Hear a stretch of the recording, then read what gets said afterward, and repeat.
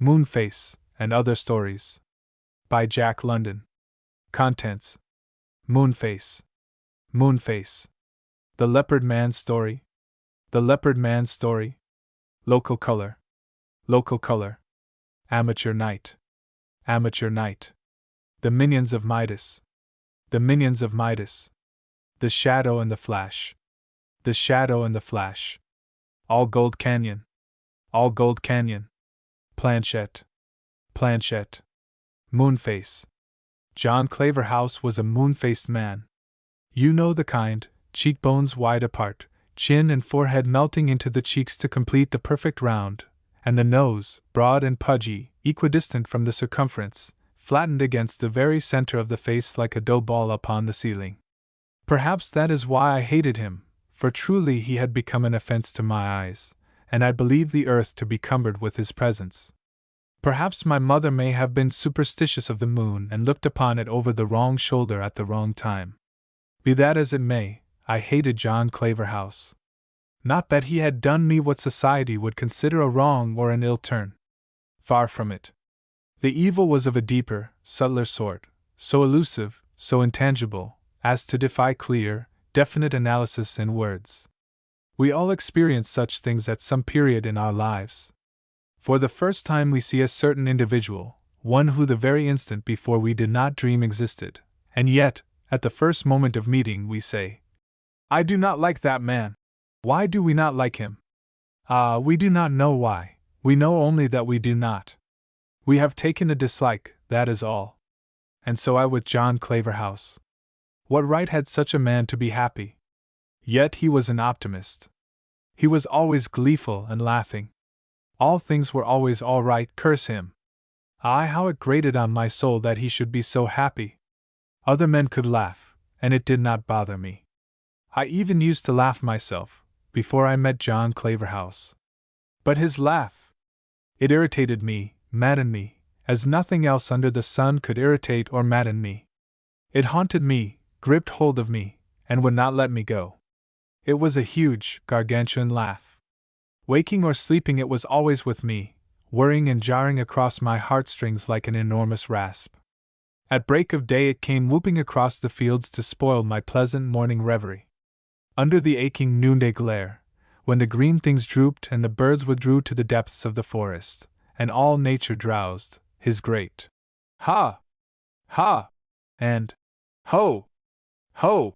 rose up to the sky and challenged the sun, and at black midnight, from the lonely crossroads where he turned from town into his own place, came his plaguey cachinnations to rouse me from my sleep and make me writhe and clench my nails into my palms. I went forth privily in the night time, and turned his cattle into his fields, and in the morning heard his whooping laugh as he drove them out again. "It is nothing," he said. "The poor, dumb beasties are not to be blamed for straying into fatter pastures." He had a dog he called Mars, a big, splendid brute, part deerhound and part bloodhound, and resembling both. Mars was a great delight to him, and they were always together. But I bided my time, and one day, when opportunity was ripe, lured the animal away and settled for him with strychnine and beefsteak. It made positively no impression on John Claverhouse. His laugh was as hearty and frequent as ever, and his face as much like the full moon as it always had been. Then I set fire to his haystacks and his barn. But the next morning, being Sunday, he went forth blithe and cheerful. "Where are you going?" I asked him, as he went by the crossroads. "Trout," he said, and his face beamed like a full moon. "I just dote on trout." Was there ever such an impossible man? His whole harvest had gone up in his haystacks and barn. It was uninsured, I knew. And yet, in the face of famine and the rigorous winter, he went out gaily in quest of a mess of trout, forsooth, because he doted on them. Had gloom but rested, no matter how lightly, on his brow, or had his bovine countenance grown long and serious and less like the moon, or had he removed that smile but once from off his face, I am sure I could have forgiven him for existing. But no, he grew only more cheerful under misfortune. I insulted him. He looked at me in slow and smiling surprise. "I fight you? Why?" he asked slowly. And then he laughed. You are so funny! Ho! Ho! You'll be the death of me! He! He! Oh! Ho! Ho! Ho! What would you? It was past endurance. By the blood of Judas, how I hated him! Then there was that name, Claverhouse. What a name! Wasn't it absurd? Claverhouse. Merciful heaven, why Claverhouse? Again and again I asked myself that question. I should not have minded Smith, or Brown, or Jones, but Claverhouse. I leave it to you. Repeat it to yourself, Claverhouse. Just listen to the ridiculous sound of it, Claverhouse. Should a man live with such a name? I ask of you. No, you say. And no, said I. But I bethought me of his mortgage. What of his crops and barn destroyed? I knew he would be unable to meet it. So I got a shrewd, close-mouthed, tight-fisted moneylender to get the mortgage transferred to him. I did not appear, but through this agent I forced the foreclosure, and but few days, no more, believe me, than the law allowed, were given John Claverhouse to remove his goods and chattels from the premises. Then I strolled down to see how he took it, for he had lived there upward of 20 years. But he met me with his saucer eyes twinkling, and the light glowing and spreading in his face till it was as a full-risen moon. Ha! Ha! Ha! He laughed. The funniest tyke, that youngster of mine! Did you ever hear the like? Let me tell you. He was down playing by the edge of the river when a piece of the bank caved in and splashed him. Oh, Papa, he cried, a great big puddle flew up and hit me. He stopped and waited for me to join him in his infernal glee. I don't see any laugh in it, I said shortly, and I know my face went sour. He regarded me with wonderment, and then came the damnable light, glowing and spreading, as I have described it, till his face shone soft and warm, like the summer moon, and then the laugh. Ha! Ha! That's funny! You don't see it, eh? He! Ho! Ho! Ho! He doesn't see it! Why, look here! You know a puddle! But I turned on my heel and left him. That was the last. I could stand it no longer. The thing must end right there, I thought, curse him. The earth should be quit of him. And as I went over the hill, I could hear his monstrous laugh reverberating against the sky. Now, I pride myself on doing things neatly, and when I resolved to kill John Claverhouse I had it in mind to do so in such fashion that I should not look back upon it and feel ashamed. I hate bungling, and I hate brutality. To me there is something repugnant in merely striking a man with one's naked fist. Fall. It is sickening. So, to shoot, or stab, or club John Claverhouse, oh, that name, did not appeal to me. And not only was I impelled to do it neatly and artistically, but also in such manner that not the slightest possible suspicion could be directed against me. To this end I bent my intellect, and, after a week of profound incubation, I hatched a scheme. Then I set to work. I bought a water spaniel bitch, 5 months old, and devoted my whole attention to her training. Had anyone spied upon me, they would have remarked that this training consisted entirely of one thing: retrieving. I taught the dog, which I called Bologna, to fetch sticks I threw into the water, and not only to fetch, but to fetch at once, without mouthing or playing with them. The point was that she was to stop for nothing, but to deliver the stick in all haste. I made a practice of running away and leaving her to chase me, with the stick in her mouth, till she caught me. She was a bright animal, and took to the game with such eagerness that I was soon content.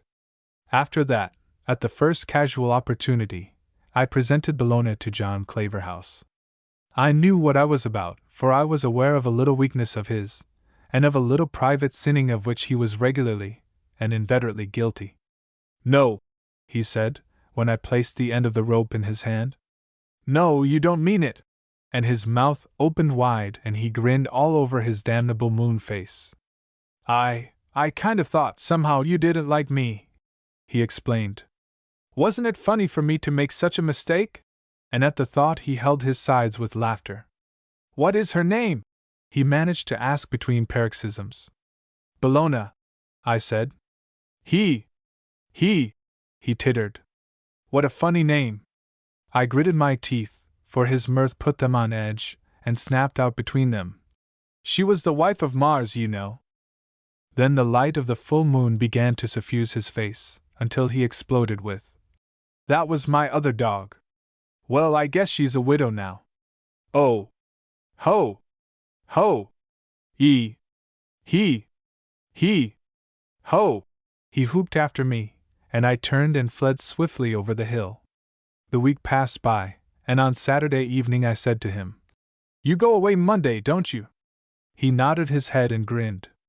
Then you won't have another chance to get a mess of those trout you just dote on.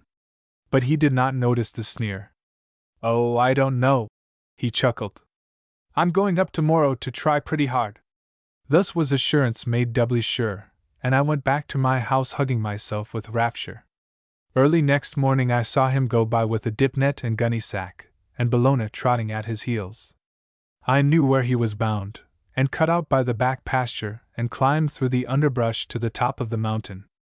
Keeping carefully out of sight, I followed the crest along for a couple of miles to a natural amphitheater in the hills, where the little river raced down out of a gorge and stopped for breath in a large and placid rock-bound pool. That was the spot. I sat down on the croup of the mountain, where I could see all that occurred, and lighted my pipe. Ere many minutes had passed, John Claverhouse came plodding up the bed of the stream. Bellona was ambling about him, and they were in high feather, her short, snappy barks mingling with his deeper chest notes. Arrived at the pool, he threw down the dip net and sack, and drew from his hip pocket what looked like a large, fat candle. But I knew it to be a stick of giant, for such was his method of catching trout. He dynamited them. He attached the fuse by wrapping the giant tightly in a piece of cotton. Then he ignited the fuse and tossed the explosive into the pool. Like a flash, Bellona was into the pool after it. I could have shrieked aloud for joy. Claverhouse yelled at her, but without avail. He pelted her with clods and rocks, but she swam steadily until she got the stick of giant in her mouth, when she whirled about and headed for shore. Then, for the first time, he realized his danger and started to run. As foreseen and planned by me, she made the bank and took out after him. Oh, I tell you, it was great! As I have said, the pool lay in a sort of amphitheater. Above and below, the stream could be crossed on stepping stones. And around, up and down and across the stones, raced Claverhouse and Bellona. I could never have believed that such an ungainly man could run so fast. But run he did, Bellona hot-footed after him, and gaining. And then, just as she caught up, he in full stride, and she leaping with nose at his knee, there was a sudden flash, a burst of smoke, a terrific detonation, and where man and dog had been the instant before there was naught to be seen but a big hole in the ground. Death from accident while engaged in illegal fishing. That was the verdict of the coroner's jury, and that is why I pride myself on the neat and artistic way in which I finished off John Claverhouse. There was no bungling, no brutality, nothing of which to be ashamed in the whole transaction, as I am sure you will agree. No more does his infernal laugh go echoing among the hills, and no more does his fat moon face rise up to vex me. My days are peaceful now, and my nights sleep deep. The leopard man's story? He had a dreamy, faraway look in his eyes, and his sad, insistent voice, gentle spoken as a maid's, seemed the placid embodiment of some deep-seated melancholy. He was the leopard man, but he did not look it.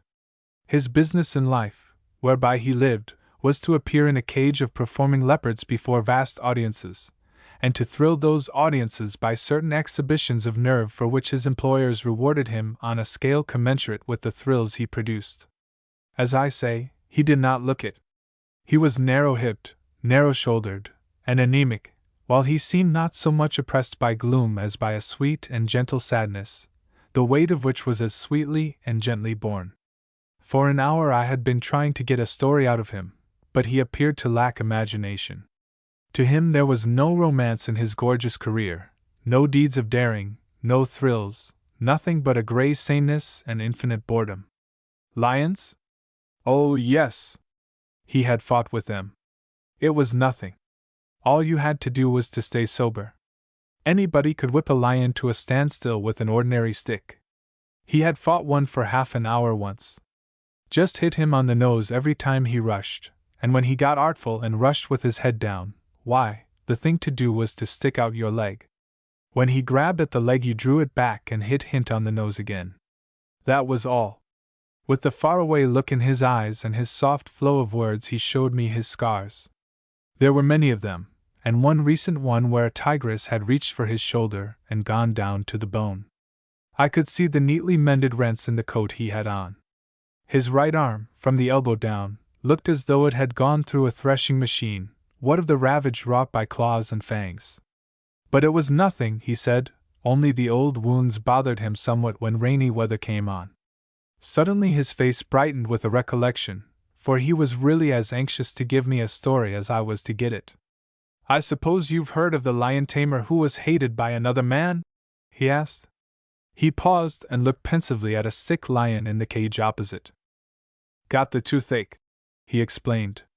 Well, the lion tamer's big play to the audience was putting his head in a lion's mouth. The man who hated him attended every performance in the hope sometime of seeing that lion crunch down. He followed the show about all over the country. The years went by and he grew old, and the lion tamer grew old, and the lion grew old. And at last one day, sitting in a front seat, he saw what he had waited for. The lion crunched down, and there wasn't any need to call a doctor. The leopard man glanced casually over his fingernails in a manner which would have been critical had it not been so sad. Now, that's what I call patience, he continued, and it's my style. But it was not the style of a fellow I knew. He was a little, thin, sawed-off, sword-swallowing and juggling Frenchman. Deville, he called himself, and he had a nice wife. She did trapeze work and used to dive from under the roof into a net, turning over once on the way as nice as you please. Deville had a quick temper, as quick as his hand, and his hand was as quick as the paw of a tiger.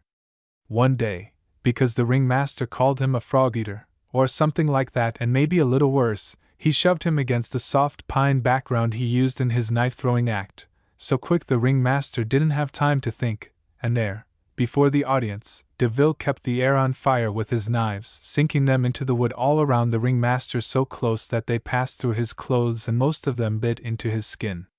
The clowns had to pull the knives out to get him loose, for he was pinned fast. So the word went around to watch out for Deville, and no one dared be more than barely civil to his wife. And she was a sly bit of baggage, too, only all hands were afraid of Deville. But there was one man, Wallace, who was afraid of nothing. He was the lion tamer, and he had the self-same trick of putting his head into the lion's mouth. He'd put it into the mouths of any of them, though he preferred Augustus, a big, good-natured beast who could always be depended upon. As I was saying, Wallace, King Wallace we called him, was afraid of nothing alive or dead. He was a king and no mistake. I've seen him drunk, and on a wager go into the cage of a lion that'd turn nasty, and without a stick beat him to a finish. Just did it with his fist on the nose. Madame Deville. At an uproar behind us, the leopard man turned quietly around. It was a divided cage, and a monkey, poking through the bars and around the partition, had had its paw seized by a big gray wolf who was trying to pull it off by main strength. The arms seemed stretching out longer and longer like a thick elastic, and the unfortunate monkey's mates were raising a terrible din. No keeper was at hand, so the leopard man stepped over a couple of paces, dealt the wolf a sharp blow on the nose with the light cane he carried, and returned with a sadly apologetic smile to take up his unfinished sentence, as though there had been no interruption. Looked at King Wallace, and King Wallace looked at her, while Deville looked black.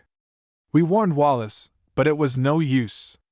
He laughed at us, as he laughed at Deville one day when he shoved Deville's head into a bucket of paste because he wanted to fight.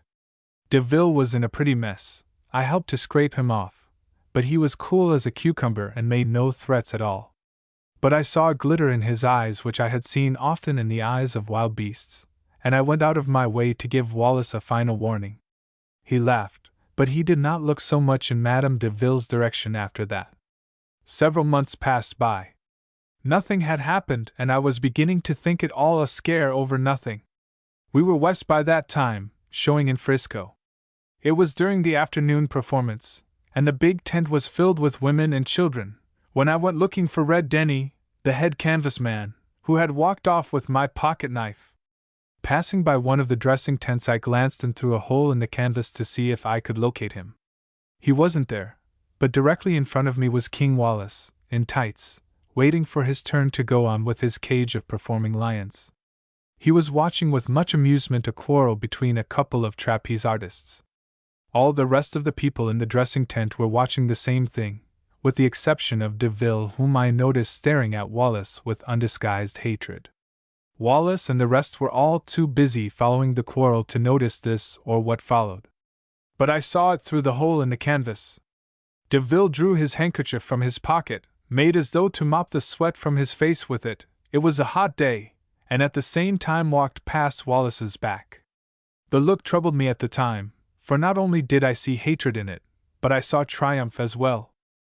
DeVille will bear watching, I said to myself, and I really breathed easier when I saw him go out the entrance to the circus grounds and board an electric car for downtown. A few minutes later I was in the big tent, where I had overhauled Red Denny. King Wallace was doing his turn and holding the audience spellbound.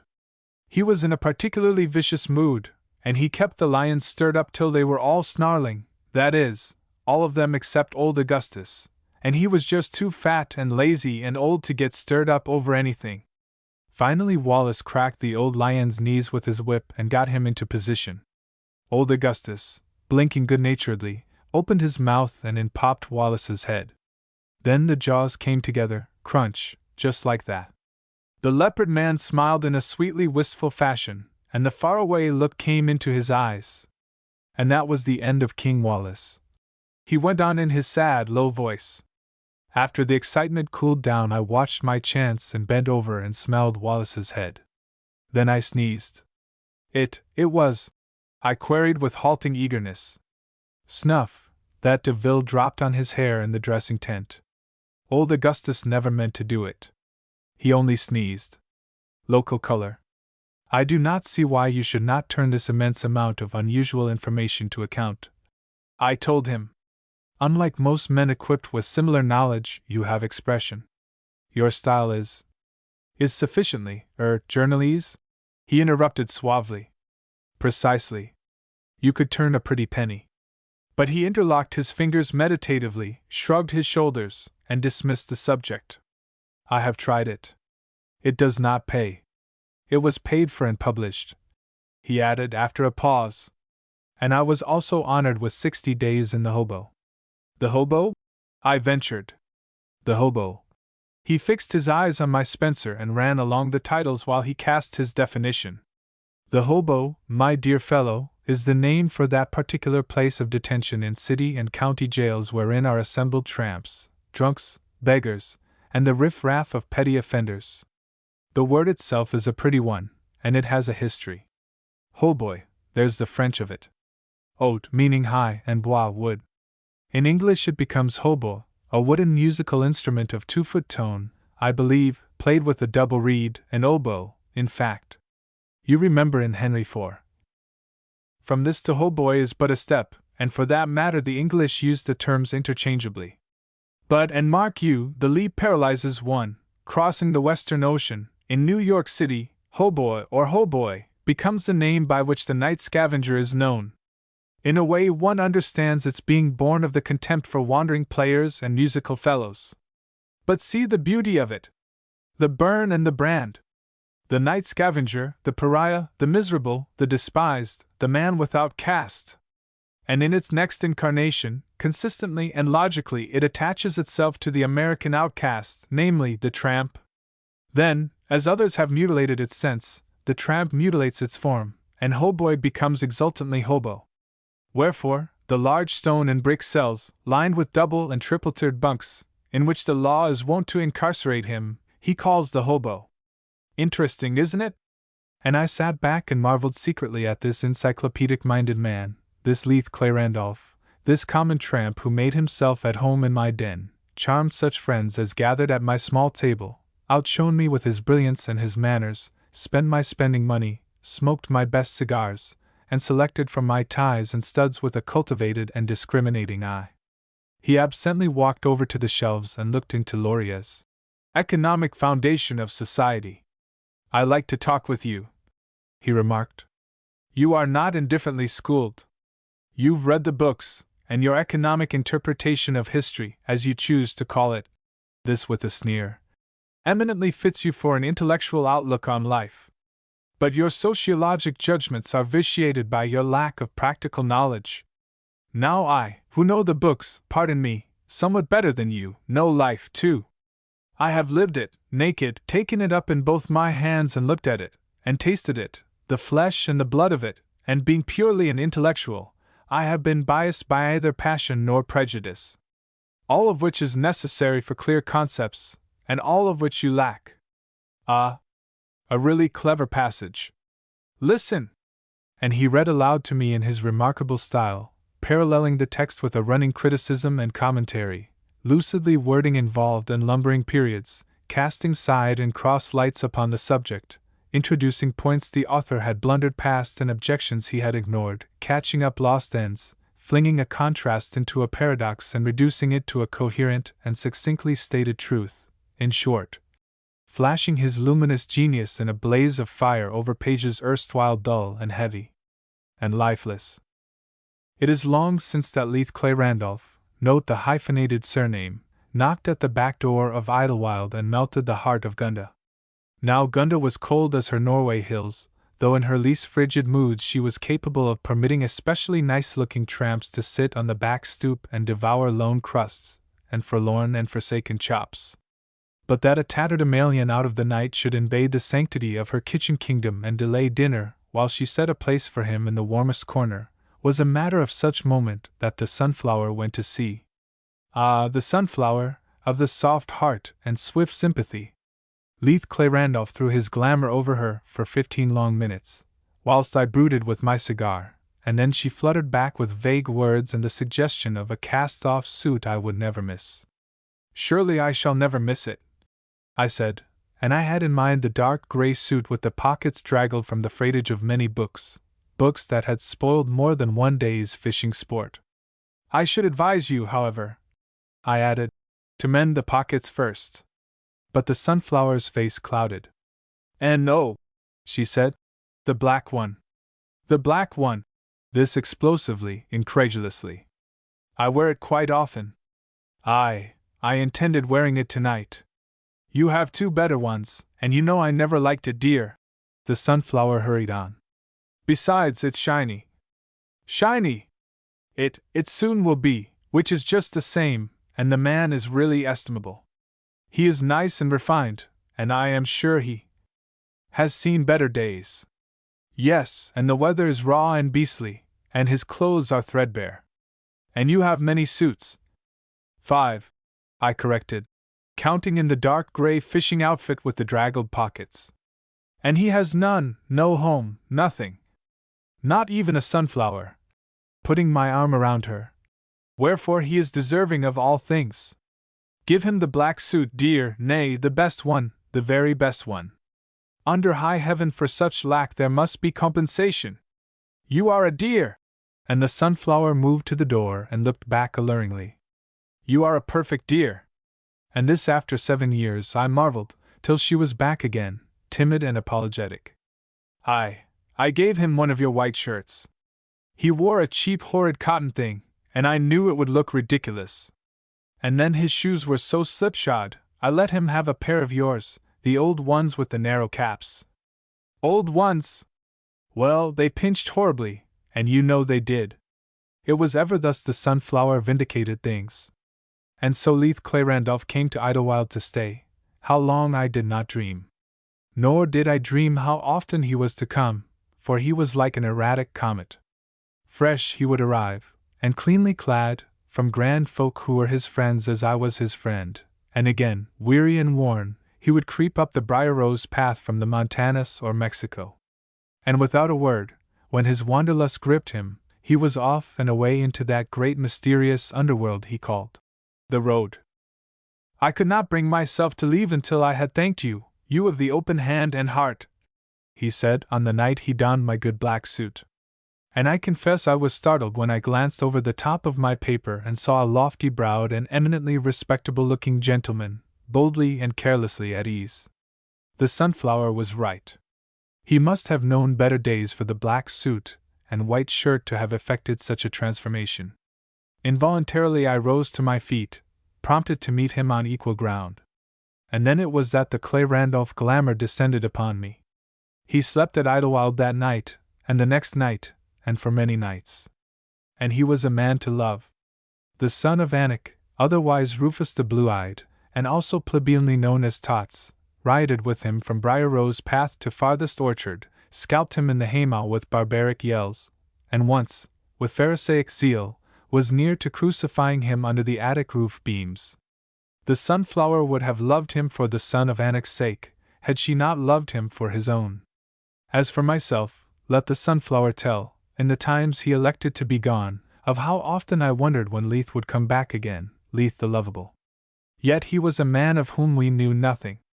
Beyond the fact that he was Kentucky-born, his past was a blank. He never spoke of it. And he was a man who prided himself upon his utter divorce of reason from emotion. To him the world spelled itself out in problems.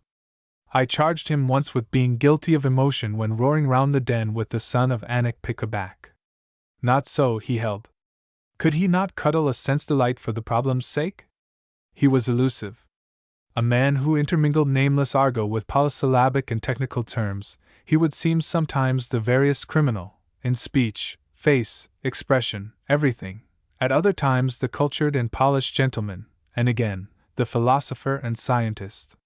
But there was something glimmering, there which I never caught, flashes of sincerity, of real feeling, I imagined, which were sped ere I could grasp, echoes of the man he once was, possibly, or hints of the man behind the mask.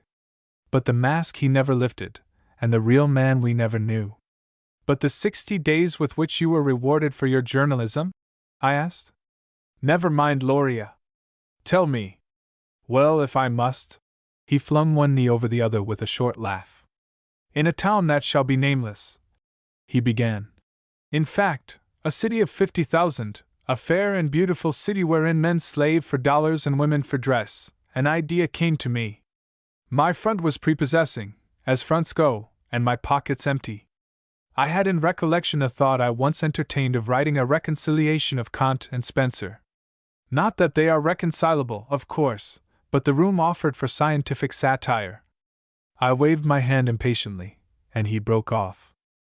I was just tracing my mental states for you, in order to show the genesis of the action, he explained. However, the idea came. What was the matter with a tramp sketch for the daily press? The irreconcilability of the constable and the tramp, for instance?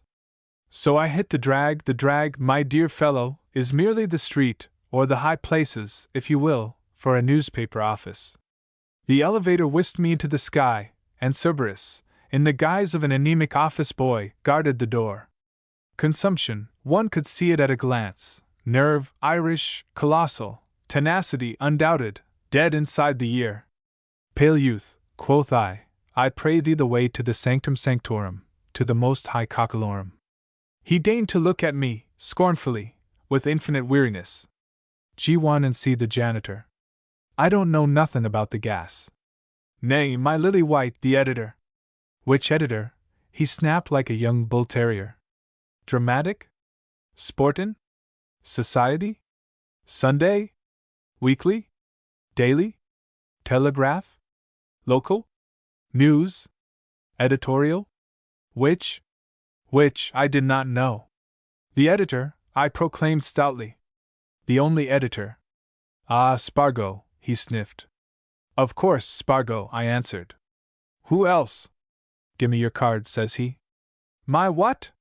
Your card, say. What's your business, anyway? And the anemic Cerberus sized me up with so insolent an eye that I reached over and took him out of his chair. I knocked on his meager chest with my foreknuckle, and fetched forth a weak, gaspy cough, but he looked at me unflinchingly, much like a defiant sparrow held in the hand. I am the census-taker time, I boomed in sepulchral tones. Beware lest I knock too loud. Oh, I don't know, he sneered. Whereupon I rapped him smartly, and he choked and turned purplish. Well, what share want? He wheezed with returning breath. I want Spargo, the only Spargo. Then leave go, and I'll glide and see. No, you don't, my lily white, and I took a tighter grip on his collar. No bouncers in mine, understand. I'll go along. Leith dreamily surveyed the long ash of his cigar and turned to me. Do you know, Anik, you can't appreciate the joy of being the buffoon, playing the clown. You couldn't do it if you wished. Your pitiful little conventions and smug assumptions of decency would prevent. But simply to turn loose your soul to every whimsicality, to play the fool unafraid of any possible result, why, that requires a man other than a householder and law-respecting citizen. However, as I was saying, I saw the only Spargo. He was a big, beefy, red-faced personage, full-jowled and double-chinned, sweating at his desk in his shirt sleeves. It was August, you know. He was talking into a telephone when I entered, or swearing rather, I should say, and the while studying me with his eyes. When he hung up, he turned to me expectantly. You are a very busy man, I said. He jerked a nod with his head, and waited. And after all, is it worth it? I went on. What does life mean that it should make you sweat? What justification do you find in sweat?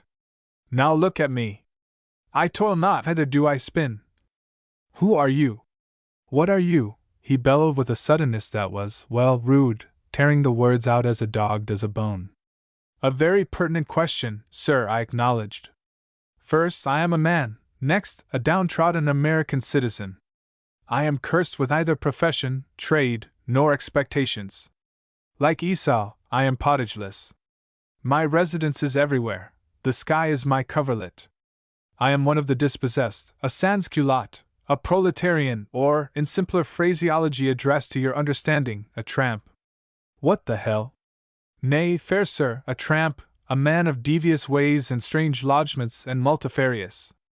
Quit it, he shouted. What do you want? I want money. He started and half reached for an open drawer where must have reposed a revolver, then bethought himself and growled, This is no bank. Nor have I checks to cash. But I have, sir, an idea, which, by your leave and kind assistance, I shall transmute into cash. In short, how does a tramp sketch, done by a tramp to the life, strike you? Are you open to it? Do your readers hunger for it? Do they crave after it? Can they be happy without it? I thought for a moment that he would have apoplexy, but he quelled the unruly blood and said he liked my nerve. I thanked him and assured him I liked it myself. Then he offered me a cigar and said he thought he'd do business with me.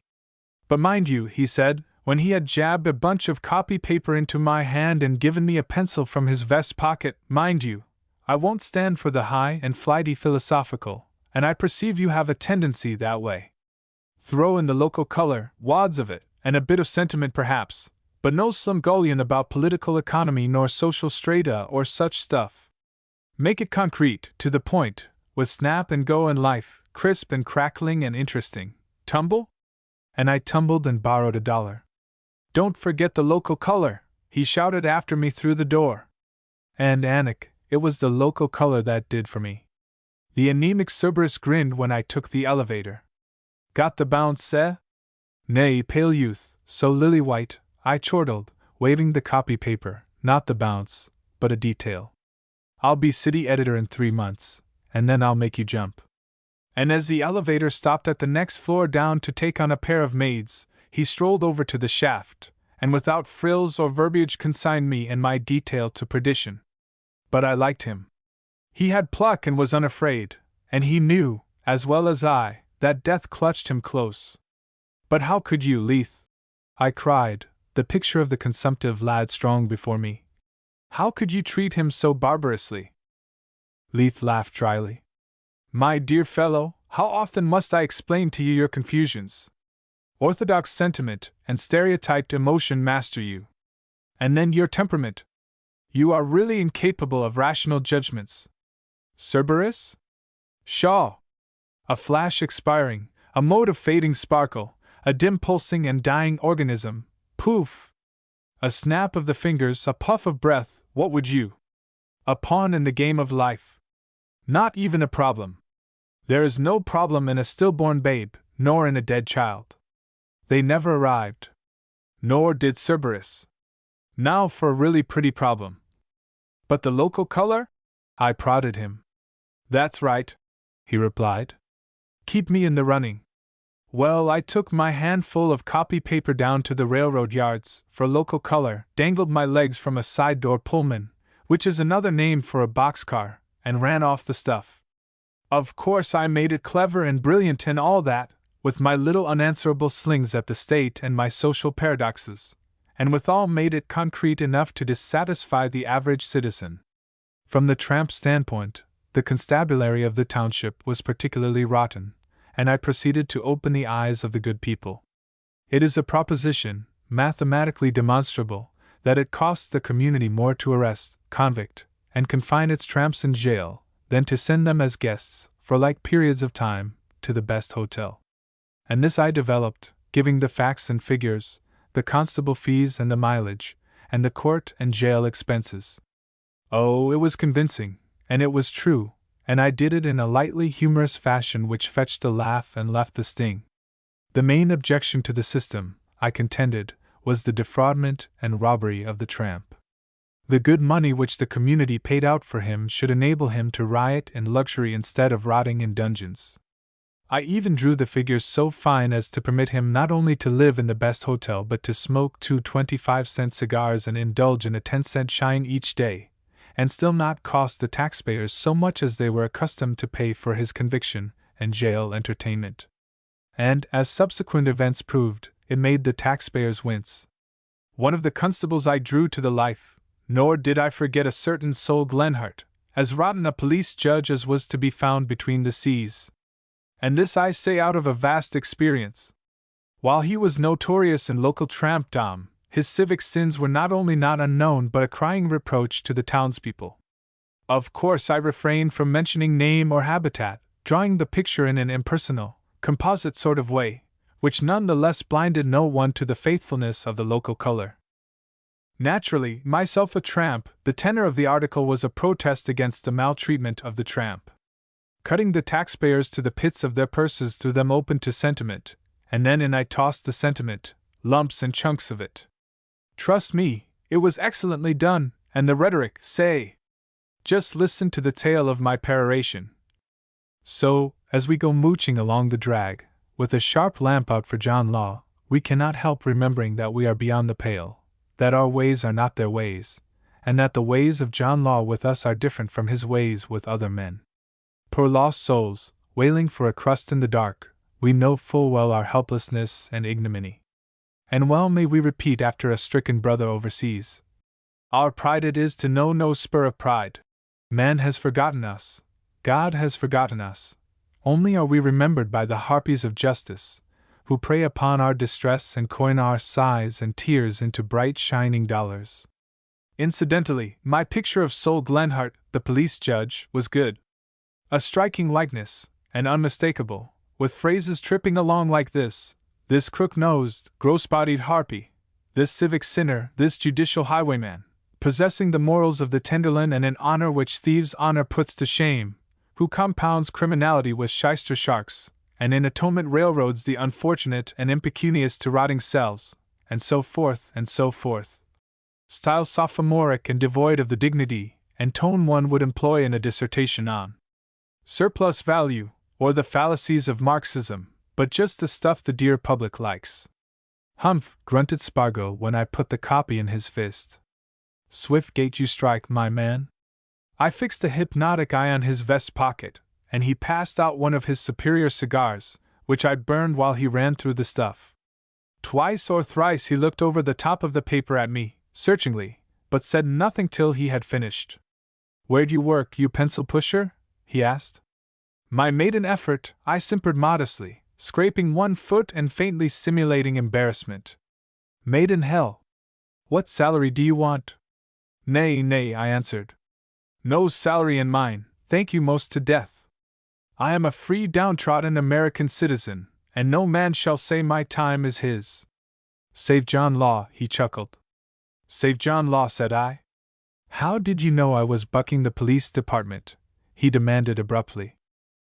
I didn't know, but I knew you were in training, I answered. Yesterday morning a charitably inclined female presented me with 3 biscuits, a piece of cheese, and a funereal slab of chocolate cake, all wrapped in the current Clarion, wherein I noted an unholy glee because the Cowbell's candidate for chief of police had been turned down. Likewise I learned the municipal election was at hand, and put 2 and 2 together. Another mayor, and the right kind, means new police commissioners. New police commissioners means new chief of police. New chief of police means Cowbell's candidate. Ergo, your turn to play. He stood up, shook my hand, and emptied his plethoric vest pocket. I put them away and puffed on the old one. You'll do, he jubilated.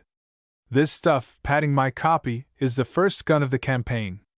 You'll touch off many another before we're done. I've been looking for you for years. Come on in on the editorial. But I shook my head. Come now, he admonished sharply. No shenanigan. The Cowbell must have you. It hungers for you, craves after you, won't be happy till it gets you. What say? In short, he wrestled with me, but I was bricks, and at the end of half an hour the only Spargo gave it up. Remember, he said, any time you reconsider I'm open. No matter where you are, wire me and I'll send the ducats to come on at once. I thanked him, and asked to pay for my copy. Dope, he called it. Oh, regular routine, he said. Get it the first Thursday after publication. Then I'll have to trouble you for a few scat until. He looked at me and smiled. Better cough up, eh? Sure, I said. Nobody to identify me, so make it cash. And cash it was made, 30 plunks, a plunk is $1, my dear Anik, and I pulled my freight, departed. Pale youth, I said to Cerberus, I am bounced. He grinned with pallid joy. And in token of the sincere esteem I bear you, receive this little. His eyes flushed, and he threw up one hand, swiftly, to guard his head from the expected blow, this little memento. I had intended to slip a $5 into his hand, but for all his surprise he was too quick for me. Ah, keep your dirt, he snarled. I like you still better, I said, adding a second $5. You grow perfect. But you must take it. He backed away growling, but I caught him round the neck, roughed what little wind he had out of him, and left him doubled up with the 2 5s in his pocket. But hardly had the elevator started, when the 2 coins tinkled on the roof and fell down between the car and the shaft. As luck had it, the door was not closed, and I put out my hand and caught them. The elevator boy's eyes bulged. It's a way I have, I said, pocketing them. Some blokes dropped 'em down the shaft, he whispered, awed by the circumstance. It stands to reason, said I. I'll take charge of 'em, he volunteered. Nonsense! You'd better turn 'em over, he threatened, or I stop the works. Shaw! And stop he did between floors. Young man, I said, have you a mother? He looked serious, as though regretting his act. And further to impress him I rolled up my right sleeve with greatest care. Are you prepared to die? I got a stealthy crouch on, and put a cat foot forward. But a brief minute, stands between you and eternity. Here I crooked my right hand into a claw and slid the other foot up. Young man, I trumpeted, in 30 seconds I shall tear your heart dripping from your bosom and stoop to hear you shriek in hell. It fetched him. He gave one whoop, the car shot down, and I was on the drag. You see, Anik, it's a habit I can't shake off of leaving vivid memories behind. No one ever forgets me.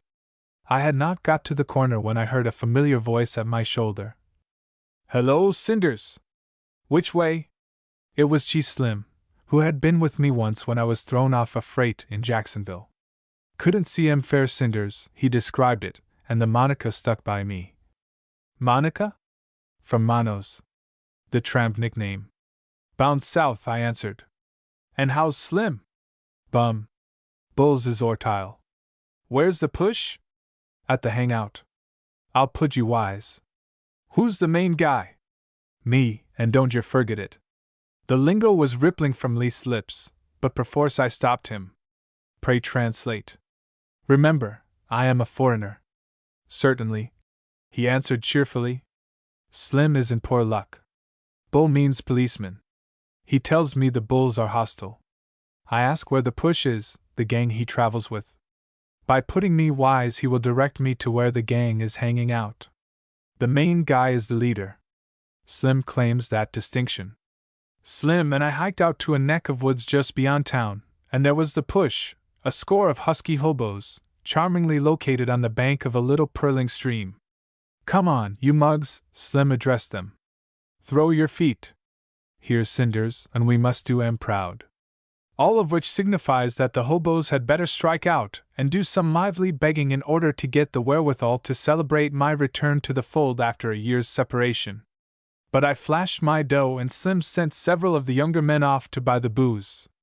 Take my word for it, Anik, it was a blowout memorable in Trampdom to this day.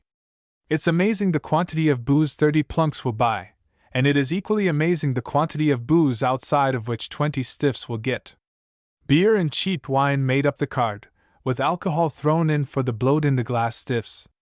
It was great, an orgy under the sky, a contest of beakermen, a study in primitive beastliness. To me there is something fascinating in a drunken man, and were I a college president I should institute PG psychology courses in practical drunkenness. It would beat the books and compete with the laboratory. All of which is either here nor there, for after 16 hours of it, early next morning, the whole push was copped by an overwhelming array of constables and carted off to jail.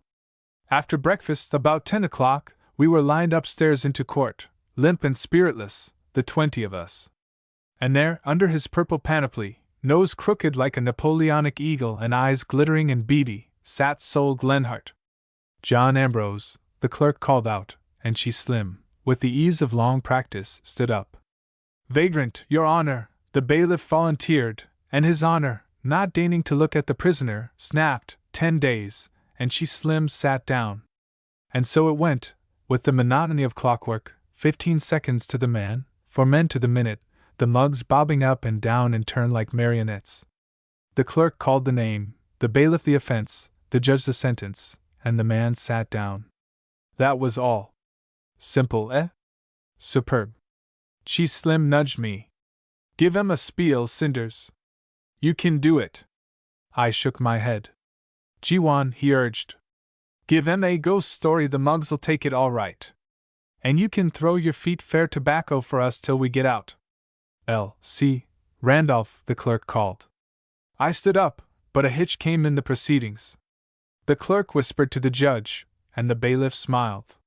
You are a newspaper man, I understand, Mr. Randolph? His Honor remarked sweetly. It took me by surprise, for I had forgotten the cowbell in the excitement of succeeding events, and I now saw myself on the edge of the pit I had digged. That's your graft. Work it, Slim prompted. It's all over but the shouting, I groaned back, but Slim, unaware of the article, was puzzled. Your Honor, I answered, when I can get work, that is my occupation. You take quite an interest in local affairs, I see. Here His Honor took up the morning's cowbell and ran his eye up and down a column I knew was mine. Color is good, he commented, an appreciative twinkle in his eyes. Pictures excellent, characterized by broad, sergeant-like effects. Now this judge you have depicted you, draw from life, I presume? Rarely, Your Honor, I answered. Composites, ideals, rather, types, I may say. But you have color, sir, unmistakable color, he continued.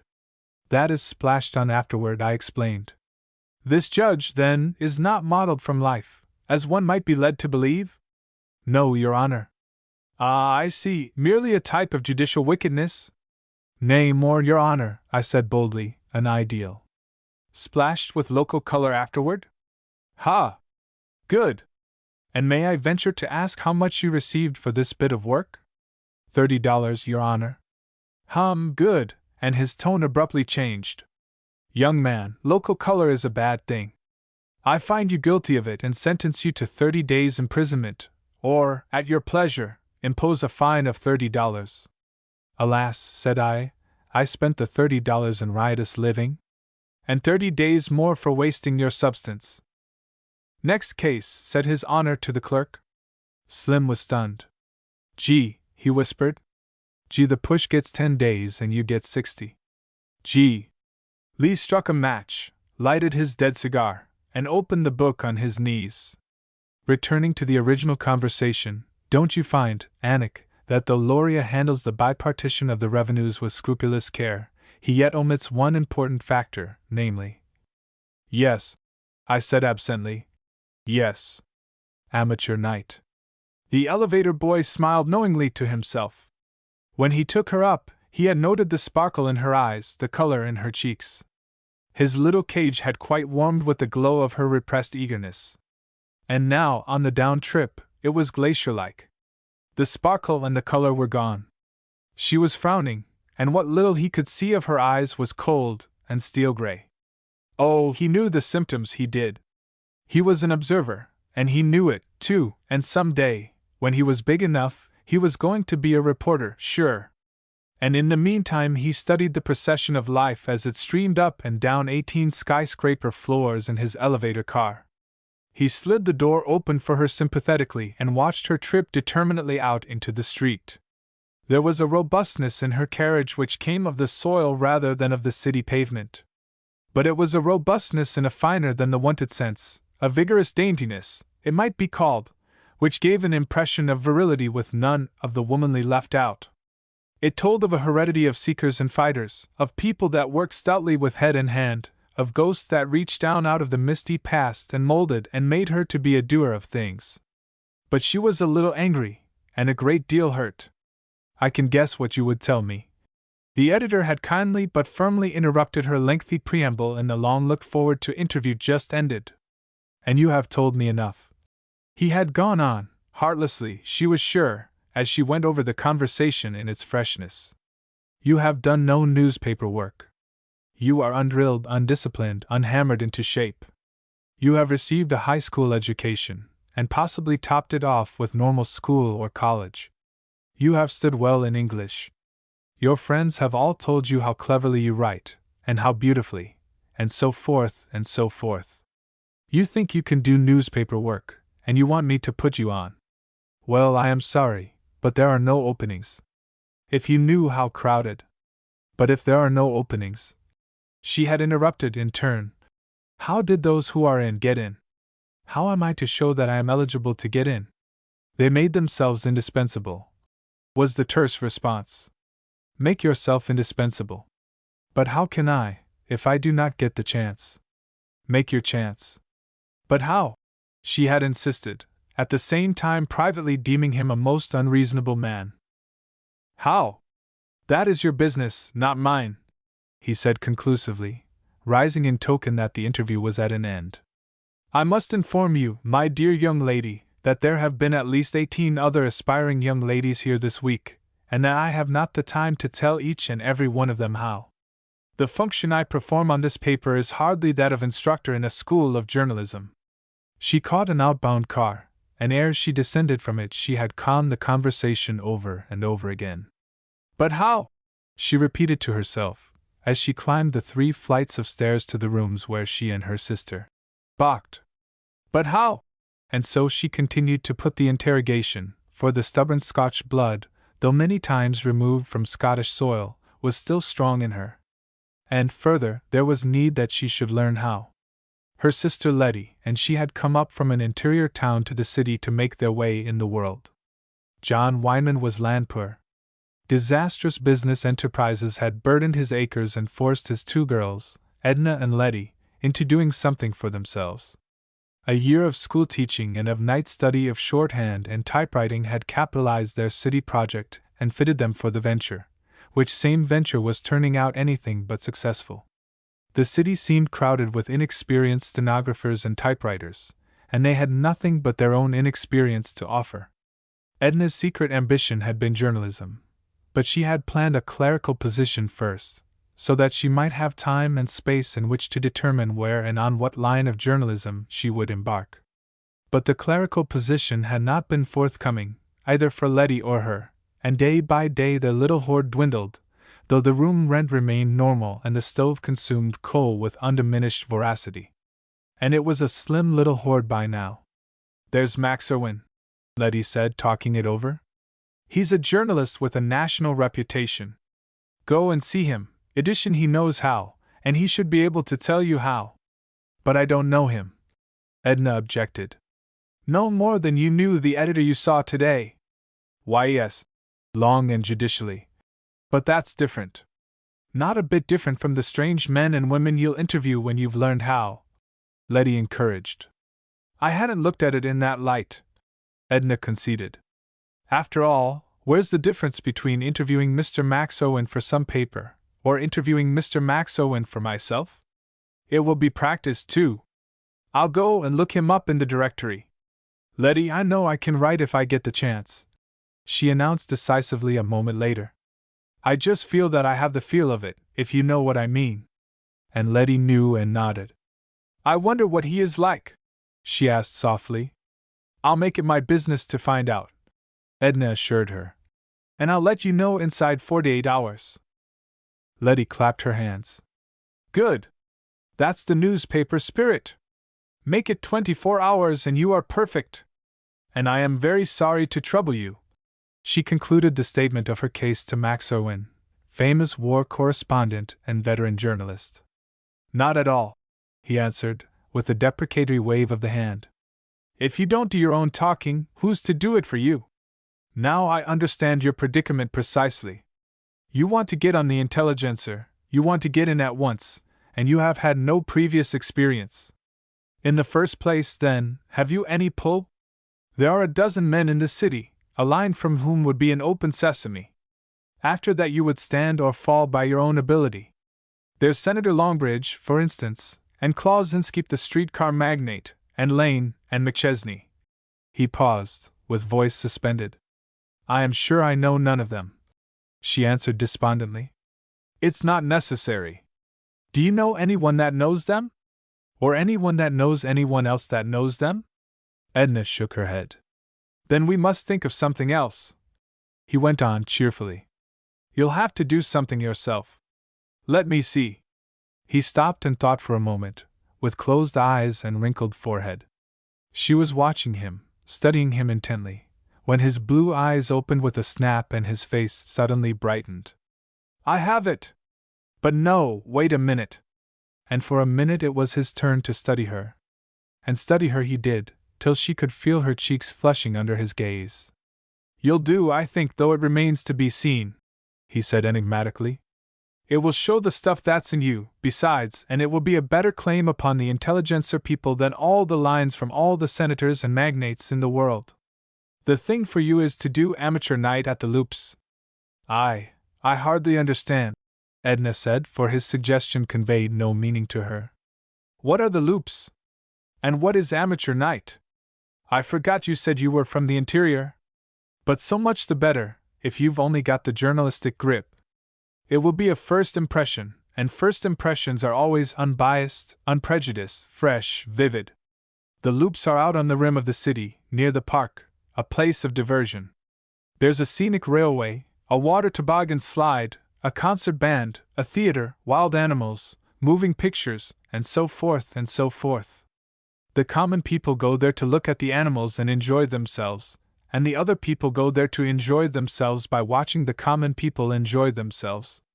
A democratic, fresh air breathing, frolicking affair, that's what the Loops are. But the theater is what concerns you. It's vaudeville. One turn follows another, jugglers, acrobats, rubber-jointed wonders, fire dancers, coon song artists, singers, players, female impersonators, sentimental soloists, and so forth and so forth. These people are professional vaudevillists. They make their living that way. Many are excellently paid. Some are free rovers, doing a turn wherever they can get an opening, at the Obermann, the Orpheus, the Alcatraz, the Louvre, and so forth and so forth. Others cover circuit pretty well all over the country.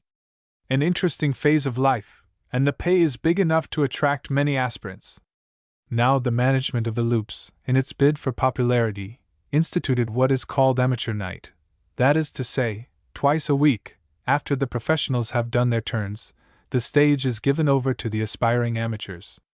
The audience remains to criticize.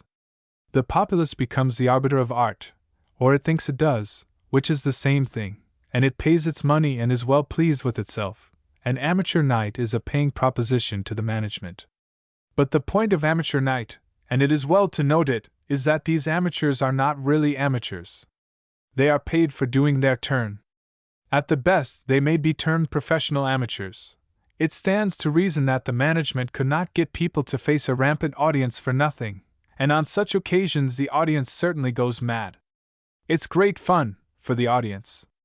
But the thing for you to do, and it requires nerve, I assure you, is to go out, make arrangements for 2 turns, Wednesday and Saturday nights, I believe, do your 2 turns, and write it up for the Sunday Intelligencer.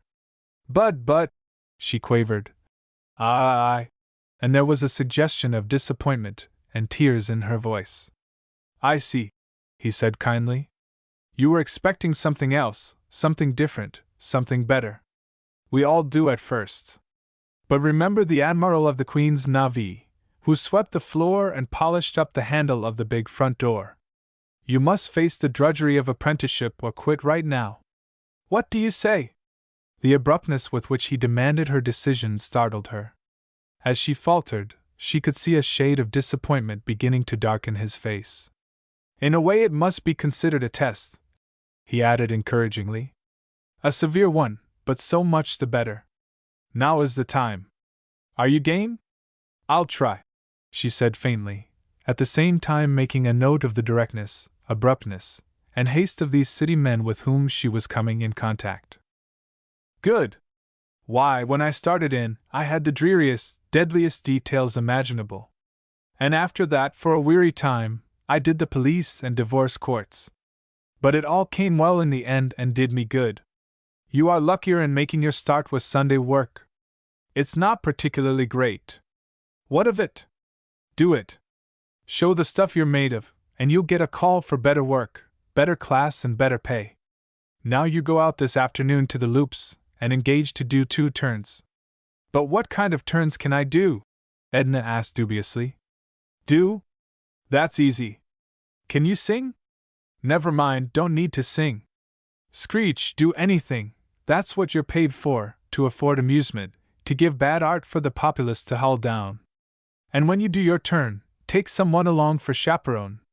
Be afraid of no one. Talk up.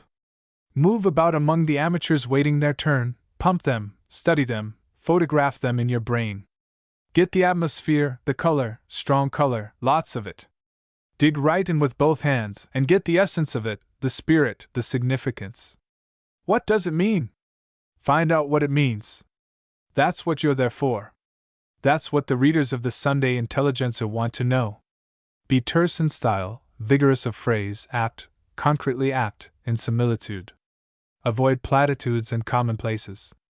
Exercise selection. Seize upon things salient, eliminate the rest, and you have pictures. Paint those pictures in words and the Intelligencer will have you. Get hold of a few back numbers, and study the Sunday Intelligencer feature story. Tell it all in the opening paragraph as advertisement of contents, and in the contents tell it all over again. Then put a snapper at the end, so if they're crowded for space they can cut off your contents anywhere, reattach the snapper, and the story will still retain form. There, that's enough. Study the rest out for yourself. They both rose to their feet, Edna quite carried away by his enthusiasm and his quick, jerky sentences, bristling with the things she wanted to know. And remember, Miss Wyman, if you're ambitious, that the aim and end of journalism is not the feature article. Avoid the rut. The feature is a trick. Master it, but don't let it master you. But master it you must, for if you can't learn to do a feature well, you can never expect to do anything better. In short, put your whole self into it, and yet, outside of it, above it, remain yourself, if you follow me. And now good luck to you. They had reached the door and were shaking hands. And one thing more. He interrupted her. Thanks. Let me see your copy before you turn it in. I may be able to put you straight here and there. Edna found the manager of the loops a full-fleshed, heavy-jowled man, bushy of eyebrow and generally belligerent of aspect, with an absent-minded scowl on his face and a black cigar stuck in the midst thereof. Symes was his name, she had learned, Ernst Symes. What's your turn?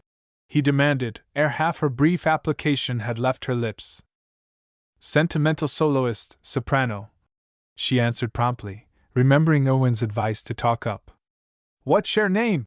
Mr. Symes asked, scarcely deigning to glance at her. She hesitated.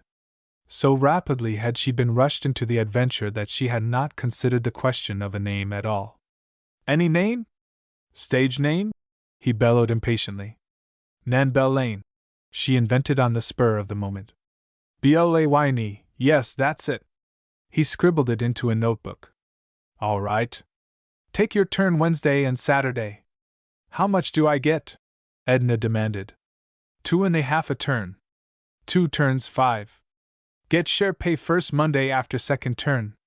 And without the simple courtesy of good day, he turned his back on her and plunged into the newspaper he had been reading when she entered. Edna came early on Wednesday evening, Letty with her, and in a telescope basket her costume, a simple affair. A plaid shawl borrowed from the washerwoman, a ragged scrubbing skirt borrowed from the charwoman, and a gray wig rented from a costumer for 25 cents a night, completed the outfit. For Edna had elected to be an old Irishwoman singing broken-heartedly after her wandering boy. Though they had come early, she found everything in uproar. The main performance was under way, the orchestra was playing and the audience intermittently applauding. The infusion of the amateurs clogged the working of things behind the stage, crowded the passages, dressing rooms, and wings, and forced everybody into everybody else's way. This was particularly distasteful to the professionals, who carried themselves as befitted those of a higher caste, and whose behavior toward the pariah amateurs was marked by hauteur and even brutality. And Edna, bullied and elbowed and shoved about, clinging desperately to her basket and seeking a dressing room, took note of it all. A dressing room she finally found, jammed with 3 other amateur ladies, who were making up, with much noise, high-pitched voices, and squabbling over a lone mirror. Her own make-up was so simple that it was quickly accomplished, and she left the trio of ladies holding an armed truce while they passed judgment upon her.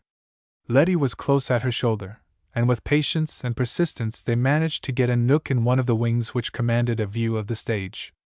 A small, dark man, dapper and debonair, swallow-tailed and top-hatted, was waltzing about the stage with dainty, mincing steps, and in a thin little voice singing something or other about somebody or something evidently pathetic.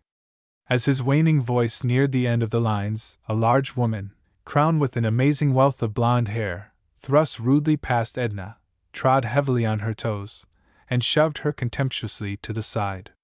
"Bloomin' hamateur!" she hissed as she went past, and the next instant she was on the stage, graciously bowing to the audience, while the small, dark man twirled extravagantly about on his tiptoes. "Hello, girls!" This greeting, drawled with an inimitable vocal caress in every syllable, close in her ear, caused Edna to give a startled little jump. A smooth-faced, moon-faced young man was smiling at her good-naturedly. His make-up was plainly that of the stock tramp of the stage, though the inevitable whiskers were lacking. "Oh, it don't take a minute to slap 'em on," he explained, divining the search in her eyes and waving in his hand the adornment in question. "They make a feller sweat," he explained further. And then, "What's your turn?" "Soprano, sentimental," she answered, trying to be offhand and at ease. "What are you doing it for?" he demanded directly. "For fun, what else?" she countered. "I just size you up for that as soon as I put eyes on you. You ain't graftin' for a paper, are you?" "I never met but one editor in my life," she replied evasively. "And well, we didn't get on very well together." "Hittin' 'em for a job?" Edna nodded carelessly, though inwardly anxious and cudgeling her brains for something to turn the conversation. "What did he say?" "That 18 other girls had already been there that week." "Gave you the ICMIT, eh?" The moon-faced young man laughed and slapped his thighs. "You see, we're kind of suspicious. The Sunday papers like to get amateur night done up brown in a nice little package, and the manager don't see it that way. Gets wild-eyed at the thought of it." "And what's your turn?" she asked. "Who? Me? Oh, I'm doing the tramp act tonight. I'm Charlie Welsh, you know." She felt that by the mention of his name he intended to convey to her complete enlightenment, but the best she could do was to say politely, "Oh, is that so?" She wanted to laugh at the hurt disappointment which came into his face, but concealed her amusement. "Come now," he said brusquely. "You can't stand there and tell me you've never heard of Charlie Welsh? Well, you must be young. Why, I'm the only amateur at that. Sure, you must have seen me. I'm everywhere. I could be a professional, but I get more dough out of it by doing the amateur." "But what's an only?" she queried. "I want to learn." "Sure," Charlie Welsh said gallantly. "I'll put you wise. An only is a nonpareil, the feller that does one kind of a turn better'n any other feller. He's the only, see?" And Edna saw. "To get a line on the biz," he continued, "throw your lamps on me. I'm the only all-round amateur. Tonight I make a bluff at the tramp act. It's harder to bluff it than to really do it, but then it's acting, it's amateur, it's art. See? I do everything, from sheeny monologue to team song and dance and Dutch comedian. Sure, I'm Charlie Welsh, the only Charlie Welsh." And in this fashion, while the thin, dark man and the large, blonde woman warbled dulcetly out on the stage and the other professionals followed in their turns, did Charlie Welsh put Edna wise, giving her much miscellaneous and superfluous information and much that she stored away for the Sunday Intelligencer.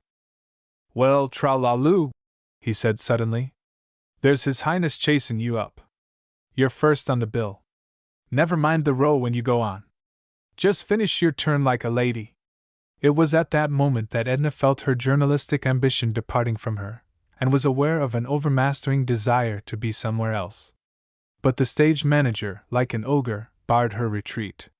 She could hear the opening bars of her song going up from the orchestra and the noises of the house dying away to the silence of anticipation.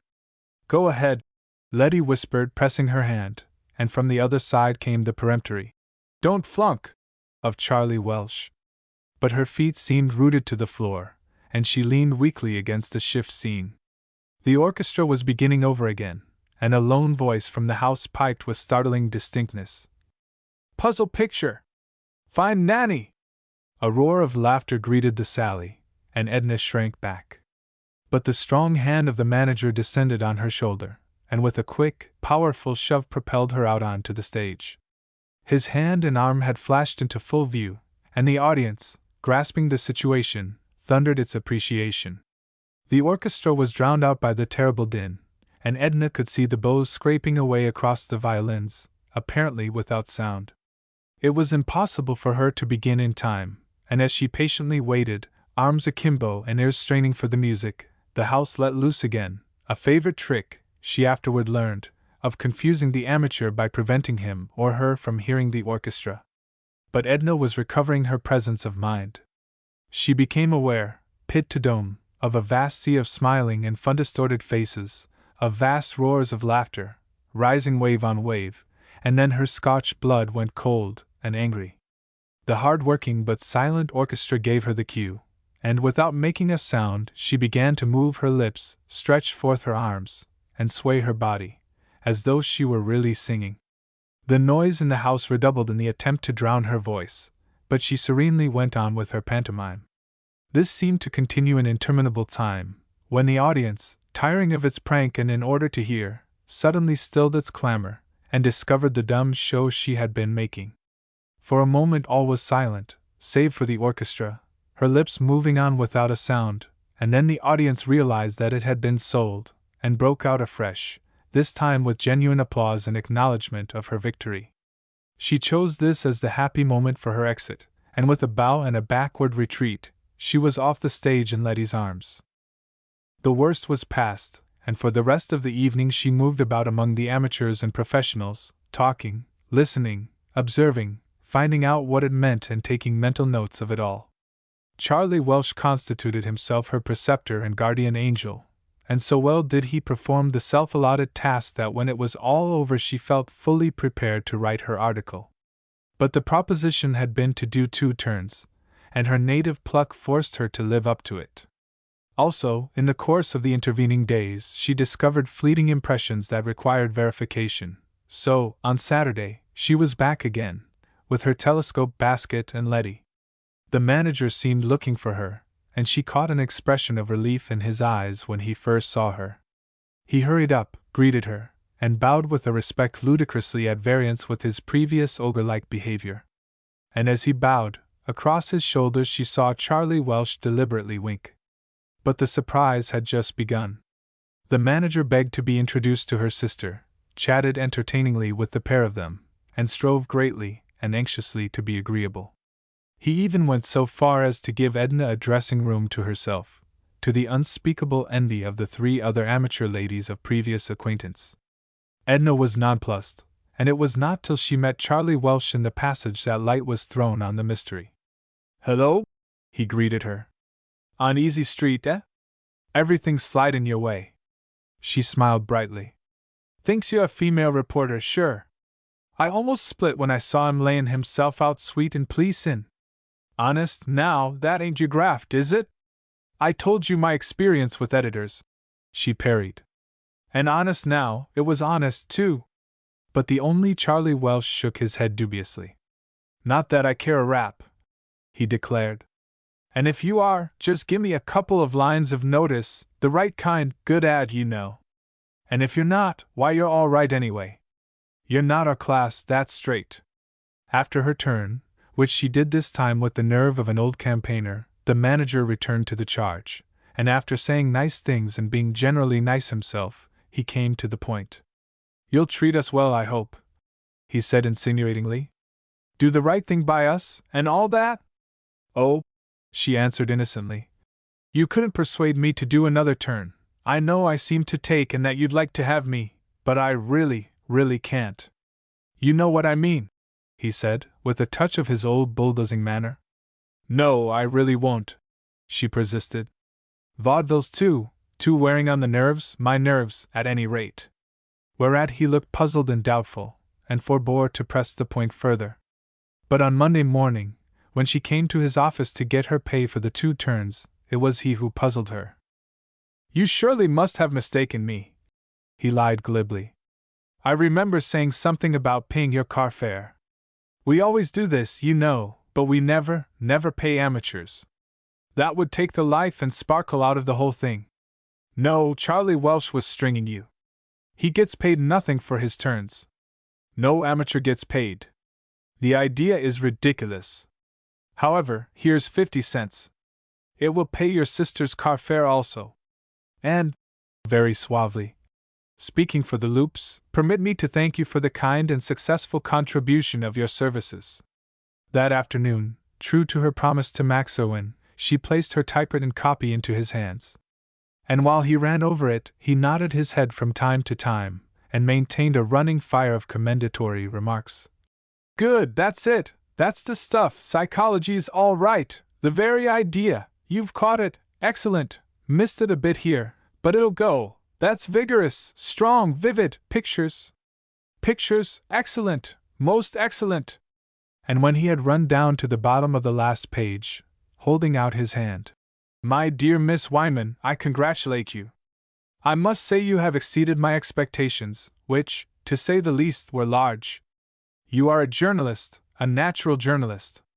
You've got the grip, and you're sure to get on. The Intelligencer will take it, without doubt, and take you too. They'll have to take you. If they don't, some of the other papers will get you. But what's this?" he queried, the next instant, his face going serious. "You've said nothing about receiving the pay for your turns, and that's one of the points of the feature. I expressly mentioned it, if you'll remember." "It will never do," he said, shaking his head ominously, when she had explained. "You simply must collect that money somehow. Let me see. Let me think a moment. Never mind, Mr. Owen," she said. "I bothered you enough. Let me use your phone, please, and I'll try Mr. Ernst Symes again." He vacated his chair by the desk, and Edna took down the receiver. "Charlie Welsh is sick," she began, when the connection had been made. "What? No, I'm not Charlie Welsh. Charlie Welsh is sick, and his sister wants to know if she can come out this afternoon and draw his pay for him. Tell Charlie Welsh's sister that Charlie Welsh was out this morning and drew his own pay," came back the manager's familiar tones, crisp with asperity. "All right," Edna went on. And now Nan Belaine wants to know if she and her sister can come out this afternoon and draw Nan Belaine's pay? What did he say? What did he say? Max Owen cried excitedly, as she hung up. That Nan Belaine was too much for him, and that she and her sister could come out and get her pay and the freedom of the loops to boot. One thing more. He interrupted her thanks at the door, as on her previous visit. Now that you've shown the stuff you're made of, I should esteem it, a privilege to give you a line myself to the intelligencer people. The minions of Midas. Wade Atchler is dead, dead by his own hand. To say that this was entirely unexpected by the small coterie which knew him, would be to say an untruth, and yet never once had we, his intimates, ever canvassed the idea. Rather had we been prepared for it in some incomprehensible subconscious way. Before the perpetration of the deed, its possibility is remotest from our thoughts. But when we did know that he was dead, it seemed, somehow, that we had understood and looked forward to it all the time. This, by retrospective analysis, we could easily explain by the fact of his great trouble. I use great trouble advisedly. Young, handsome, with an assured position as the right-hand man of Eben Hale, the great street railway magnate, there could be no reason for him to complain of fortune's favors. Yet we had watched his smooth brow frown and corrugate as under some carking care or devouring sorrow. We had watched his thick, black hair thin and silver as green grain under brazen skies and parching drought. Who can forget, in the midst of the hilarious scenes he toward the last sought with greater and greater avidity, who can forget, I say, the deep abstractions and black moods into which he fell? At such times, when the fun rippled and soared from height to height, suddenly, without rhyme or reason, his eyes would turn lackluster, his brows knit, as with clenched hands and face overshot with spasms of mental pain he wrestled on the edge of the abyss with some unknown danger. He never spoke of his trouble, nor were we indiscreet enough to ask. But it was just as well, for had we, and had he spoken, our help and strength could have availed nothing. When Eben Hale died, whose confidential secretary he was, nay, well-nigh adopted son and full business partner, he no longer came among us. Not, as I now know, that our company was distasteful to him, but because his trouble had so grown that he could not respond to our happiness nor find surcease with us. Why this should be so we could not at the time understand, for when Eben Hale's will was probated, the world learned that he was sole heir to his employer's many millions, and it was expressly stipulated that this great inheritance was given to him without qualification, hitch, or hindrance in the exercise thereof. Not a share of stock, not a penny of cash, was bequeathed to the dead man's relatives. As for his direct family, one astounding clause expressly stated that Wade Atchler was to dispense to Eben Hale's wife and sons and daughters whatever moneys his judgment dictated, at whatever times he deemed advisable. Had there been any scandal in the dead man's family, or had his sons been wild or undutiful, then there might have been a glimmering of reason in this most unusual action. But Eben Hale's domestic happiness had been proverbial in the community, and one would have to travel far and wide to discover a cleaner, saner, wholesomer progeny of sons and daughters. While his wife, well, by those who knew her best she was endearingly termed the mother of the Gracchi. Needless to state, this inexplicable will was a 9 days' wonder, but the expectant public was disappointed in that no contest was made. It was only the other day that Eben Hale was laid away in his stately marble mausoleum. And now Wade Atchler is dead. The news was printed in this morning's paper. I have just received through the mail a letter from him, posted, evidently, but a short hour before he hurled himself into eternity. This letter, which lies before me, is a narrative in his own handwriting, linking together numerous newspaper clippings and facsimiles of letters. The original correspondence, he has told me, is in the hands of the police. He has begged me, also, as a warning to society against a most frightful and diabolical danger which threatens its very existence, to make public the terrible series of tragedies in which he has been innocently concerned. I herewith append the text in full. It was in August 1899, just after my return from my summer vacation, that the blow fell. We did not know it at the time. We had not yet learned to school our minds to such awful possibilities. Mr. Hale opened the letter, read it, and tossed it upon my desk with a laugh. When I had looked it over, I also laughed, saying, "Some ghastly joke, Mr. Hale, and one in very poor taste. Find here, my dear John, an exact duplicate of the letter in question. Office of the M. of M. August 17th, 1899. Mr. Eben Hale, Money Baron.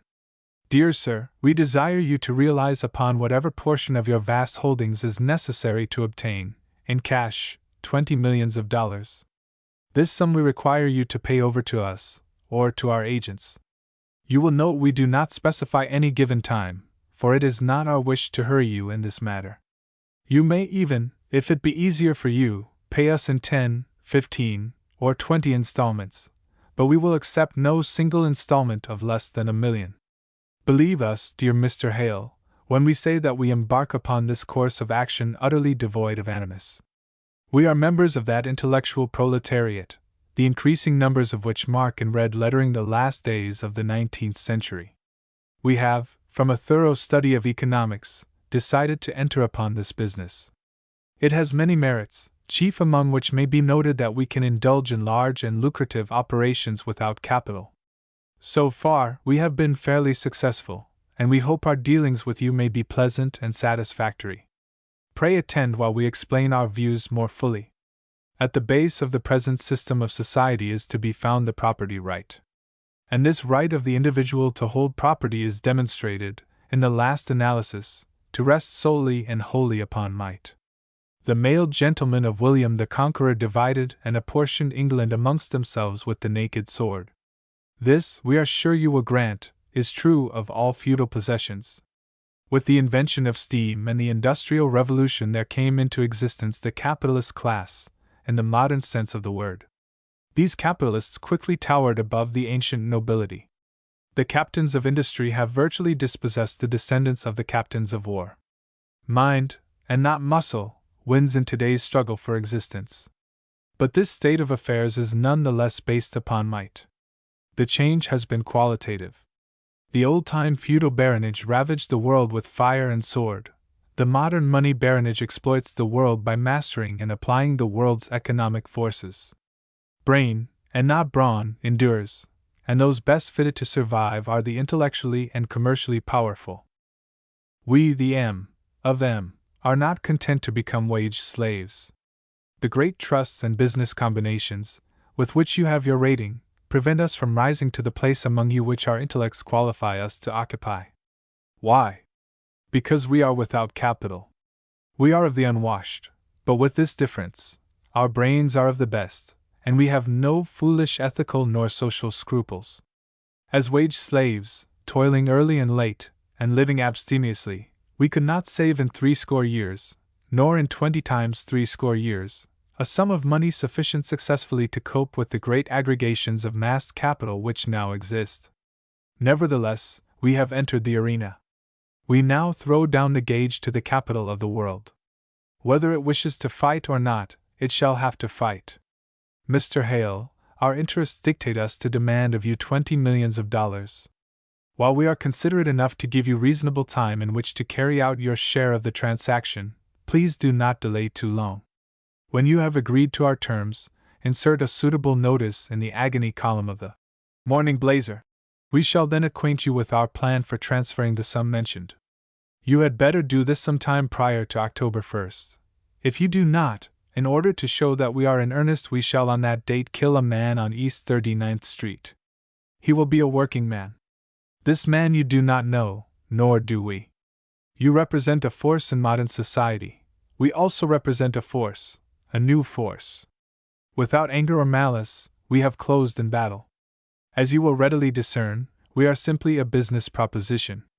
You are the upper, and we the nether, millstone. This man's life shall be ground out between. You may save him if you agree to our conditions and act in time. There was once a king cursed with a golden touch. His name we have taken to do duty as our official seal. Some day, to protect ourselves against competitors, we shall copyright it. We beg to remain the minions of Midas. I leave it to you, dear John, why should we not have laughed over such a preposterous communication? The idea, we could not but grant, was well conceived, but it was too grotesque to be taken seriously. Mr. Hale said he would preserve it as a literary curiosity, and shoved it away in a pigeonhole. Then we promptly forgot its existence. And as promptly, on the 1st of October, going over the morning mail, we read the following. Office of the M. of M. October 1st, 1899. Mr. Eben Hale, Money Baron. Dear Sir, your victim has met his fate. An hour ago, on East 39th Street, a working man was thrust through the heart with a knife. Ere you read this, his body will be lying at the morgue. Go and look upon your handiwork. On October 14th, in token of our earnestness in this matter, and in case you do not relent, we shall kill a policeman on or near the corner of Polk Street and Claremont Avenue. Very cordially, the minions of Midas. Again Mr. Hale laughed. His mind was full of a prospective deal with a Chicago syndicate for the sale of all his street railways in that city, and so he went on dictating to the stenographer, never giving it a second thought. But somehow, I know not why, a heavy depression fell upon me. What if it were not a joke, I asked myself, and turned involuntarily to the morning paper. There it was, as befitted an obscure person of the lower classes, a paltry half-dozen lines tucked away in a corner, next a patent medicine advertisement. Shortly after 5 o'clock this morning, on East 39th Street, a laborer named Pete Lascalle, while on his way to work, was stabbed to the heart by an unknown assailant, who escaped by running. The police have been unable to discover any motive for the murder. Impossible! Was Mr. Hale's rejoinder, when I had read the item aloud, but the incident evidently weighed upon his mind, for late in the afternoon, with many epithets denunciatory of his foolishness, he asked me to acquaint the police with the affair. I had the pleasure of being laughed at in the inspector's private office, although I went away with the assurance that they would look into it, and that the vicinity of Polk and Claremont would be doubly patrolled on the night mentioned. There it dropped, till the 2 weeks had sped by, when the following note came to us through the mail. Office of the M. of M. October 15th, 1899. Mr. Eben Hale, Money Baron. Dear Sir, your second victim has fallen on schedule time. We are in no hurry, but to increase the pressure we shall henceforth kill weekly. To protect ourselves against police interference we shall hereafter inform you of the event, but a little prior to or simultaneously with the deed. Trusting this finds you in good health. We are the minions of Midas. This time Mr. Hale took up the paper, and after a brief search, read to me this account. A dastardly crime. Joseph Donahue, assigned only last night to special patrol duty in the 11th Ward, at midnight was shot through the brain, and instantly killed. The tragedy was enacted in the full glare of the street lights on the corner of Polk Street and Claremont Avenue. Our society is indeed unstable when the custodians of its peace are thus openly and wantonly shot down. The police have so far been unable to obtain the slightest clue. Barely had he finished this when the police arrived, the inspector himself, and 2 of his keenest sleuths. Alarm sat upon their faces, and it was plain that they were seriously perturbed. Though the facts were so few and simple, we talked long, going over the affair again and again. When the inspector went away, he confidently assured us that everything would soon be straightened out, and the assassins run to earth. In the meantime he thought it well to detail guards for the protection of Mr. Hale and myself, and several more to be constantly on the vigil about the house and grounds. After the lapse of a week, at 1 o'clock in the afternoon, this telegram was received. Office of the M. of M. October 21st, 1899. Mr. Eben Hale, Money Baron. Dear Sir, we are sorry to note how completely you have misunderstood us. You have seen fit to surround yourself and household with armed guards, as though, forsooth, we were common criminals, apt to break in upon you and wrest away by force your 20 millions. Believe us, this is farthest from our intention. You will readily comprehend, after a little sober thought, that your life is dear to us. Do not be afraid. We would not hurt you for the world. It is our policy to cherish you tenderly and protect you from all harm. Your death means nothing to us. If it did, rest assured that we would not hesitate a moment in destroying you. Think this over, Mr. Hale. When you have paid us our price, there will be need of retrenchment. Dismiss your guards now, and cut down your expenses.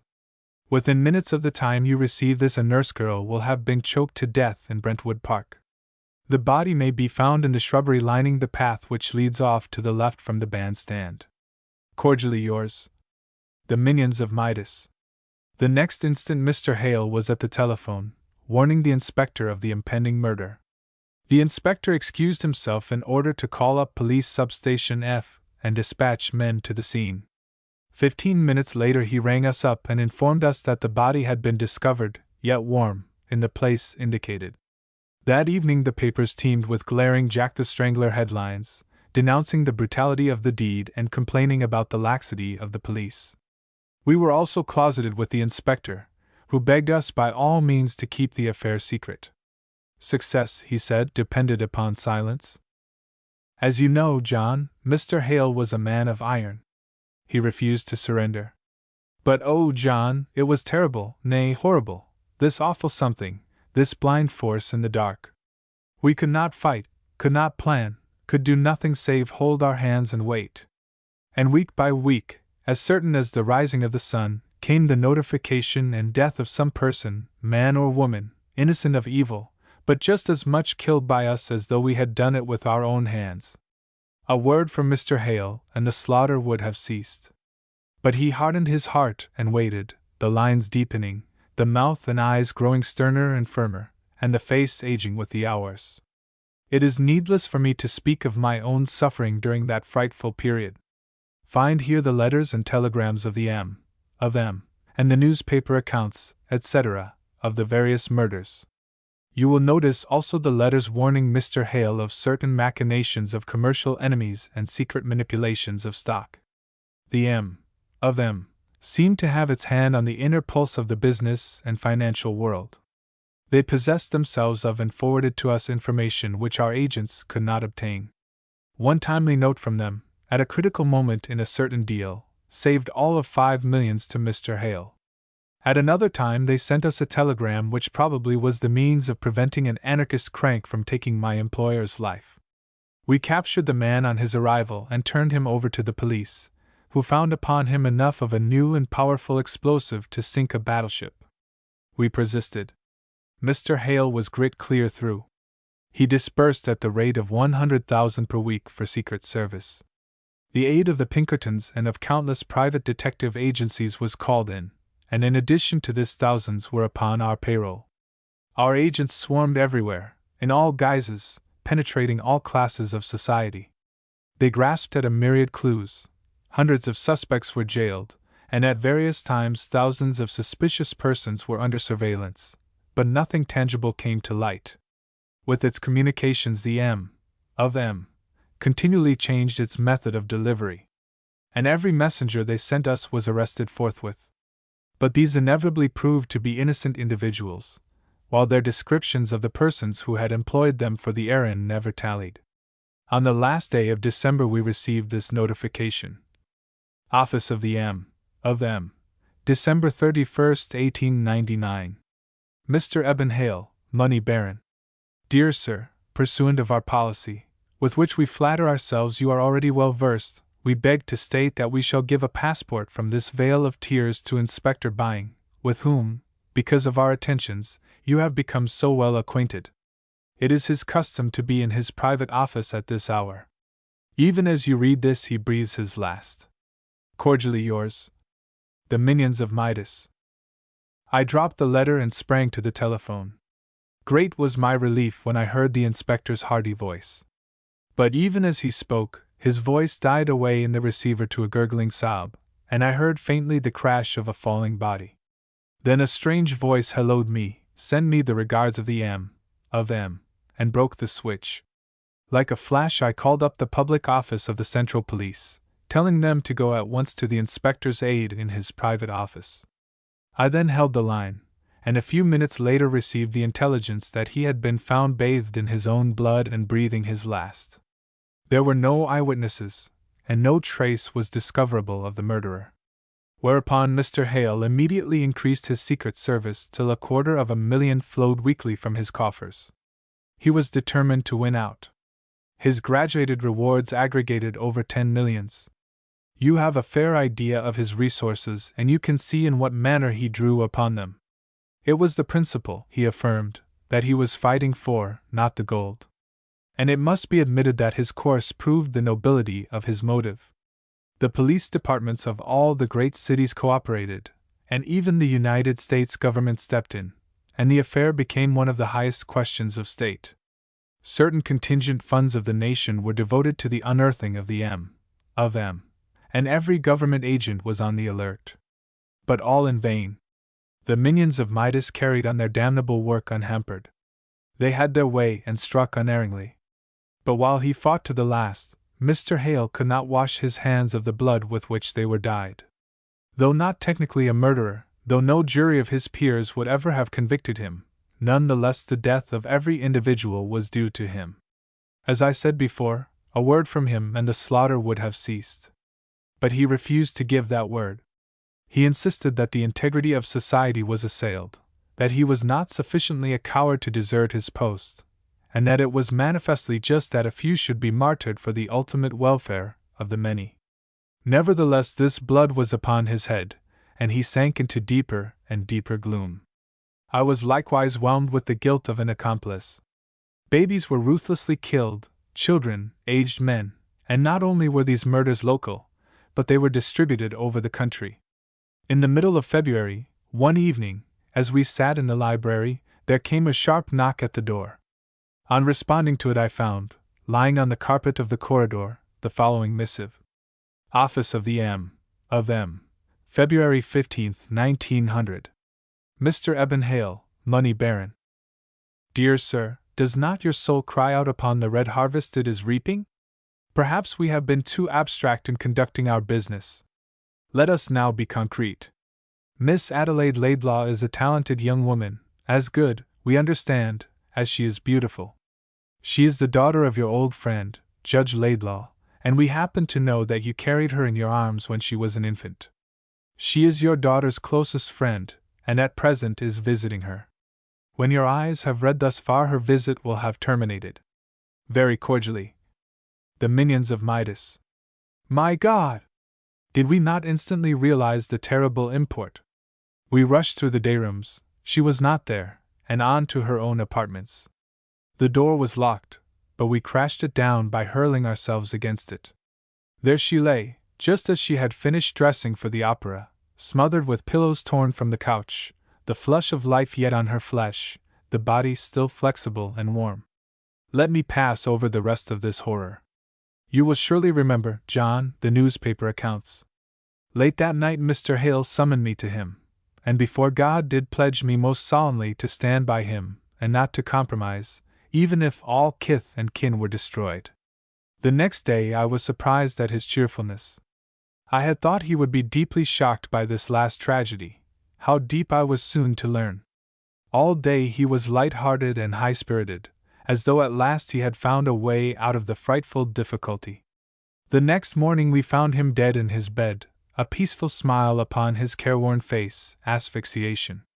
Through the connivance of the police and the authorities, it was given out to the world as heart disease. We deemed it wise to withhold the truth, but little good has it done us, little good has anything done us. Barely had I left that chamber of death, when, but too late, the following extraordinary letter was received. Office of the M. of M. February 17, 1900. Mr. Eben Hale, Money Baron. Dear Sir, you will pardon our intrusion, we hope, so closely upon the sad event of day before yesterday, but what we wish to say may be of the utmost importance to you. It is in our mind that you may attempt to escape us. There is but one way, apparently, as you have ere this doubtless discovered. But we wish to inform you that even this one way is barred. You may die, but you die failing and acknowledging your failure. Note this, we are part and parcel of your possessions. With your millions we pass down to your heirs and assigns forever. We are the inevitable. We are the culmination of industrial and social wrong. We turn upon the society that has created us. We are the successful failures of the age, the scourges of a degraded civilization. We are the creatures of a perverse social selection. We meet force with force. Only the strong shall endure.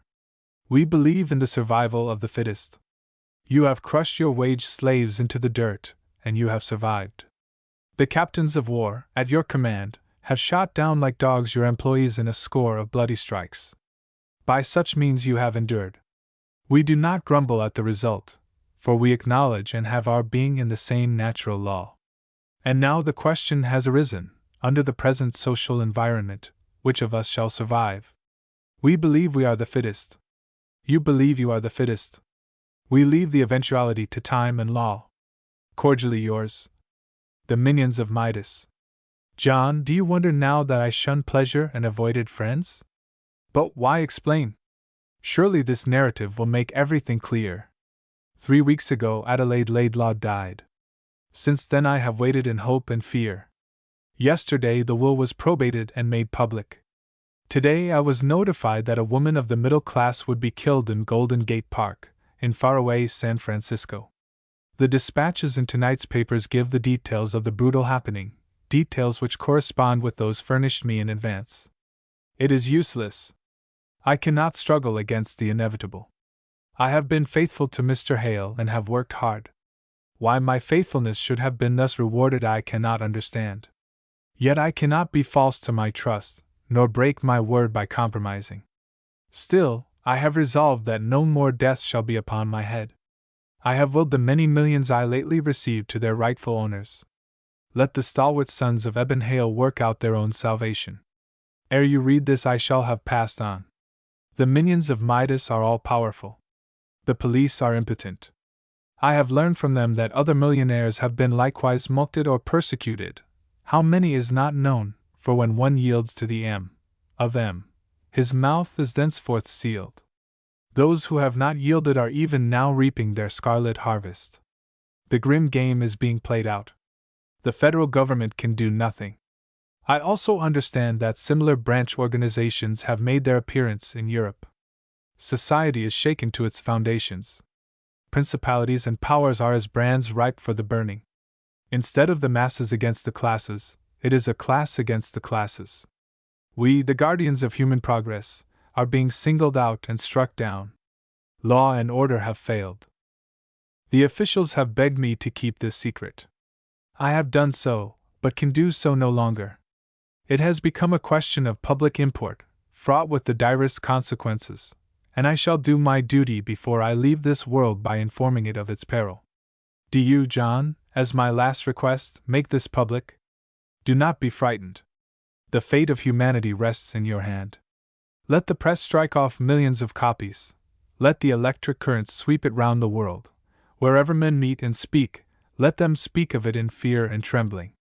And then, when thoroughly aroused, let society arise in its might and cast out this abomination. Yours, in long farewell, Wade Atchler. The Shadow and the Flash. When I look back, I realize what a peculiar friendship it was. First, there was Lloyd Inwood, tall, slender, and finely knit, nervous and dark. And then Paul Tyclorne, tall, slender, and finely knit, nervous and blond. Each was the replica of the other in everything except color. Lloyd's eyes were black, Paul's were blue. Under stress of excitement, the blood coursed olive in the face of Lloyd, crimson in the face of Paul. But outside this matter of coloring they were as like as two peas. Both were high-strung, prone to excessive tension and endurance, and they lived at concert pitch. But there was a trio involved in this remarkable friendship, and the third was short, and fat, and chunky, and lazy, and loath to say, it was I. Paul and Lloyd seemed born to rivalry with each other, and I to be peacemaker between them. We grew up together, the three of us, and full often have I received the angry blows each intended for the other. They were always competing, striving to outdo each other, and when entered upon some such struggle there was no limit either to their endeavors or passions. This intense spirit of rivalry obtained in their studies and their games. If Paul memorized one canto of Marmion, Lloyd memorized 2 cantos, Paul came back with 3, and Lloyd again with 4, till each knew the whole poem by heart. I remember an incident that occurred at the swimming hole, an incident tragically significant of the life struggle between them. The boys had a game of diving to the bottom of a 10-foot pool and holding on by submerged roots to see who could stay under the longest. Paul and Lloyd allowed themselves to be bantered into making the descent together. When I saw their faces, set and determined, disappear in the water as they sank swiftly down, I felt a foreboding of something dreadful. The moments sped, the ripples died away, the face of the pool grew placid and untroubled, and neither black nor golden head broke surface in quest of air. We above grew anxious. The longest record of the longest-winded boy had been exceeded, and still there was no sign. Air bubbles trickled slowly upward, showing that the breath had been expelled from their lungs, and after that the bubbles ceased to trickle upward. Each second became interminable, and unable longer to endure the suspense, I plunged into the water. I found them down at the bottom, clutching tight to the roots, their heads not a foot apart, their eyes wide open, each glaring fixedly at the other. They were suffering frightful torment, writhing and twisting in the pangs of voluntary suffocation, for neither would let go and acknowledge himself beaten. I tried to break Paul's hold on the root, but he resisted me fiercely. Then I lost my breath and came to the surface, badly scared. I quickly explained the situation, and half a dozen of us went down, and by main strength tore them loose. By the time we got them out, both were unconscious, and it was only after much barrel rolling and rubbing and pounding that they finally came to their senses. They would have drowned there, had no one rescued them. When Paul Tyclorne entered college, he let it be generally understood that he was going in for the social sciences. Lloyd and Wood, entering at the same time, elected to take the same course. But Paul had had it secretly in mind all the time to study the natural sciences, specializing on chemistry, and at the last moment he switched over. Though Lloyd had already arranged his year's work and attended the first lectures, he at once followed Paul's lead and went in for the natural sciences and especially for chemistry. Their rivalry soon became a noted thing throughout the university. Each was a spur to the other, and they went into chemistry deeper than did ever students before, so deep, in fact, that ere they took their sheepskins they could have stumped any chemistry or college professor in the institution, save old Moss, head of the department, and even him they puzzled and edified more than once. Lloyd's discovery of the death bacillus, of the sea toad, and his experiments on it with potassium cyanide, sent his name and that of his university ringing round the world. Nor was Paul a whit behind when he succeeded in producing laboratory colloids exhibiting amoeba-like activities, and when he cast new light upon the processes of fertilization through his startling experiments with simple sodium chlorides and magnesium solutions on low forms of marine life. It was in their undergraduate days, however, in the midst of their profoundest plunges into the mysteries of organic chemistry, that Doris Van Benschoten entered into their lives. Lloyd met her first, but within 24 hours Paul saw to it that he also made her acquaintance. Of course, they fell in love with her, and she became the only thing in life worth living for. They wooed her with equal ardor and fire, and so intense became their struggle for her that half the student body took to wagering wildly on the result. Even old Moss, one day, after an astounding demonstration in his private laboratory by Paul, was guilty to the extent of a month's salary of backing him to become the bridegroom of Doris Van Benschoten. In the end she solved the problem in her own way, to everybody's satisfaction except Paul's and Lloyd's. Getting them together, she said that she really could not choose between them because she loved them both equally well, and that, unfortunately, since polyandry was not permitted in the United States, she would be compelled to forego the honor and happiness of marrying either of them. Each blamed the other for this lamentable outcome, and the bitterness between them grew more bitter.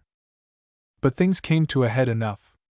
It was at my home, after they had taken their degrees and dropped out of the world's sight, that the beginning of the end came to pass.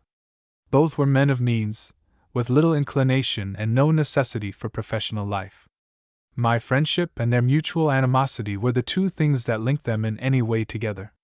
While they were very often at my place, they made it a fastidious point to avoid each other on such visits, though it was inevitable, under the circumstances, that they should come upon each other occasionally. On the day I have in recollection, Paul Tyclorne had been mooning all morning in my study over a current scientific review. This left me free to my own affairs, and I was out among my roses when Lloyd Inwood arrived. Clipping and pruning and tacking the climbers on the porch, with my mouth full of nails, and Lloyd following me about and lending a hand now and again, we fell to discussing the mythical race of invisible people, that strange and vagrant people the traditions of which have come down to us. Lloyd warmed to the talk in his nervous, jerky fashion, and was soon interrogating the physical properties and possibilities of invisibility. A perfectly black object, he contended, would elude and defy the acutest vision. Color is a sensation, he was saying. It has no objective reality. Without light, we can see either colors nor objects themselves. All objects are black in the dark, and in the dark it is impossible to see them. If no light strikes upon them, then no light is flung back from them to the eye, and so we have no vision evidence of their being. But we see black objects in daylight, I objected. Very true, he went on warmly. And that is because they are not perfectly black. Were they perfectly black, absolutely black, as it were, we could not see them, not in the blaze of 1,000 suns could we see them. And so I say, with the right pigments, properly compounded, an absolutely black paint could be produced which would render invisible whatever it was applied to. It would be a remarkable discovery, I said noncommittally, for the whole thing seemed too fantastic for aught but speculative purposes. Remarkable! Lloyd slapped me on the shoulder. I should say so. Why, old chap, to coat myself with such a paint would be to put the world at my feet. The secrets of kings and courts would be mine, the machinations of diplomats and politicians, the play of stock gamblers, the plans of trusts and corporations. I could keep my hand on the inner pulse of things and become the greatest power in the world. And he broke off shortly, then added, well, I have begun my experiments, and I don't mind telling you that I'm right in line for it. A laugh from the doorway startled us. Paul Tyclorne was standing there, a smile of mockery on his lips. You forget, my dear Lloyd, he said. Forget what? You forget, Paul went on. You forget the shadow. I saw Lloyd's face drop, but he answered sneeringly. I can carry a sunshade, you know. Then he turned suddenly and fiercely upon him. Look here, Paul, you'll keep out of this if you know what's good for you. A rupture seemed imminent, but Paul laughed good-naturedly. I wouldn't lay fingers on your dirty pigments. Succeed beyond your most sanguine expectations, yet you will always fetch up against the shadow. You can't get away from it. Now I shall go on the very opposite tack. In the very nature of my proposition, the shadow will be eliminated. Transparency! Ejaculated Lloyd, instantly. But it can't be achieved. Oh, no, of course not. And Paul shrugged his shoulders and strolled off down the briar rose path. This was the beginning of it. Both men attacked the problem with all the tremendous energy for which they were noted, and with a rancor and bitterness that made me tremble for the success of either. Each trusted me to the utmost, and in the long weeks of experimentation that followed I was made a party to both sides, listening to their theorizings and witnessing their demonstrations. Never, by word or sign, did I convey to either the slightest hint of the other's progress, and they respected me for the seal I put upon my lips. Lloyd Inwood, after prolonged and unintermittent application, when the tension upon his mind and body became too great to bear, had a strange way of obtaining relief. He attended prize fights. It was at one of these brutal exhibitions, whither he had dragged me in order to tell his latest results, that his theory received striking confirmation. Do you see that red-whiskered man? He asked, pointing across the ring to the fifth tier of seats on the opposite side. And do you see the next man to him, the one in the white hat? Well, there is quite a gap between them, is there not? Certainly, I answered. They are a seat apart. The gap is the unoccupied seat. He leaned over to me and spoke seriously. Between the red-whiskered man and the white-hatted man sits Ben Wasson. You have heard me speak of him. He is the cleverest pugilist of his weight in the country. He is also a Caribbean Negro, full-blooded, and the blackest in the United States. He has on a black overcoat buttoned up. I saw him when he came in and took that seat. As soon as he sat down he disappeared. Watch closely, he may smile. I was for crossing over to verify Lloyd's statement, but he restrained me. "Wait," he said. I waited and watched, till the red-whiskered man turned his head as though addressing the unoccupied seat, and then, in that empty space, I saw the rolling whites of a pair of eyes and the white double crescent of 2 rows of teeth, and for the instant I could make out a Negro's face. But with the passing of the smile his visibility passed, and the chair seemed vacant as before. "Were he perfectly black, you could sit alongside him and not see him," Lloyd said, and I confess the illustration was apt enough to make me well-nigh convinced. I visited Lloyd's laboratory a number of times after that, and found him always deep in his search after the absolute black. His experiments covered all sorts of pigments, such as lampblacks, tars, carbonized vegetable matters, suits of oils and fats, and the various carbonized animal substances. "White light is composed of the 7 primary colors," he argued to me. "But it is itself, of itself, invisible. Only by being reflected from objects do it, and the objects become visible. But only that portion of it that is reflected becomes visible. For instance, here is a blue tobacco box. The white light strikes against it, and with one exception, all its component colors, violet, indigo, green, yellow, orange, and red, are absorbed. The one exception is blue. It is not absorbed, but reflected. Wherefore the tobacco box gives us a sensation of blueness. We do not see the other colors because they are absorbed. We see only the blue. For the same reason grass is green. The green waves of white light are thrown upon our eyes. When we paint our houses, we do not apply color to them," he said at another time. "What we do is to apply certain substances that have the property of absorbing from white light all the colors except those that we would have our houses appear. When a substance reflects all the colors to the eye, it seems to us white. When it absorbs all the colors, it is black. But as I said before, we have as yet no perfect black. All the colors are not absorbed. The perfect black, guarding against high lights, will be utterly and absolutely invisible. Look at that, for example."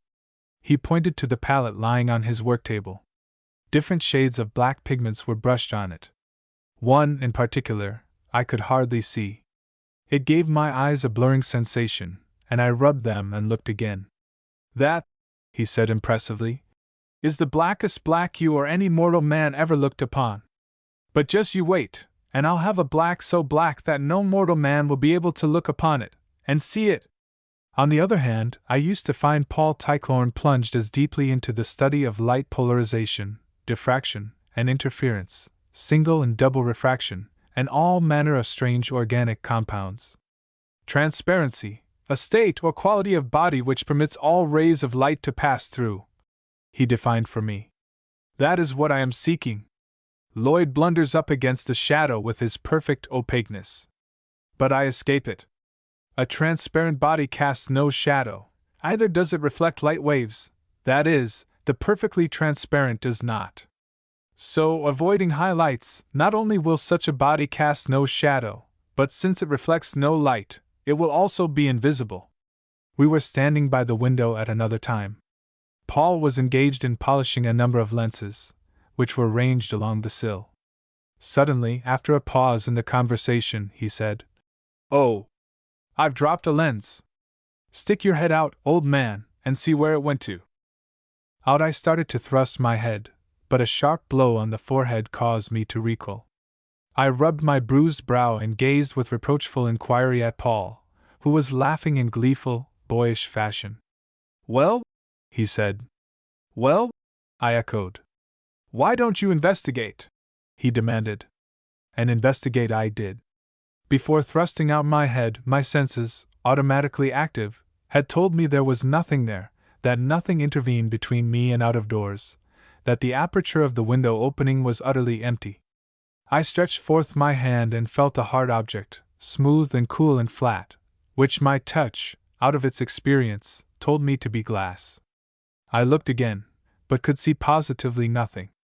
"White quartzose sand," Paul rattled off. "Sodic carbonate, slaked lime, cutlet, manganese peroxide, there you have it, the finest French plate glass, made by the great St. Gobain Company, who made the finest plate glass in the world, and this is the finest piece they ever made. It cost a king's ransom. But look at it! You can't see it. You don't know it's there till you run your head against it. Old boy. That's merely an object lesson, certain elements, in themselves opaque, yet so compounded as to give a resultant body which is transparent. But that is a matter of inorganic chemistry, you say. Very true. But I dare to assert, standing here on my 2 feet, that in the organic I can duplicate whatever occurs in the inorganic. Here. He held a test tube between me and the light, and I noted the cloudy or muddy liquid it contained. He emptied the contents of another test tube into it, and almost instantly it became clear and sparkling. Or here! With quick, nervous movements among his array of test tubes, he turned a white solution to a wine color, and a light yellow solution to a dark brown. He dropped a piece of litmus paper into an acid, when it changed instantly to red, and on floating it in an alkali it turned as quickly to blue. The litmus paper is still the litmus paper, he enunciated in the formal manner of the lecturer. I have not changed it into something else. Then what did I do? I merely changed the arrangement of its molecules. Where, at first, it absorbed all colors from the light but red, its molecular structure was so changed that it absorbed red and all colors except blue. And so it goes ad infinitum. Now, what I purpose to do is this. He paused for a space. I purpose to seek, and to find, the proper reagents, which, acting upon the living organism, will bring about molecular changes analogous to those you have just witnessed. But these reagents, which I shall find, and for that matter, upon which I already have my hands, will not turn the living body to blue or red or black, but they will turn it to transparency. All light will pass through it. It will be invisible. It will cast no shadow. A few weeks later I went hunting with Paul. He had been promising me for some time that I should have the pleasure of shooting over a wonderful dog, the most wonderful dog, in fact, that ever man shot over, so he averred, and continued to aver till my curiosity was aroused. But on the morning in question I was disappointed, for there was no dog in evidence. Don't see him about, Paul remarked unconcernedly, and we set off across the fields. I could not imagine, at the time, what was ailing me, but I had a feeling of some impending and deadly illness. My nerves were all awry, and from the astounding tricks they played me, my senses seemed to have run riot. Strange sounds disturbed me.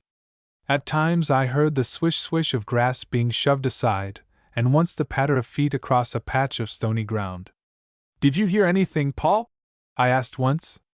But he shook his head, and thrust his feet steadily forward. While climbing a fence, I heard the low, eager whine of a dog, apparently from within a couple of feet of me, but on looking about me I saw nothing. I dropped to the ground, limp and trembling. Paul, I said, we had better return to the house. I am afraid I am going to be sick. Nonsense, old man, he answered. The sunshine has gone to your head like wine. You'll be all right. It's famous weather. But passing along a narrow path through a clump of cottonwoods, some object brushed against my legs and I stumbled and nearly fell. I looked with sudden anxiety at Paul. What's the matter? He asked. Tripping over your own feet? I kept my tongue between my teeth and plodded on, though sore perplexed and thoroughly satisfied that some acute and mysterious malady had attacked my nerves. So far my eyes had escaped, but, when we got to the open fields again, even my vision went back on me. Strange flashes of vari-colored, rainbow light began to appear and disappear on the path before me. Still, I managed to keep myself in hand, till the vari-colored lights persisted for a space of fully 20 seconds, dancing and flashing in continuous play. Then I sat down, weak and shaky. It's all up with me, I gasped, covering my eyes with my hands. It has attacked my eyes.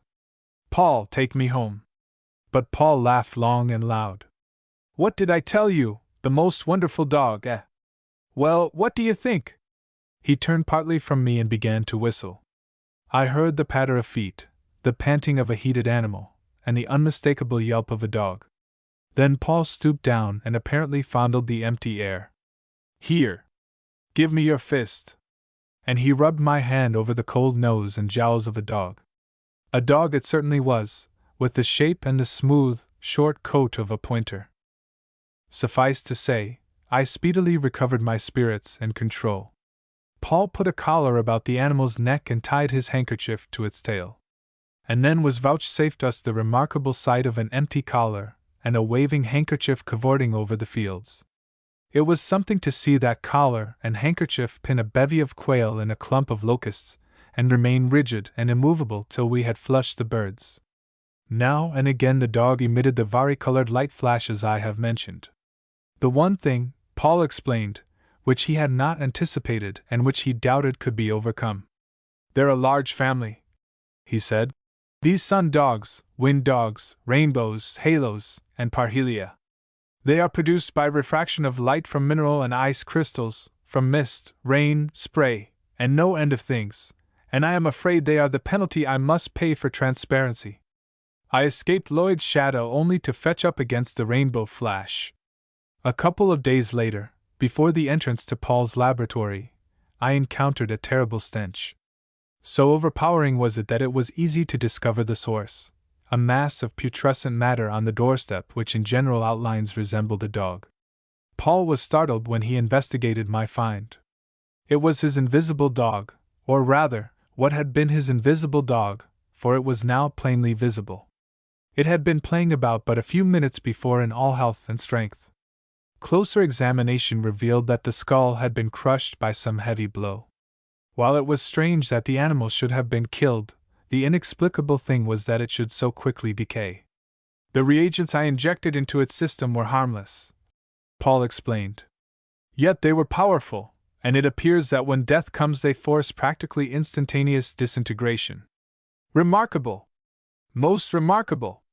Well, the only thing is not to die. They do not harm so long as one lives. But I do wonder who smashed in that dog's head." Light, however, was thrown upon this when a frightened housemaid brought the news that Gaffer Beshaw had that very morning, not more than an hour back, gone violently insane, and was strapped down at home, in the huntsman's lodge, where he raved of a battle with a ferocious and gigantic beast that he had encountered in the Tyclorn pasture. He claimed that the thing, whatever it was invisible, that with his own eyes he had seen that it was invisible, wherefore his tearful wife and daughters shook their heads, and wherefore he but waxed the more violent, and the gardener and the coachman tightened the straps by another hole. Nor, while Paul Tyclorn was thus successfully mastering the problem of invisibility, was Lloyd Inwood a whit behind. I went over in answer to a message of his to come and see how he was getting on. Now his laboratory occupied an isolated situation in the midst of his vast grounds. It was built in a pleasant little glade, surrounded on all sides by a dense forest growth, and was to be gained by way of a winding and erratic path. But I have traveled that path so often as to know every foot of it, and conceive my surprise when I came upon the glade and found no laboratory. The quaint shed structure with its red sandstone chimney was not. Nor did it look as if it ever had been. There were no signs of ruin, no debris, nothing. I started to walk across what had once been its site. "This," I said to myself, "should be where the step went up to the door." Barely were the words out of my mouth when I stubbed my toe on some obstacle, pitched forward, and butted my head into something that felt very much like a door. I reached out my hand. It was a door. I found the knob and turned it. And at once, as the door swung inward on its hinges, the whole interior of the laboratory impinged upon my vision. Greeting Lloyd, I closed the door and backed up the path a few paces. I could see nothing of the building. Returning and opening the door, at once all the furniture and every detail of the interior were visible. It was indeed startling, the sudden transition from void to light and form and color. "What do you think of it, eh?" Lloyd asked, wringing my hand. "I slapped a couple of coats of absolute black on the outside yesterday afternoon to see how it worked. How's your head? You bumped it pretty solidly, I imagine." "Never mind that," he interrupted my congratulations. "I've something better for you to do." While he talked he began to strip, and when he stood naked before me he thrust a pot and brush into my hand and said, "Here, give me a coat of this." It was an oily, shellac-like stuff, which spread quickly and easily over the skin and dried immediately. Merely preliminary and precautionary, he explained when I had finished.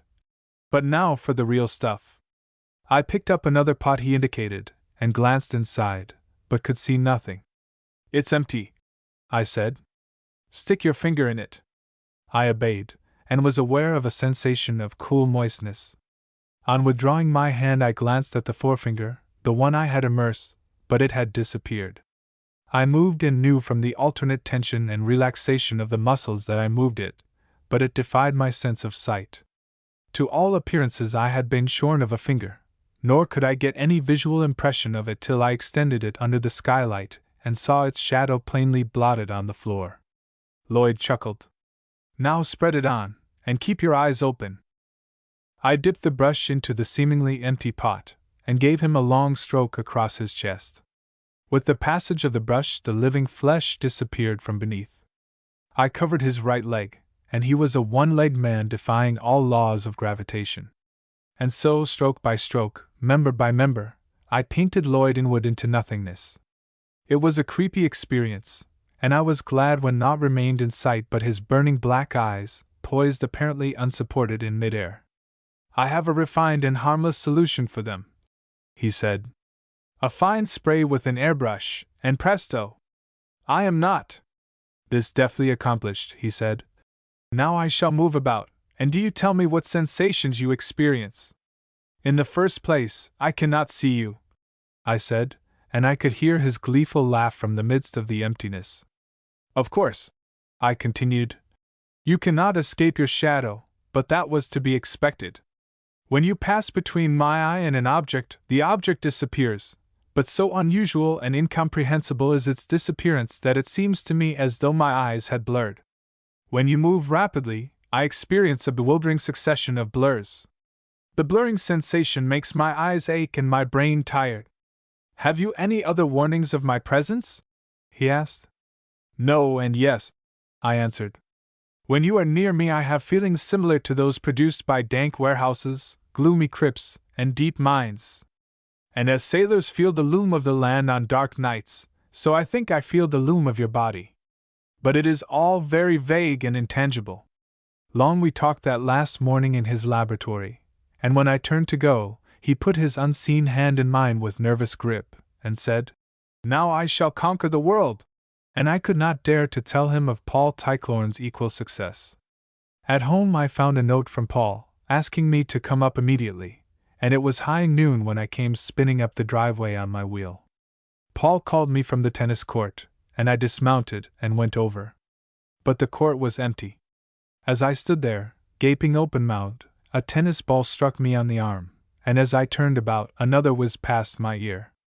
For aught I could see of my assailant, they came whirling at me from out of space, and right well was I peppered with them. But when the balls already flung at me began to come back for a second whack, I realized the situation. Seizing a racket and keeping my eyes open, I quickly saw a rainbow flash appearing and disappearing and darting over the ground. I took out after it, and when I laid the racket upon it for a half-dozen stout blows, Paul's voice rang out. Enough! Enough! Oh! Ouch! Stop! You're landing on my naked skin, you know! I'll be good! I'll be good! I only wanted you to see my metamorphosis, he said ruefully, and I imagined he was rubbing his hurts. A few minutes later we were playing tennis, a handicap on my part, for I could have no knowledge of his position save when all the angles between himself, the sun, and me were in proper conjunction. Then he flashed, and only then. But the flashes were more brilliant than the rainbow, purest blue, most delicate violet, brightest yellow, and all the intermediary shades, with the scintillant brilliancy of the diamond, dazzling, blinding, iridescent. But in the midst of our play I felt a sudden cold chill, reminding me of deep mines and gloomy crypts, such a chill as I had experienced that very morning. The next moment, close to the net, I saw a ball rebound in mid-air and empty space, and at the same instant, a score of feet away, Paul Tyclorne emitted a rainbow flash. It could not be he from whom the ball had rebounded, and with sickening dread I realized that Lloyd Inwood had come upon the scene. To make sure, I looked for his shadow, And there it was, a shapeless blotch the girth of his body. The sun was overhead, moving along the ground. I remembered his threat, and felt sure that all the long years of rivalry were about to culminate in uncanny battle. I cried a warning to Paul, and heard a snarl as of a wild beast, and an answering snarl. I saw the dark blotch move swiftly across the court, and a brilliant burst of vari-colored light moving with equal swiftness to meet it, and then shadow and flash came together, and there was the sound of unseen blows. The net went down before my frightened eyes. I sprang toward the fighters, crying, "For God's sake!" But their locked bodies smote against my knees, and I was overthrown. "You keep out of this, old man!" I heard the voice of Lloyd Inwood from out of the emptiness. And then Paul's voice crying, "Yes, we've had enough of peacemaking." From the sound of their voices I knew they had separated. I could not locate Paul, and so approached the shadow that represented Lloyd. But from the other side came a stunning blow on the point of my jaw, and I heard Paul scream angrily, "Now will you keep away?" Then they came together again, the impact of their blows, their groans and gasps, and the swift flashings and shadow movings telling plainly of the deadliness of the struggle. I shouted for help, and Gaffer Bedshaw came running into the court. I could see, as he approached, that he was looking at me strangely, but he collided with the combatants, and was hurled headlong to the ground. With despairing shriek and a cry of, "Oh Lord, I've got him!" he sprang to his feet and tore madly out of the court. I could do nothing, so I sat up, fascinated and powerless, and watched the struggle. The noonday sun beat down with dazzling brightness on the naked tennis court. And it was naked. All I could see was the blotch of shadow and the rainbow flashes, the dust rising from the invisible feet, the earth tearing up from beneath the straining foot grips, and the wire screen bulge once or twice as their bodies hurled against it. That was all, and after a time even that ceased. There were no more flashes, and the shadow had become long and stationary, and I remembered their set boyish faces when they clung to the roots in the deep coolness of the pool. They found me an hour afterward. Some inkling of what had happened got to the servants, and they quitted the Tyclorn's service in a body. Gaffer Bedshaw never recovered from the second shock he received, and is confined in a madhouse, hopelessly incurable. The secrets of their marvelous discoveries died with Paul and Lloyd, both laboratories being destroyed by grief-stricken relatives. As for myself, I no longer care for chemical research, and science is a tabooed topic in my household. I have returned to my roses. Nature's colors are good enough for me. All Gold Canyon. It was the green heart of the canyon, where the walls swerved back from the rigid plan and relieved their harshness of line by making a little sheltered nook and filling it to the brim with sweetness and roundness and softness. Here all things rested. Even the narrow stream ceased its turbulent downrush long enough to form a quiet pool. Knee-deep in the water, with drooping head and half-shut eyes, drowsed a red-coated, many-antlered buck. On one side, beginning at the very lip of the pool, was a tiny meadow, a cool, resilient surface of green that extended to the base of the frowning wall. Beyond the pool a gentle slope of earth ran up and up to meet the opposing wall. Fine grass covered the slope, grass that was spangled with flowers, with here and there patches of color, orange and purple and golden. Below, the canyon was shut in. There was no view. The walls leaned together abruptly, and the canyon ended in a chaos of rocks, moss-covered and hidden by a green screen of vines and creepers and boughs of trees. Up the canyon rose far hills and peaks, the big foothills, pine-covered and remote. And far beyond, like clouds upon the border of the sky, towered minarets of white, where the Sierra's eternal snows flashed austerely the blazes of the sun. There was no dust in the canyon. The leaves and flowers were clean and virginal. The grass was young velvet. Over the pool 3 cottonwoods sent their scurvy fluffs fluttering down the quiet air. On the slope the blossoms of the wine-wooded manzanita filled the air with springtime odors, while the leaves, wise with experience, were already beginning their vertical twist against the coming aridity of summer. In the open spaces on the slope, beyond the farthest shadow reach of the manzanita, poised the mariposa lilies, like so many flights of jeweled moths suddenly arrested and on the verge of trembling into flight again. Here and there that wood's harlequin, the madrona, permitting itself to be caught in the act of changing its pea-green trunk to madder red, breathed its fragrance into the air from great clusters of waxen bells. Creamy white were these bells, shaped like lilies of the valley, with the sweetness of perfume that is of the springtime. There was not a sigh of wind. The air was drowsy with its weight of perfume. It was a sweetness that would have been cloying had the air been heavy and humid. But the air was sharp and thin. It was as starlight transmuted into atmosphere, shot through and warmed by sunshine, and flower-drenched with sweetness. An occasional butterfly drifted in and out through the patches of light and shade.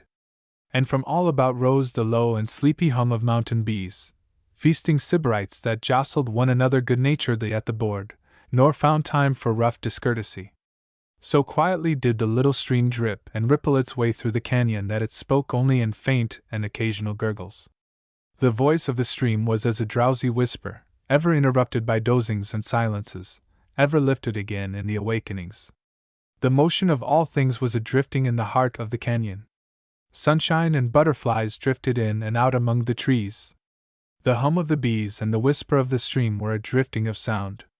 And the drifting sound and drifting color seemed to weave together in the making of a delicate and intangible fabric which was the spirit of the place. It was a spirit of peace that was not of death, but of smooth pulsing life, of quietude that was not silence, of movement that was not action, of repose that was quick with existence without being violent with struggle and travail.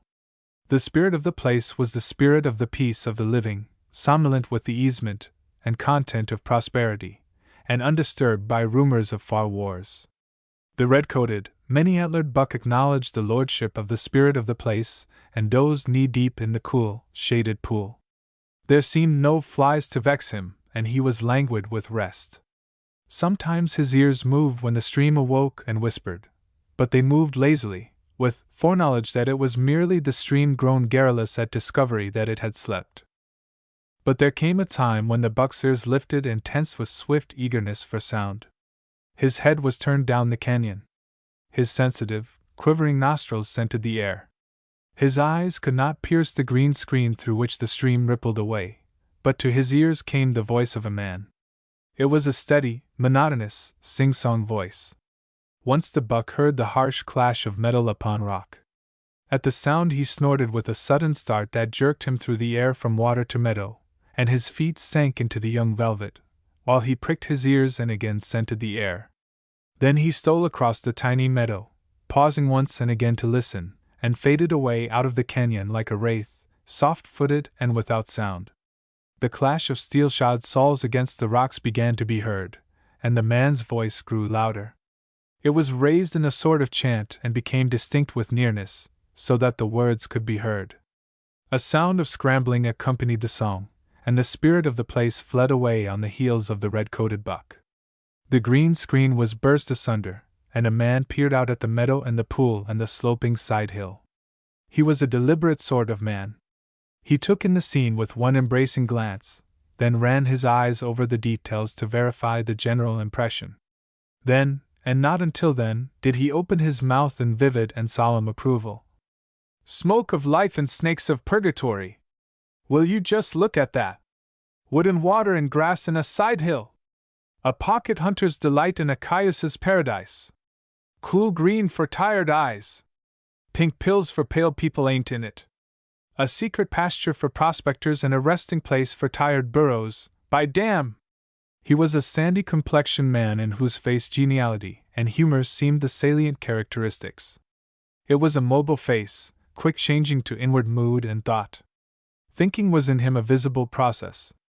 Ideas chased across his face like windflaws across the surface of a lake. His hair, sparse and unkempt of growth, was as indeterminate and colorless as his complexion. It would seem that all the color of his frame had gone into his eyes, for they were startlingly blue. Also, they were laughing and merry eyes, within them much of the naivete and wonder of the child, and yet, in an unassertive way, they contained much of calm self-reliance and strength of purpose founded upon self-experience and experience of the world. From out the screen of vines and creepers he flung ahead of him a miner's pick and shovel and gold pan. Then he crawled out himself into the open.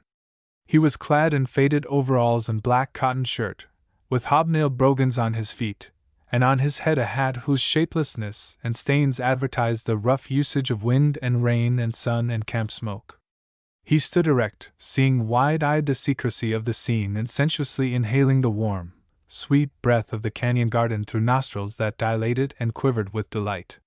His eyes narrowed to laughing slits of blue, his face wreathed itself in joy, and his mouth curled in a smile as he cried aloud, "Jumping dandelions and happy hollyhocks, but that smells good to me. Talk about your Attar o' roses and cologne factories. They ain't in it." He had the habit of soliloquy. His quick-changing facial expressions might tell every thought and mood, but the tongue, perforce, ran hard after, repeating, like a second Boswell. The man lay down on the lip of the pool and drank long and deep of its water. "Tastes good to me," he murmured, lifting his head and gazing across the pool at the side hill, while he wiped his mouth with the back of his hand. The side hill attracted his attention. Still lying on his stomach, he studied the hill formation long and carefully.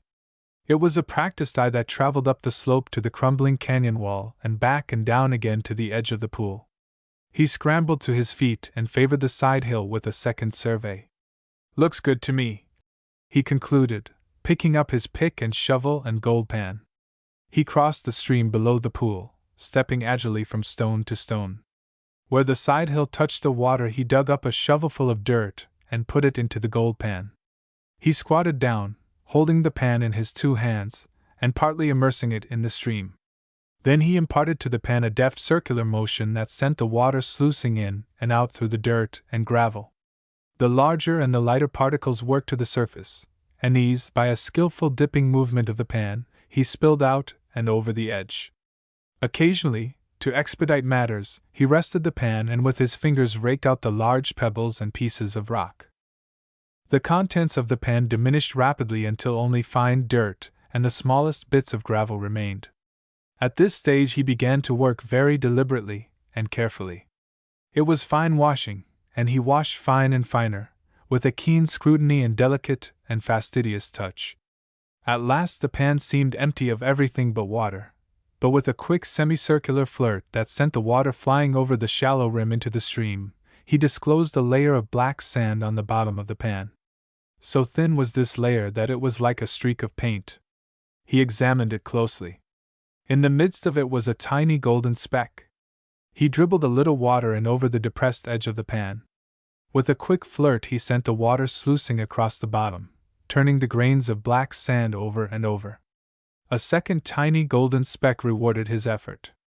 The washing had now become very fine, fine beyond all need of ordinary placer mining. He worked the black sand, a small portion at a time, up the shallow rim of the pan. Each small portion he examined sharply, so that his eyes saw every grain of it before he allowed it to slide over the edge and away. Jealously, bit by bit, he let the black sand slip away. A golden speck, no larger than a pinpoint, appeared on the rim, and by his manipulation of the riveter it returned to the bottom of the pan. And in such fashion another speck was disclosed, and another. Great was his care of them. Like a shepherd he herded his flock of golden specks so that not one should be lost. At last, of the pan of dirt nothing remained but his golden herd. He counted it, and then, after all his labor, sent it flying out of the pan with one final swirl of water. But his blue eyes were shining with desire as he rose to his feet. 7. He muttered aloud, asserting the sum of the specks for which he had toiled so hard and which he had so wantonly thrown away. 7. He repeated, with the emphasis of one trying to impress a number on his memory. He stood still a long while, surveying the hillside. In his eyes was a curiosity, new aroused and burning.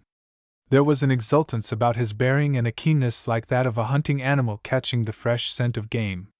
He moved down the stream a few steps and took a second panful of dirt. Again came the careful washing, the jealous herding of the golden specks, and the wantonness with which he sent them flying into the stream when he had counted their number. 5. He muttered and repeated. 5. He could not forbear another survey of the hill before filling the pan farther down the stream. His golden herds diminished. 4, 3, 2, 2, 1. were his memory tabulations as he moved down the stream. When but one speck of gold rewarded his washing, he stopped and built a fire of dry twigs. Into this he thrust the gold pan and burned it till it was blue-black. He held up the pan and examined it critically. Then he nodded approbation.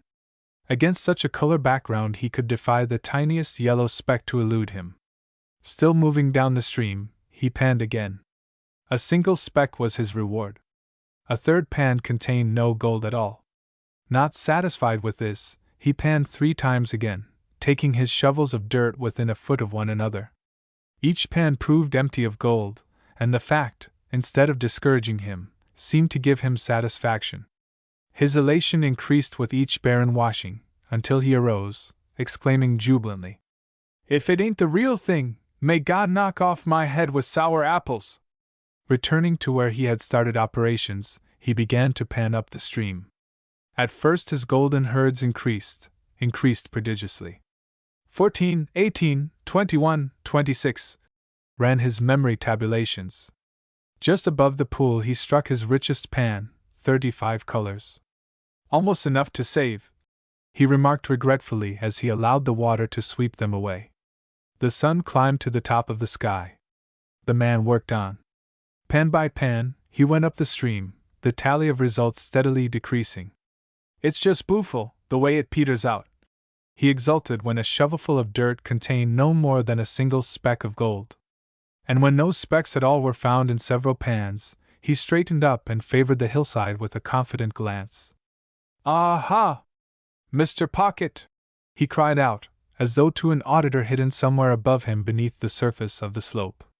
"Aha! Mr. Pocket! I'm a comin', and I'm surely gwine to get yer. You hear me, Mr. Pocket? I'm gwine to get yer as sure as pumpkins ain't cauliflowers." He turned and flung a measuring glance at the sun poised above him in the azure of the cloudless sky. Then he went down the canyon, following the line of shovel holes he had made in filling the pans. He crossed the stream below the pool and disappeared through the green screen. There was little opportunity for the spirit of the place to return with its quietude and repose, for the man's voice, raised in ragtime song, still dominated the canyon with possession. After a time, with a greater clashing of steel-shod feet on rock, he returned. The green screen was tremendously agitated. It surged back and forth in the throes of a struggle. There was a loud grating and clanging of metal. The man's voice leaped to a higher pitch and was sharp with imperativeness. A large body plunged and panted. There was a snapping and ripping and rending, and amid a shower of falling leaves a horse burst through the screen. On its back was a pack, and from this trailed broken vines and torn creepers. The animal gazed with astonished eyes at the scene into which it had been precipitated, then dropped its head to the grass and began contentedly to graze.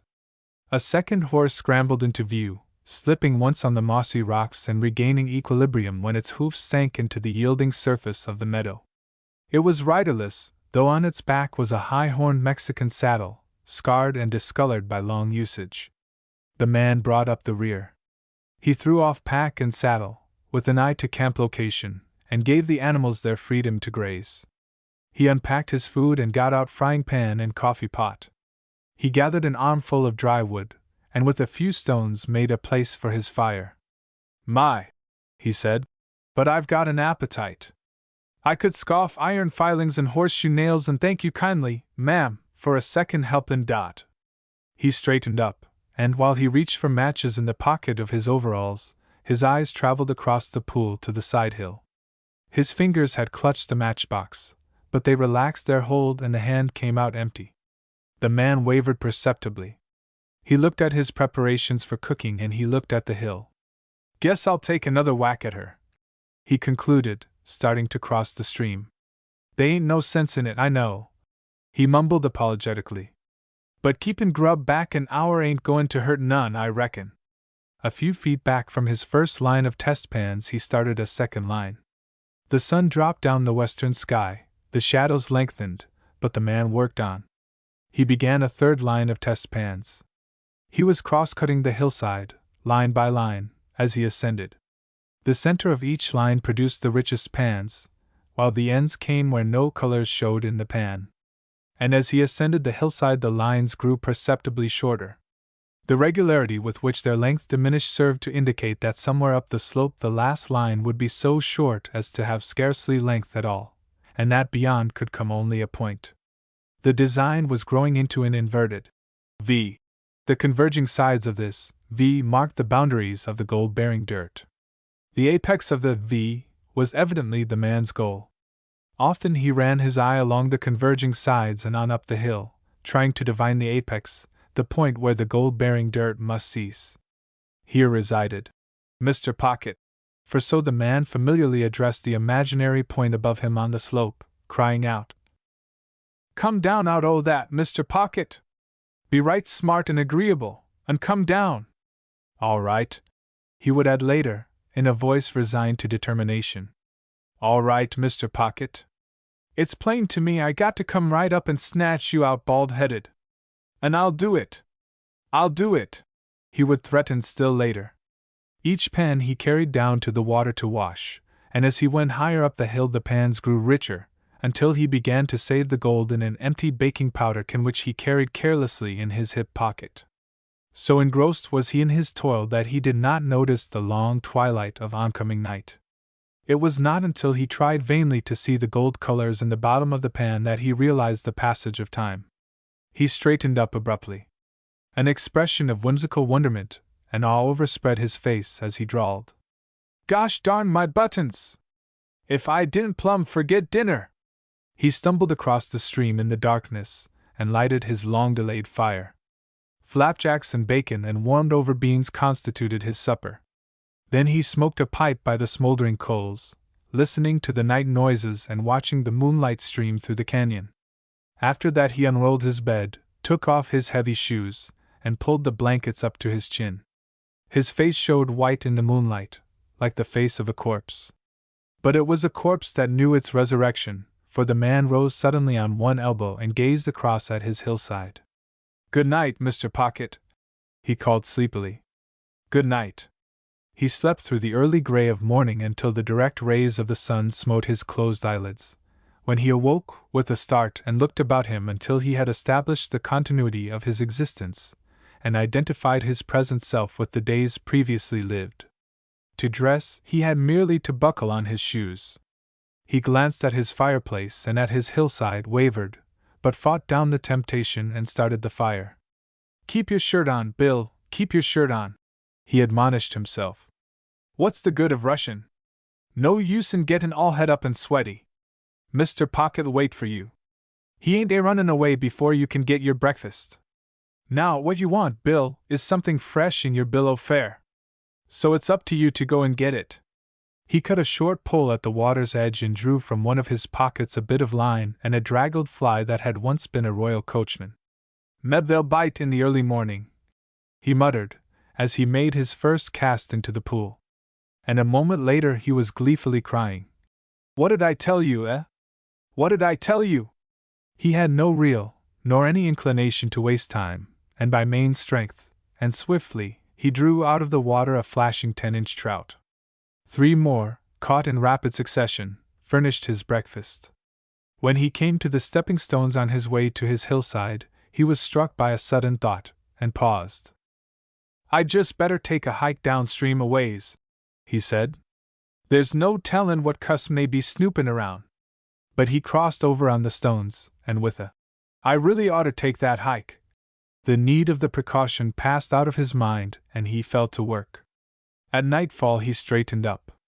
The small of his back was stiff from stooping toil, and as he put his hand behind him to soothe the protesting muscles, he said, "Now what do you think of that, by damn? I clean forgot my dinner again. If I don't watch out, I'll sure be degeneratin' into a 2-meal-a-day crank. Pockets is the damnedest things I ever see for making a man absent-minded," he communed that night, as he crawled into his blankets. Nor did he forget to call up the hillside, "Good night, Mr. Pocket! Good night!" Rising with the sun, and snatching a hasty breakfast, he was early at work.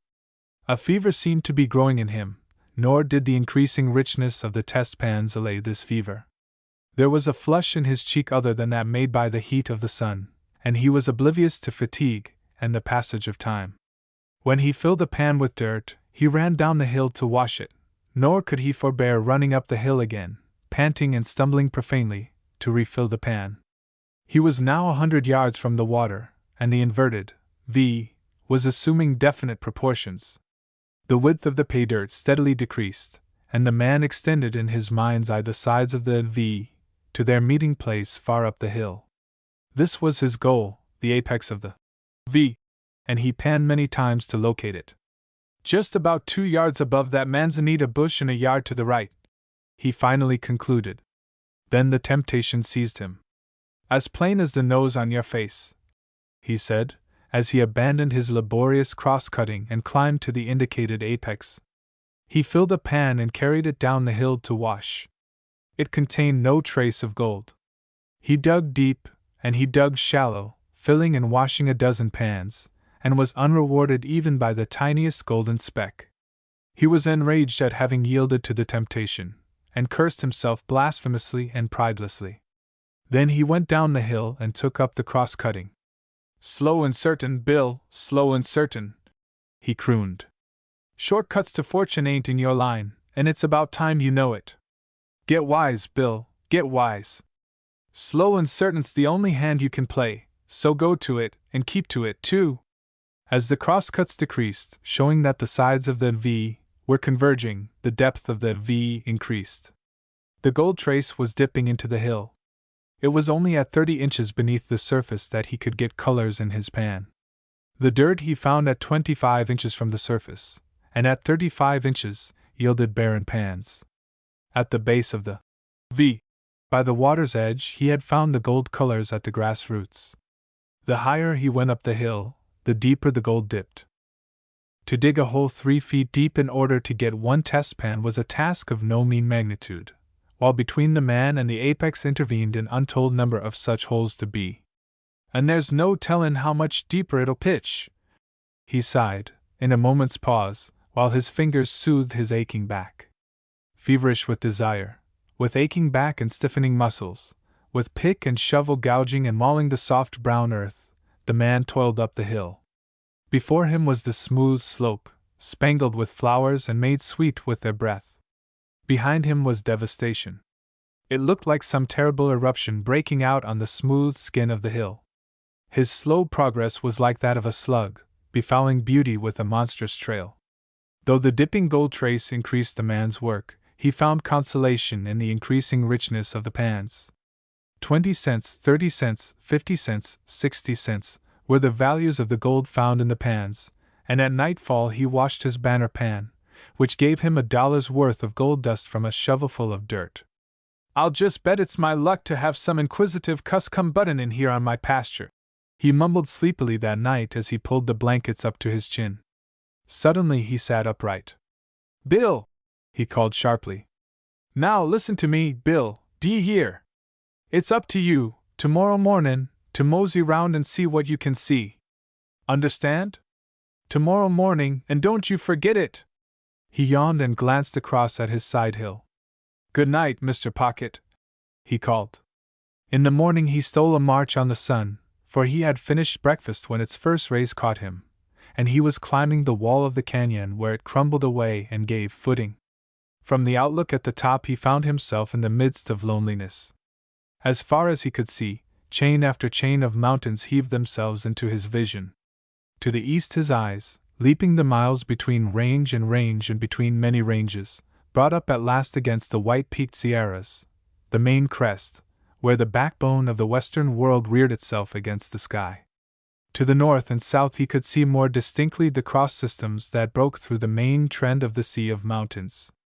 To the west the ranges fell away, one behind the other, diminishing and fading into the gentle foothills that, in turn, descended into the great valley which he could not see.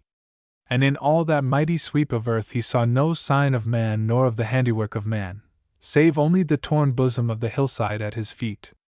The man looked long and carefully.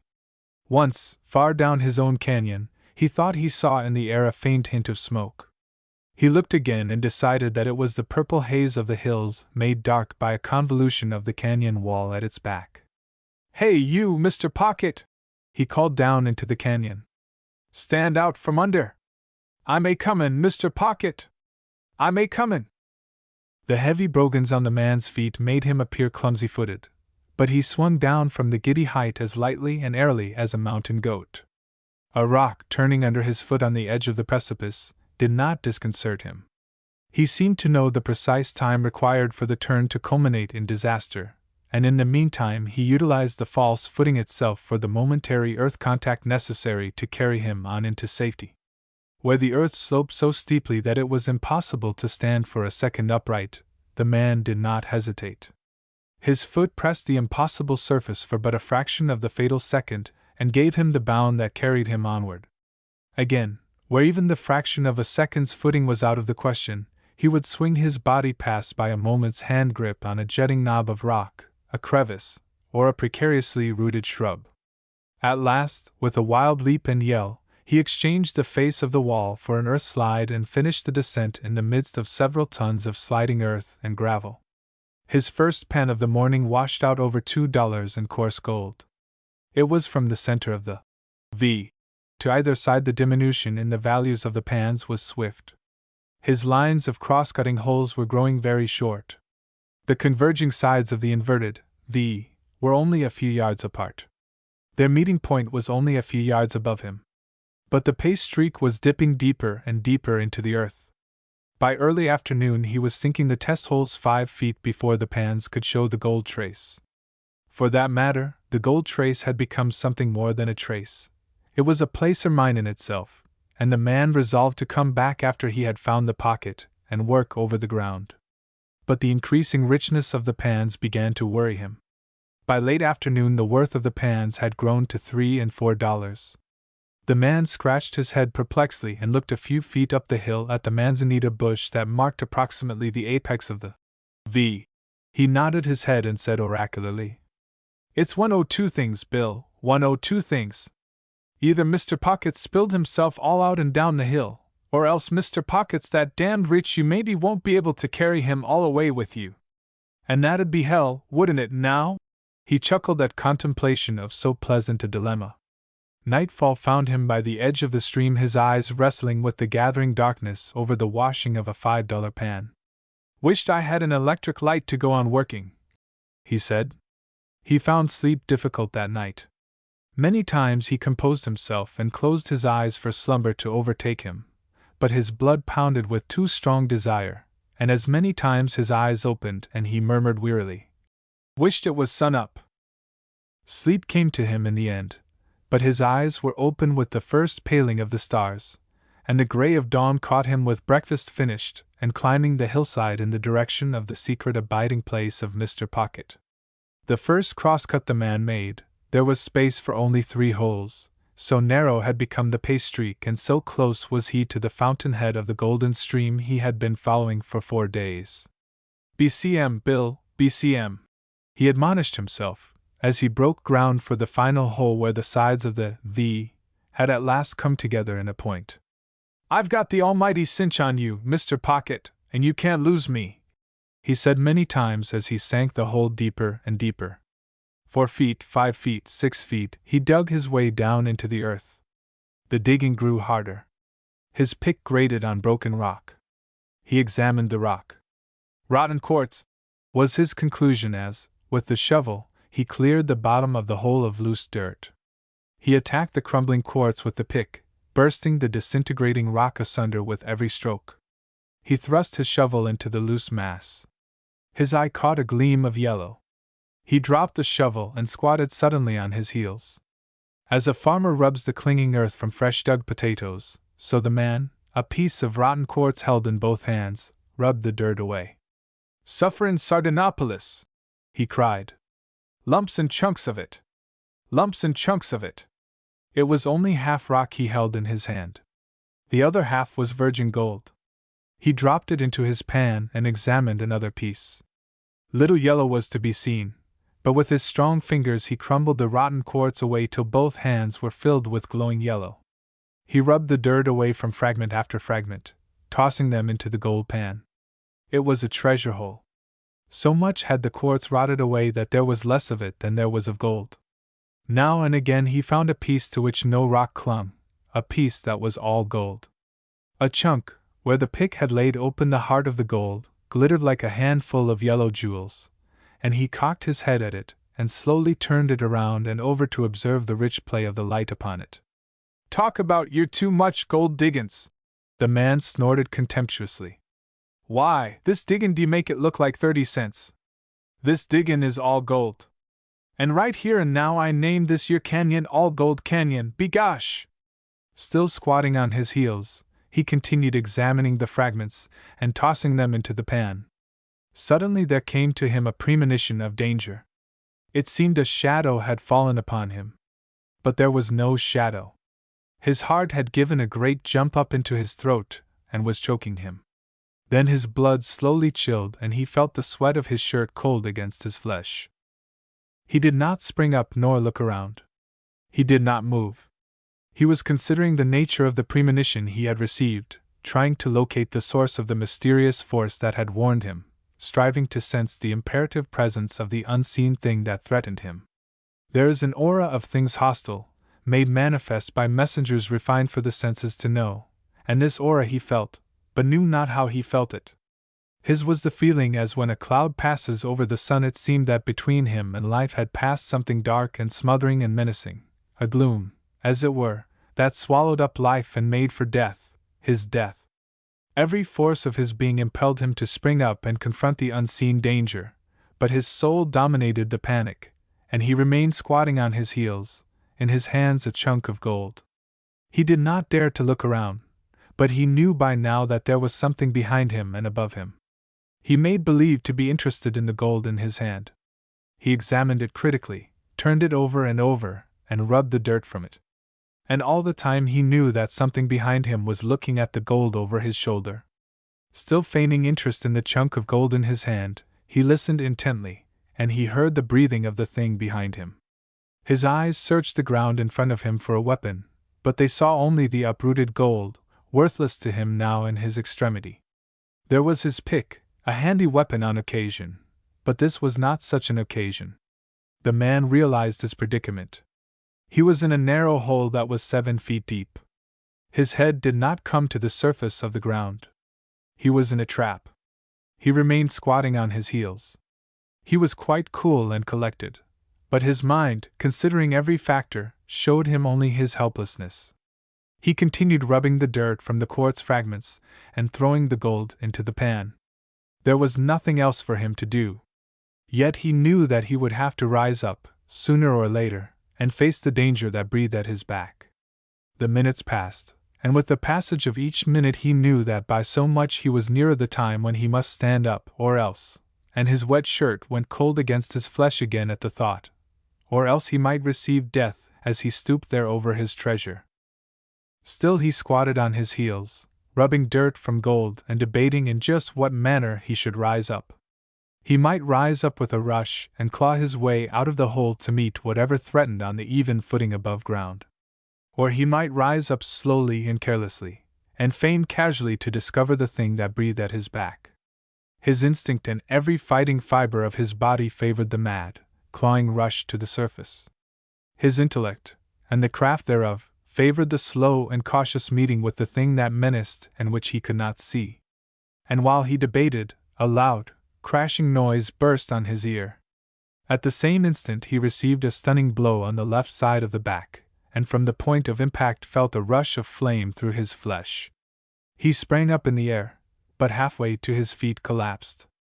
His body crumpled in like a leaf withered in sudden heat, and he came down, his chest across his pan of gold, his face in the dirt and rock, his legs tangled and twisted because of the restricted space at the bottom of the hole.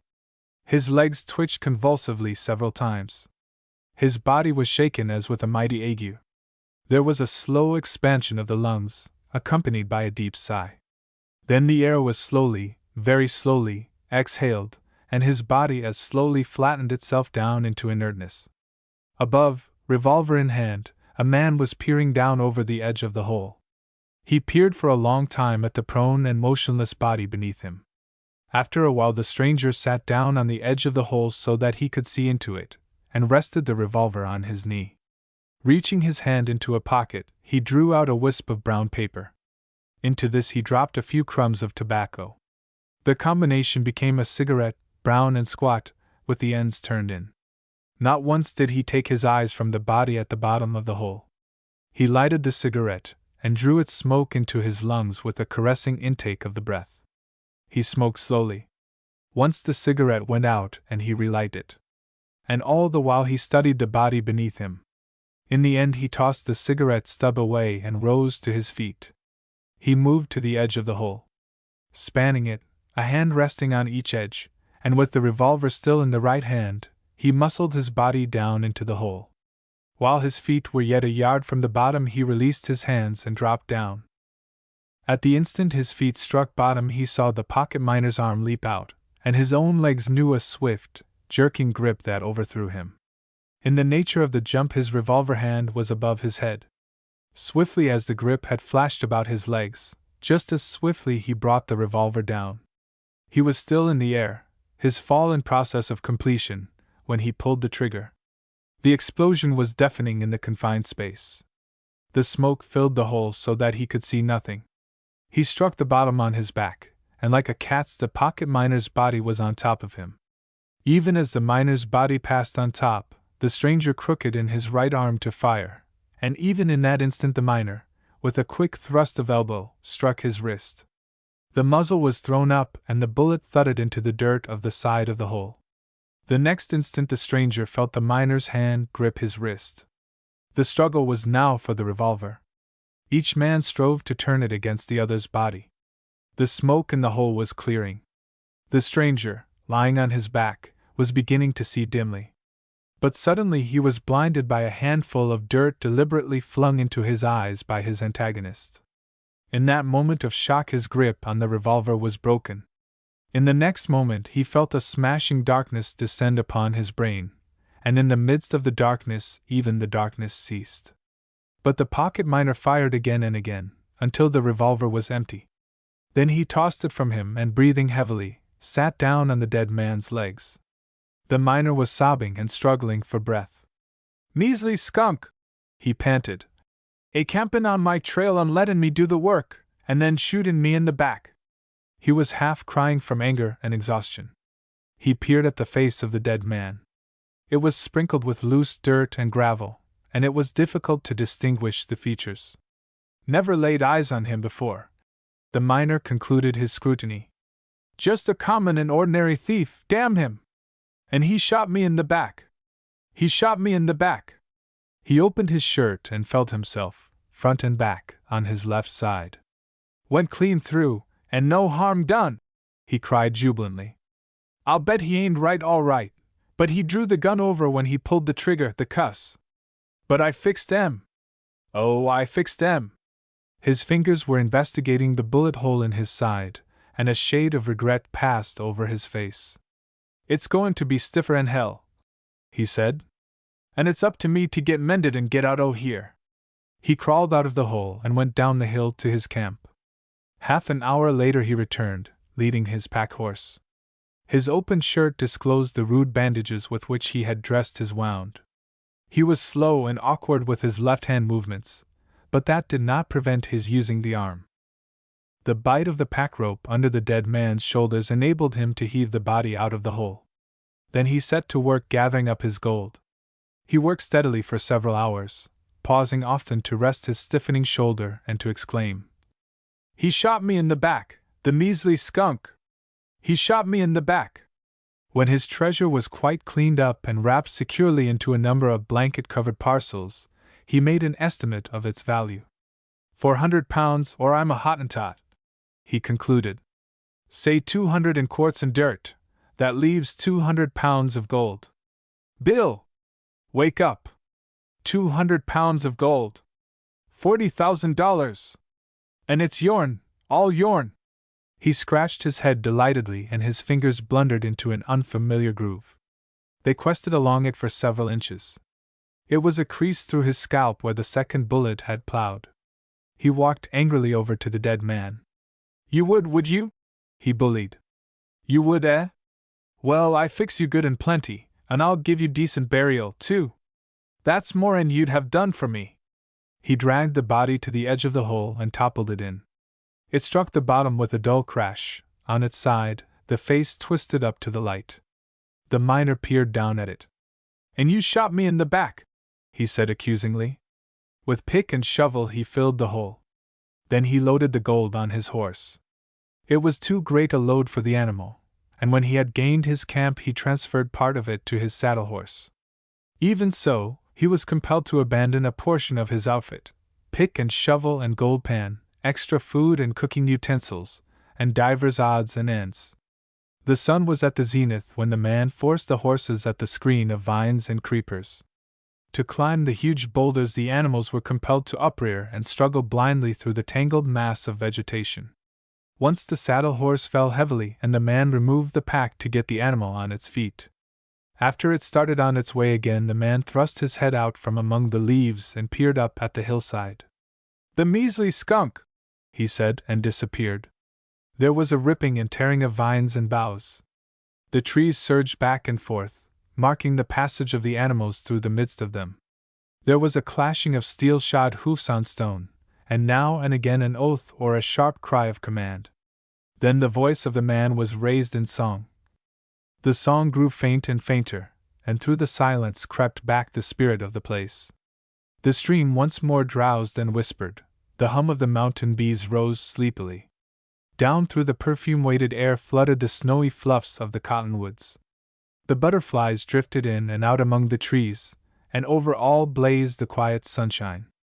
Only remained the hoof-marks in the meadow and the torn hillside to mark the boisterous trail of the life that had broken the peace of the place and passed on. "Planchette, it is my right to know," the girl said. Her voice was firm-fibered with determination. There was no hint of pleading in it, yet it was the determination that is reached through a long period of pleading.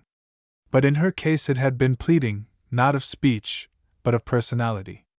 Her lips had been ever mute, but her face and eyes, and the very attitude of her soul, had been for a long time eloquent with questioning. This the man had known, but he had never answered, and now she was demanding by the spoken word that he answer. "It is my right," the girl repeated.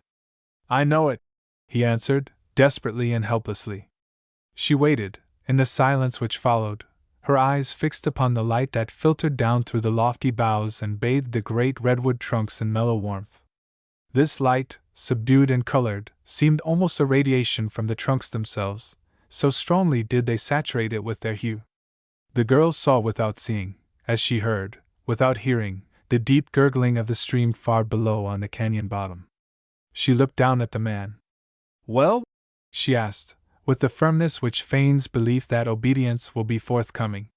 She was sitting upright, her back against a fallen tree trunk, while he lay near to her, on his side, an elbow on the ground and a hand supporting his head. "Dear, dear Lute," he murmured. She shivered at the sound of his voice, not from repulsion, but from struggle against the fascination of its caressing gentleness. She had come to know well the lure of the man, the wealth of easement and rest that was promised by every caressing intonation of his voice, by the mere touch of hand on hand or the faint impact of his breath on neck or cheek. The man could not express himself by word nor look nor touch without weaving into the expression, subtly and occultly, the feeling as of a hand that passed and that in passing stroked softly and soothingly. Nor was this all-pervading caress a something that cloyed with too great sweetness, nor was it sickly sentimental, nor was it maudlin with love's madness. It was vigorous, compelling, masculine. For that matter, it was largely unconscious on the man's part. He was only dimly aware of it. It was a part of him, the breath of his soul as it were, involuntary and unpremeditated. But now, resolved and desperate, she steeled herself against him. He tried to face her, but her gray eyes looked out to him, steadily, from under cool, level brows, and he dropped his head upon her knee. Her hand strayed into his hair softly, and her face melted into solicitude and tenderness. But when he looked up again, her gray eyes were steady, her brows cool and level. "What more can I tell you?" the man said. He raised his head and met her gaze. "I cannot marry you. I cannot marry any woman. I love you, you know that, better than my own life. I weigh you in the scales against all the dear things of living, and you outweigh everything. I would give everything to possess you, yet I may not. I cannot marry you. I can never marry you. Her lips were compressed with the effort of control.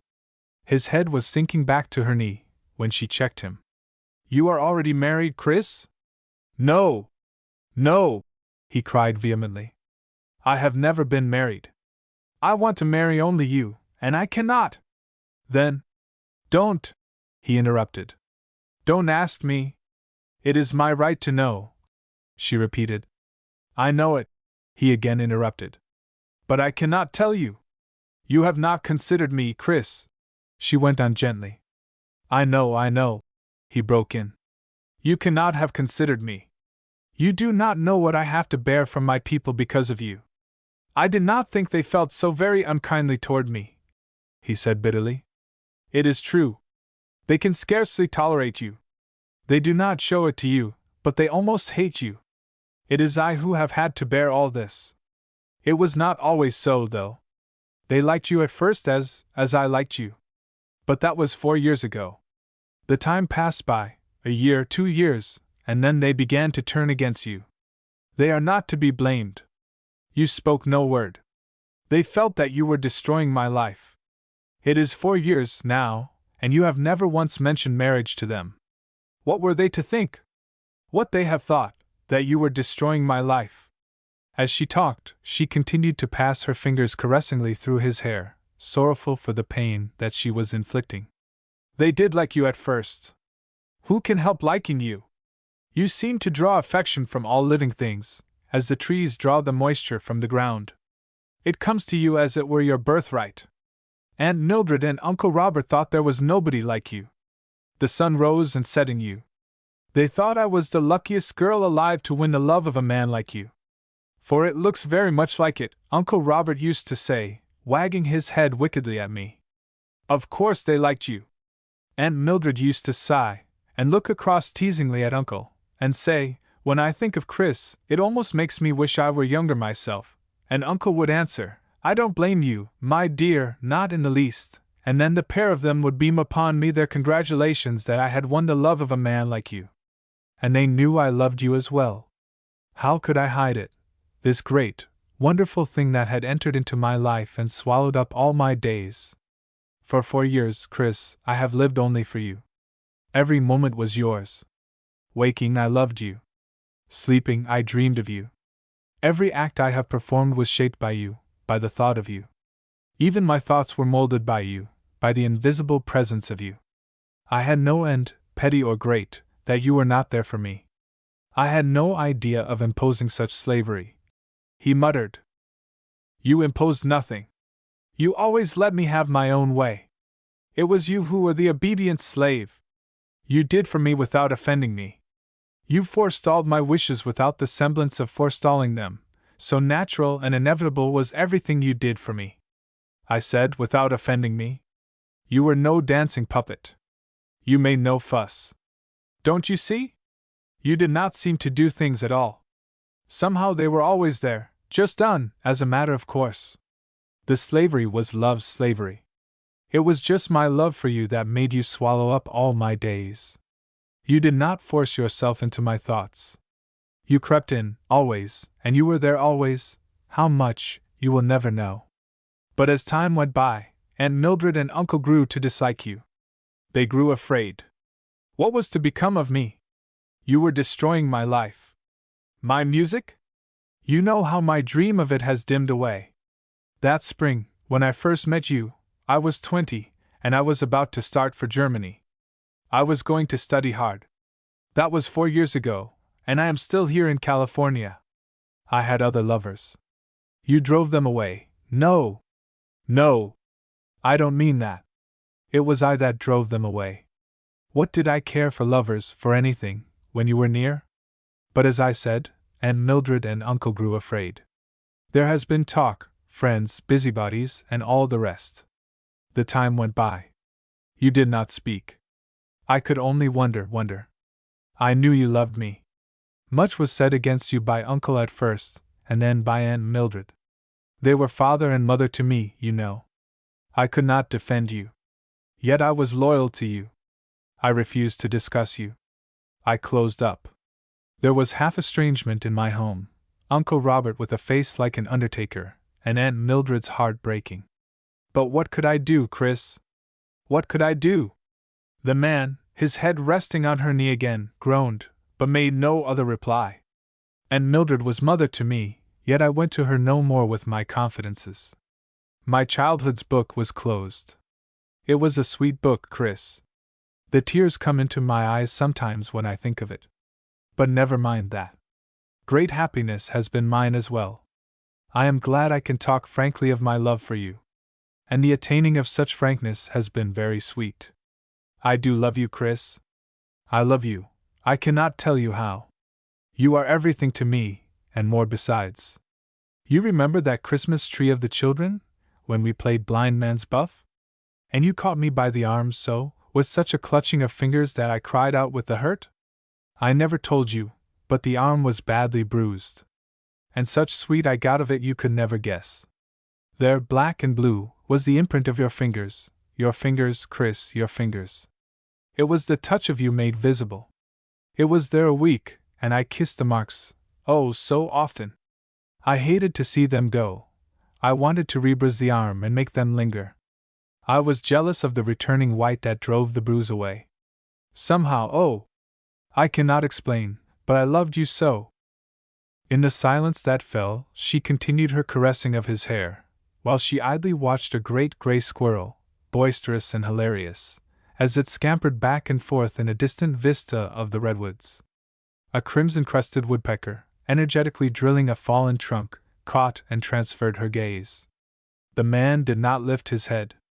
Rather, he crushed his face closer against her knee, while his heaving shoulders marked the hardness with which he breathed.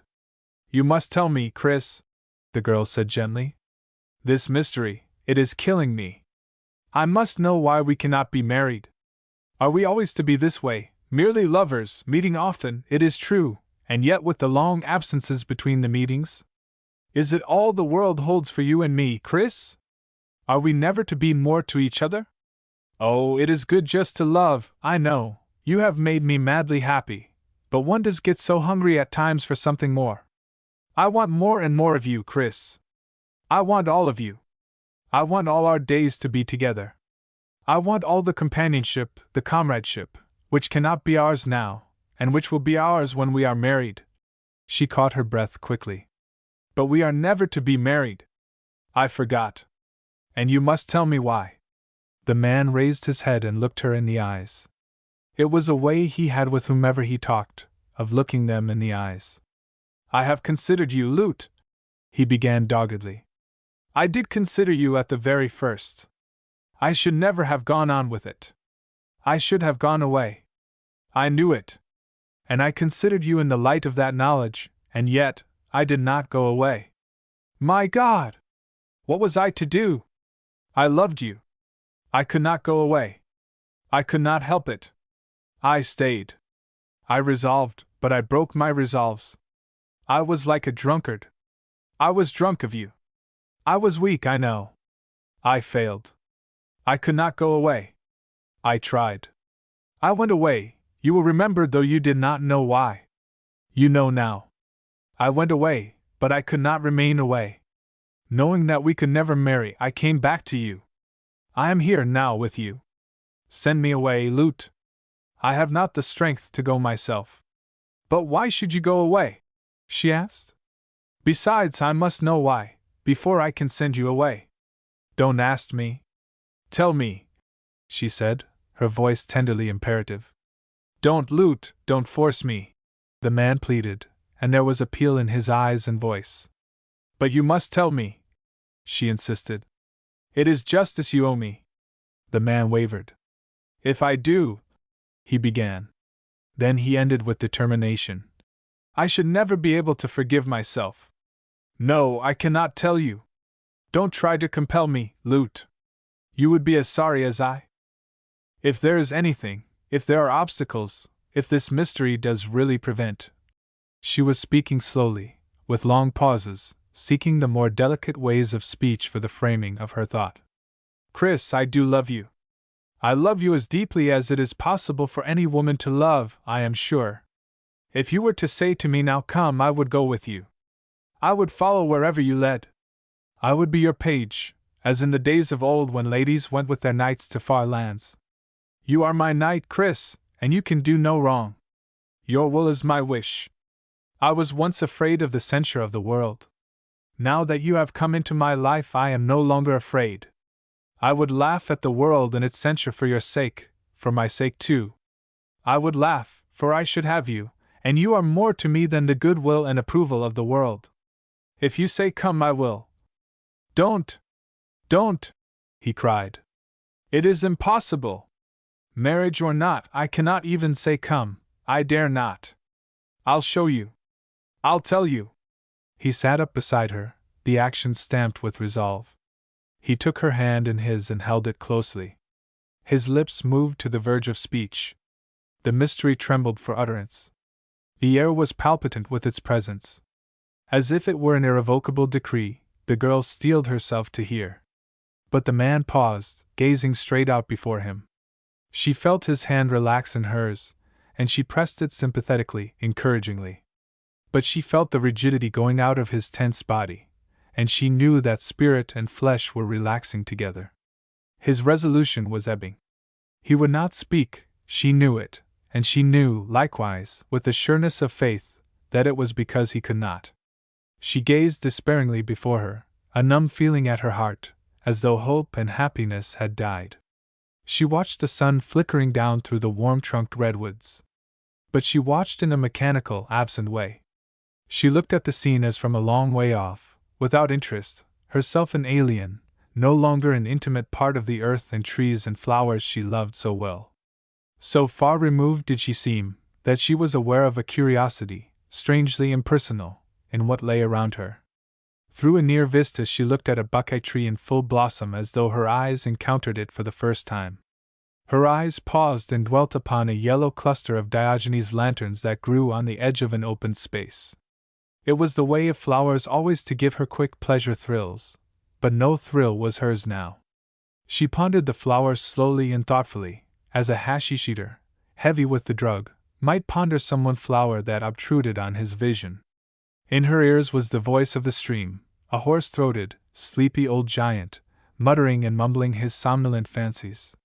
But her fancy was not in turn aroused, as was its wont. She knew the sound merely for water rushing over the rocks of the deep canyon bottom, that, and nothing more. Her gaze wandered on beyond the Diogenes lanterns into the open space.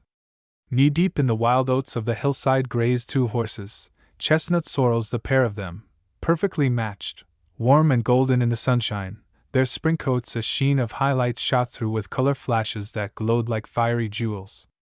She recognized, almost with a shock, that one of them was hers, Dolly, the companion of her girlhood and womanhood, on whose neck she had sobbed her sorrows and sung her joys. A moistness welled into her eyes at the sight, and she came back from the remoteness of her mood, quick with passion and sorrow, to be part of the world again. The man sank forward from the hips, relaxing entirely, and with a groan dropped his head on her knee. She leaned over him and pressed her lips softly and lingeringly to his hair. "Come, let us go," she said, almost in a whisper. She caught her breath in a half-sob, then tightened her lips as she rose. His face was white to ghastliness, so shaken was he by the struggle through which he had passed. They did not look at each other, but walked directly to the horses. She leaned against Dolly's neck while he tightened the girths. Then she gathered the reins in her hand and waited. He looked at her as he bent down, an appeal for forgiveness in his eyes, and in that moment her own eyes answered. Her foot rested in his hands, and from there she vaulted into the saddle. Without speaking, without further looking at each other, they turned the horses' heads and took the narrow trail that wound down through the somber redwood aisles and across the open glades to the pasture lands below. The trail became a cowpath, the cowpath became a wood road, which later joined with a hay road, and they rode down through the low-rolling, tawny California hills to where a set of bars led out on the county road which ran along the bottom of the valley. The girl sat her horse while the man dismounted and began taking down the bars. "No, wait!" she cried, before he had touched the two lower bars. She urged the mare forward a couple of strides, and then the animal lifted over the bars in a clean little jump.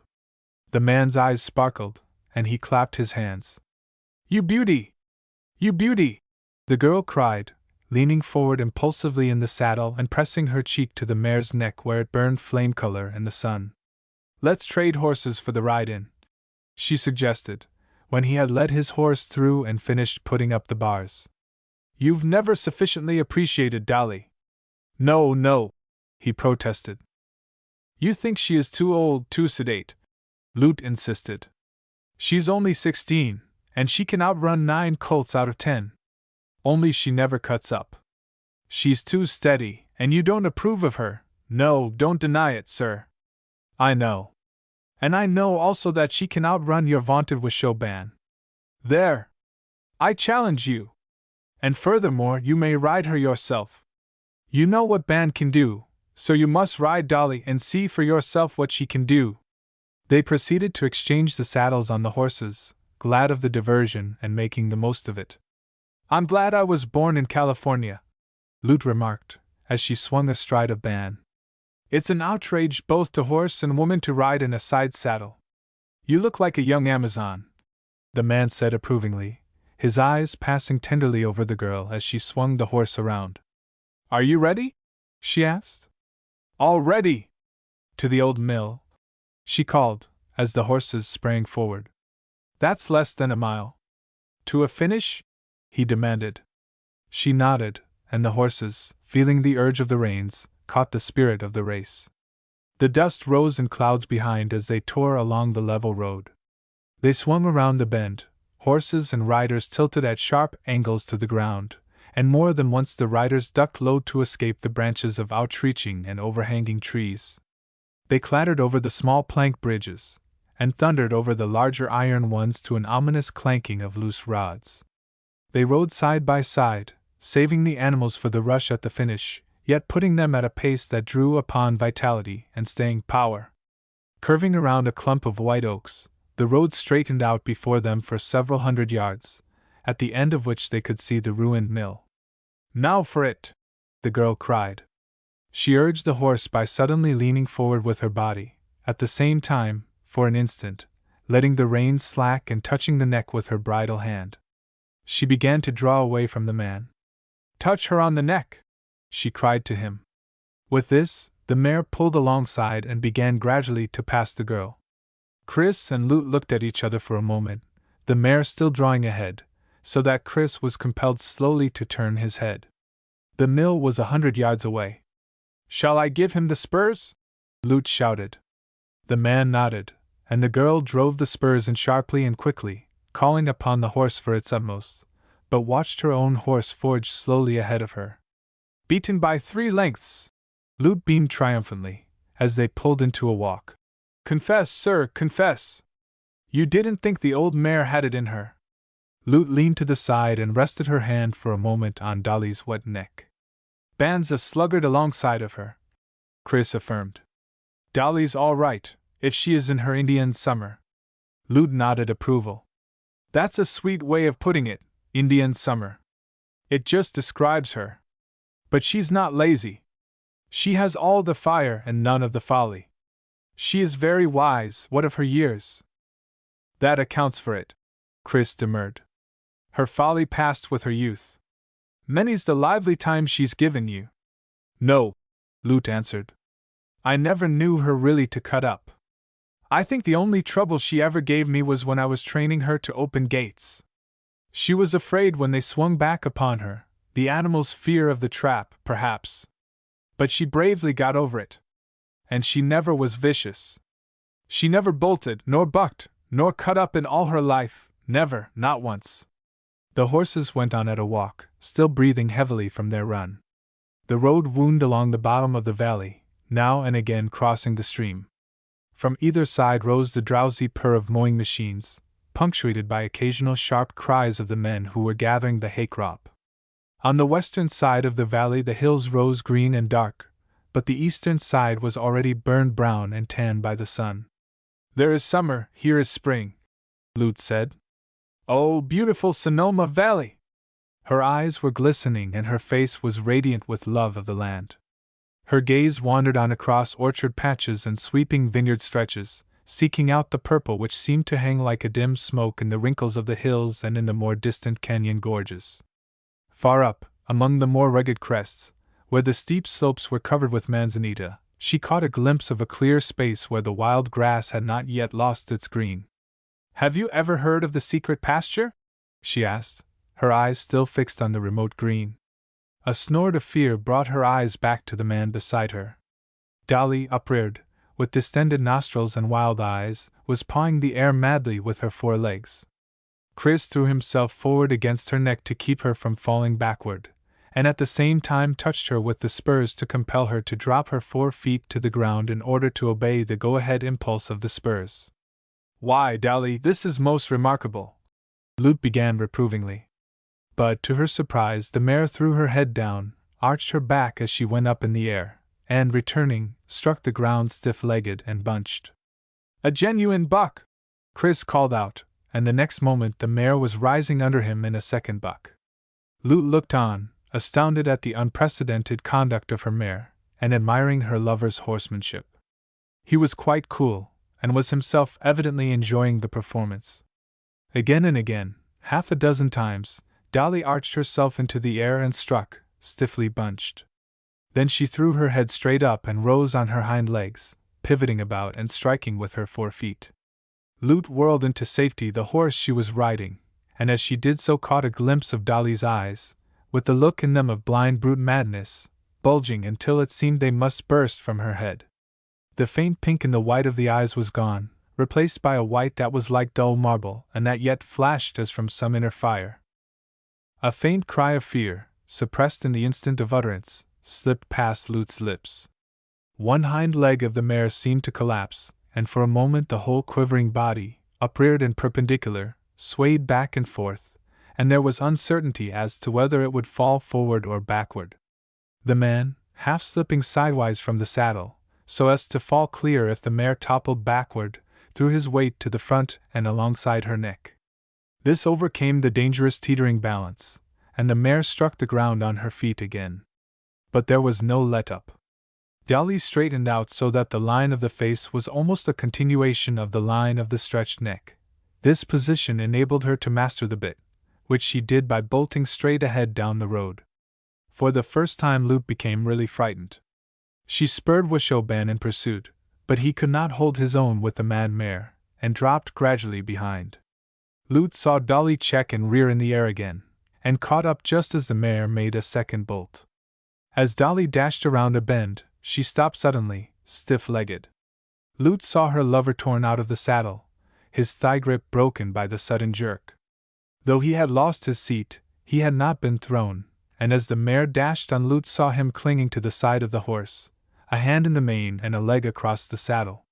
With a quick cavort he regained his seat and proceeded to fight with the mare for control. But Dolly swerved from the road and dashed down a grassy slope yellowed with innumerable Mariposa lilies. An ancient fence at the bottom was no obstacle. She burst through as though it were filmy spider web and disappeared in the underbrush. Lute followed unhesitatingly, putting Ban through the gap in the fence and plunging on into the thicket. She lay along his neck closely, to escape the ripping and tearing of the trees and vines.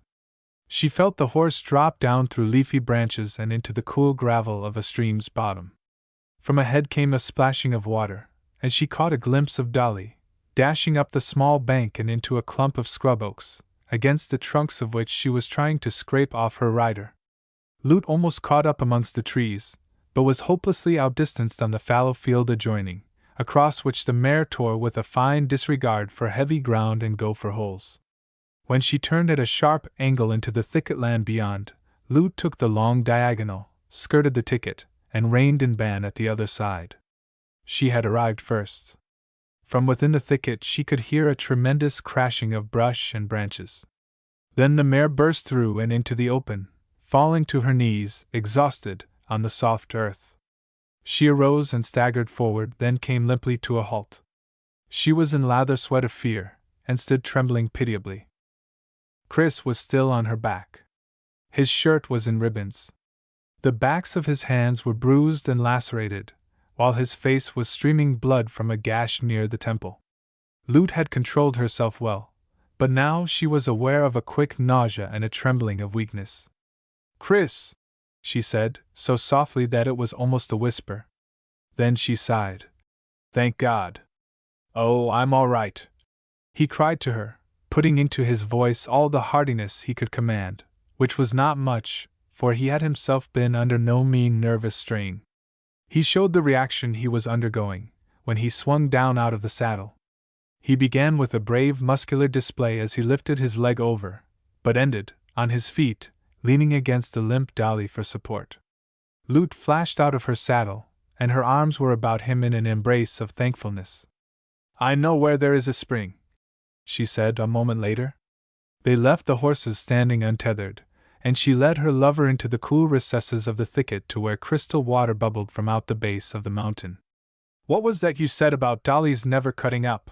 he asked, when the blood had been stanched and his nerves and pulse beats were normal again. "I am stunned," Lute answered. "I cannot understand it. She never did anything like it in all her life. And all animals like you so. It's not because of that. Why, she is a child's horse. I was only a little girl when I first rode her, and to this day—" "Well, this day she was everything but a child's horse," Chris broke in. "She was a devil. She tried to scrape me off against the trees, and to batter my brains out against the limbs. She tried all the lowest and narrowest places she could find. You should have seen her squeeze through. And did you see those bucks?" Lute nodded. "Regular bucking bronco proposition." "But what should she know about bucking?" Lute demanded. "She was never known to buck, never." He shrugged his shoulders. "Some forgotten instinct, perhaps, long lapsed and come to life again." The girl rose to her feet determinedly. "I'm going to find out," she said. They went back to the horses, where they subjected Dolly to a rigid examination that disclosed nothing. Hoofs, legs, bit, mouth, body, everything was as it should be. The saddle and saddlecloth were innocent of burr or sticker, the back was smooth and unbroken. They searched for sign of snake bite and sting of fly or insect, but found nothing. "Whatever it was subjective, that much is certain," Chris said. "Obsession," Lute suggested. They laughed together at the idea, for both were 20th century products, healthy-minded and normal, with souls that delighted in the butterfly chase of ideals but that halted before the brink where superstition begins. "An evil spirit," Chris laughed. "But what evil have I done that I should be so punished?" "You think too much of yourself, sir," she rejoined.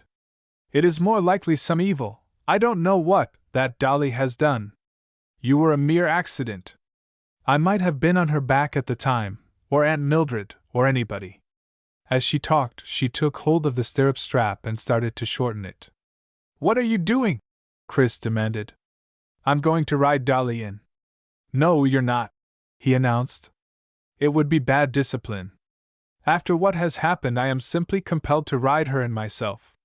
But it was a very weak and very sick mare he rode, stumbling and halting, afflicted with nervous jerks and recurring muscular spasms, the aftermath of the tremendous orgasm through which she had passed. "I feel like a book of verse in a hammock, after all that has happened," Lute said as they rode into camp. It was a summer camp of city-tired people, pitched in a grove of towering redwoods through whose lofty boughs the sunshine trickled down, broken and subdued to soft light and cool shadow.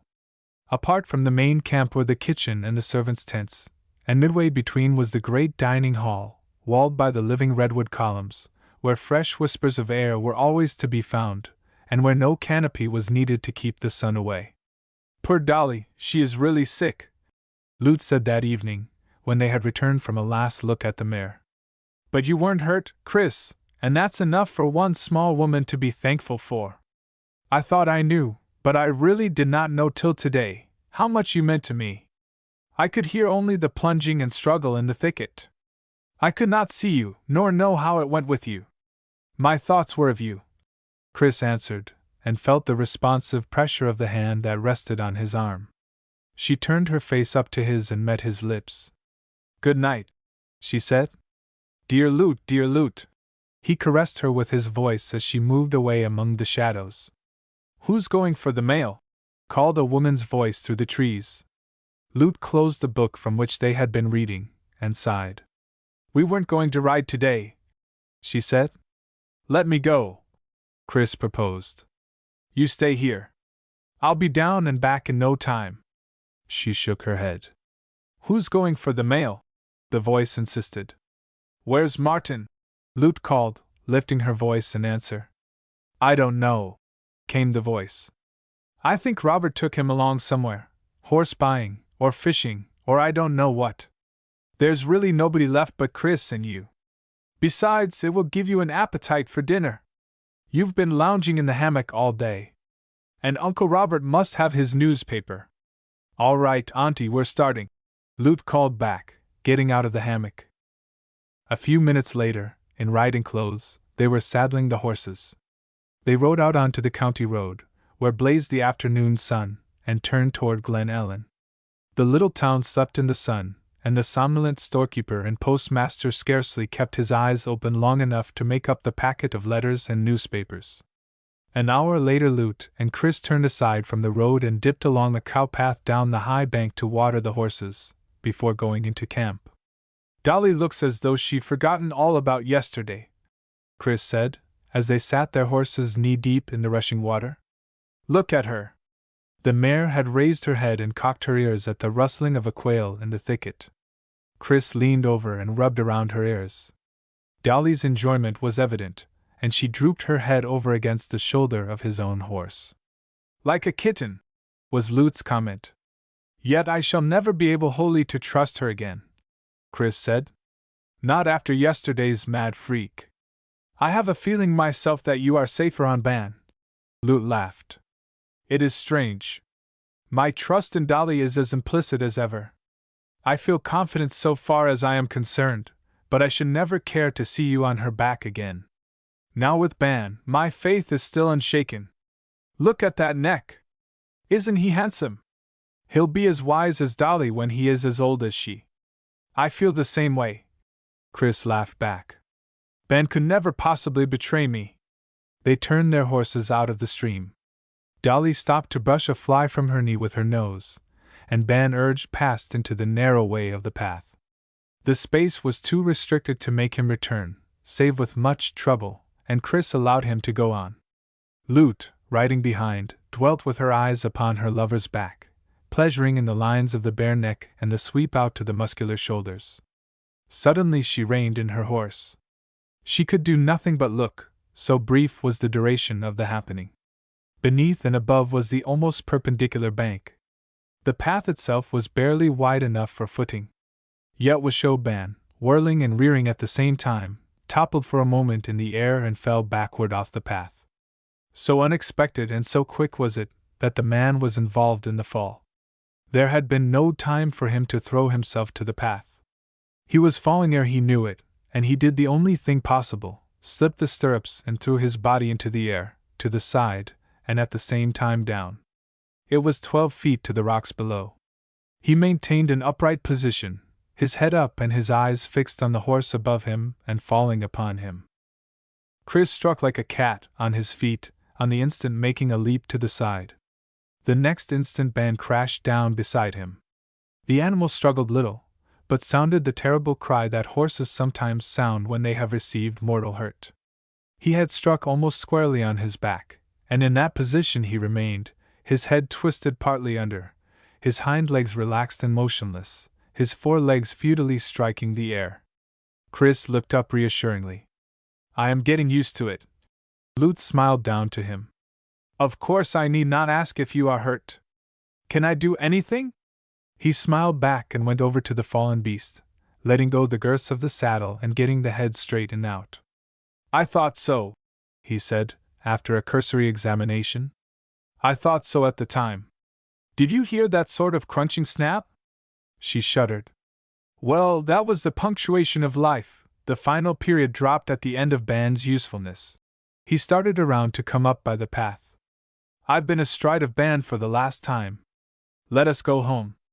At the top of the bank Chris turned and looked down. Goodbye, Washoe Ban, he called out. Goodbye, old fellow. The animal was struggling to lift its head. There were tears in Chris's eyes as he turned abruptly away, and tears in Lute's eyes as they met his. She was silent in her sympathy, though the pressure of her hand was firm in his as he walked beside her horse down the dusty road. It was done deliberately, Chris burst forth suddenly. There was no warning. He deliberately flung himself over backward. There was no warning, Lute concurred. I was looking. I saw him. He whirled and threw himself at the same time, just as if you had done it yourself, with a tremendous jerk and backward pull on the bit. It was not my hand, I swear it. I was not even thinking of him. He was going up with a fairly loose rein, as a matter of course. I should have seen it had you done it, Lute said. But it was all done before you had a chance to do anything. It was not your hand, not even your unconscious hand. Then it was some invisible hand, reaching out from I don't know where. He looked up whimsically at the sky and smiled at the conceit. Martin stepped forward to receive Dolly, when they came into the stable end of the grove, but his face expressed no surprise at sight of Chris coming in on foot. Chris lingered behind Lute for a moment. Can you shoot a horse? He asked. The groom nodded, then added, Yes, sir, with a second and deeper nod. How do you do it? Draw a line from the eyes to the ears, I mean the opposite ears, sir. And where the lines cross. That will do, Chris interrupted. You know the watering place at the second bend. You'll find Ban there with a broken back. Oh, here you are, sir. I have been looking for you everywhere since dinner. You are wanted immediately. Chris tossed his cigar away, then went over and pressed his foot on its glowing fire. You haven't told anybody about it, Ban? He queried. Lute shook her head. They'll learn soon enough. Martin will mention it to Uncle Robert tomorrow. But don't feel too bad about it, she said, after a moment's pause, slipping her hand into his. He was my colt, he said. Nobody has ridden him but you. I broke him myself. I knew him from the time he was born. I knew every bit of him, every trick, every caper, and I would have staked my life that it was impossible for him to do a thing like this. There was no warning, no fighting for the bit, no previous unruliness. I have been thinking it over. He didn't fight for the bit, for that matter. He wasn't unruly, nor disobedient. There wasn't time. It was an impulse, and he acted upon it like lightning. I am astounded now at the swiftness with which it took place. Inside the first second we were over the edge and falling. It was deliberate suicide. An attempted murder. It was a trap. I was the victim. He had me, and he threw himself over with me. Yet he did not hate me. He loved me, as much as it is possible for a horse to love. I am confounded. I cannot understand it any more than you can understand Dolly's behavior yesterday. But horses go insane, Chris, Lute said. You know that. It's merely coincidence that 2 horses in 2 days should have spells under you. That's the only explanation, he answered, starting off with her. But why am I wanted urgently? Planchette.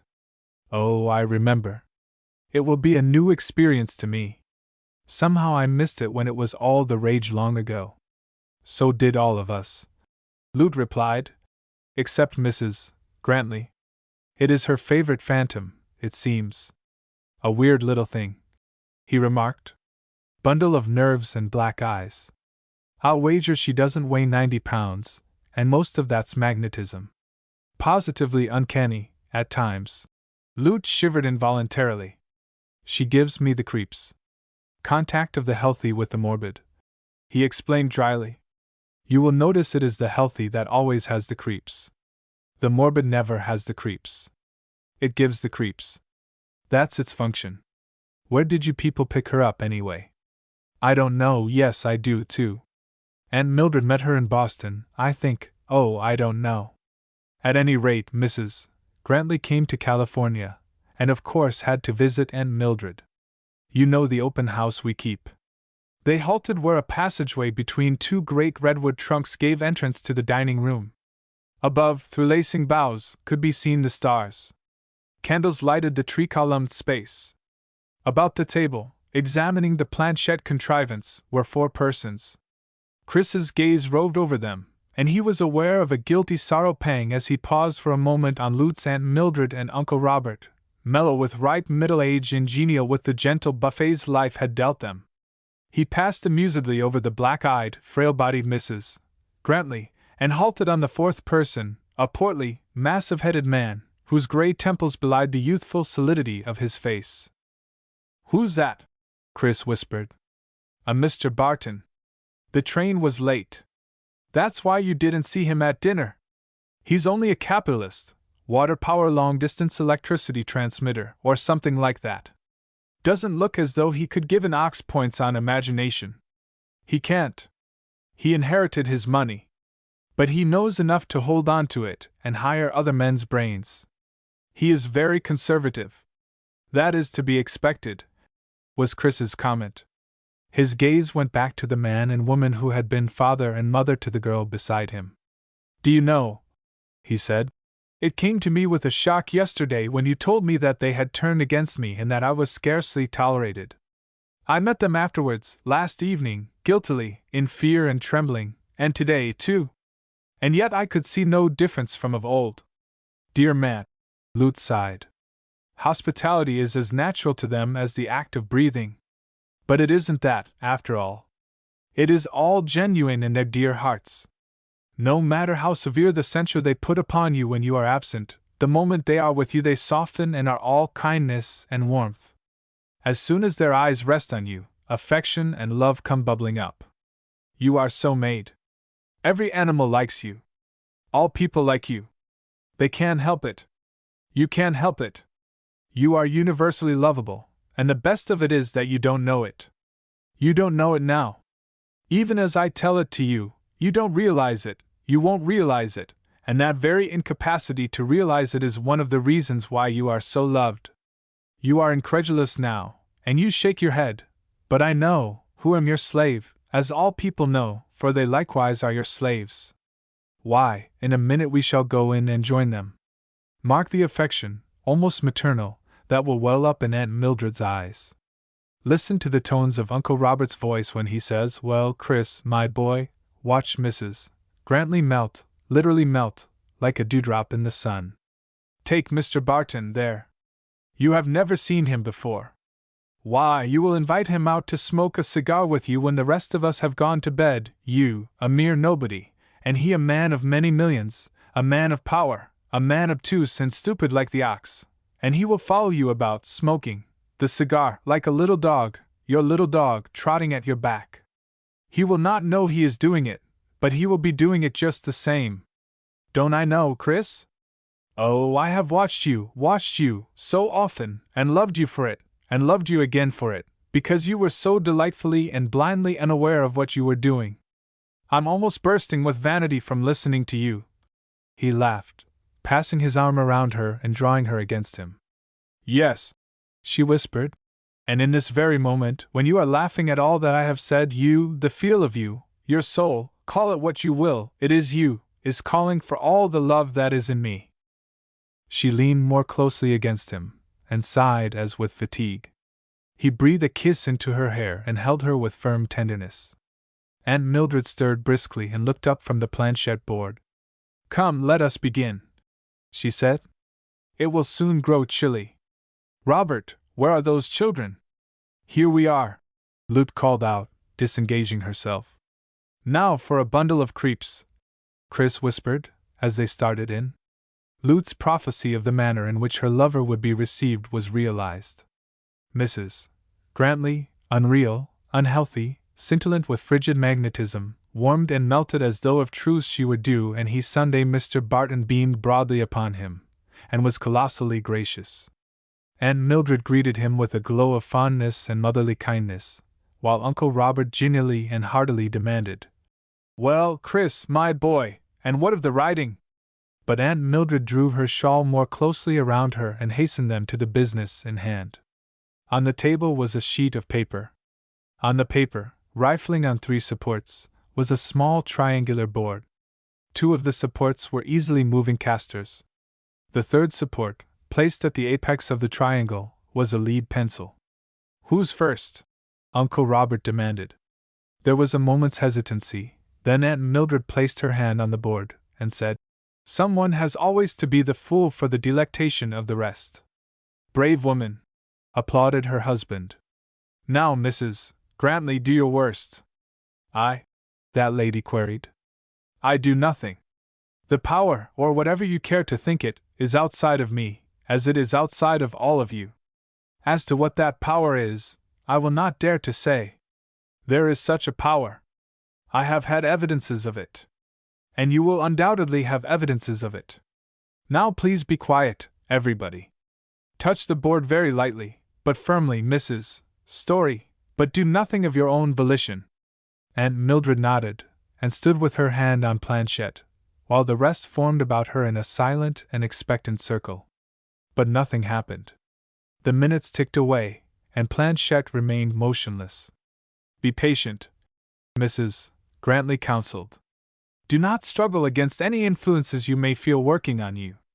But do not do anything yourself. The influence will take care of that.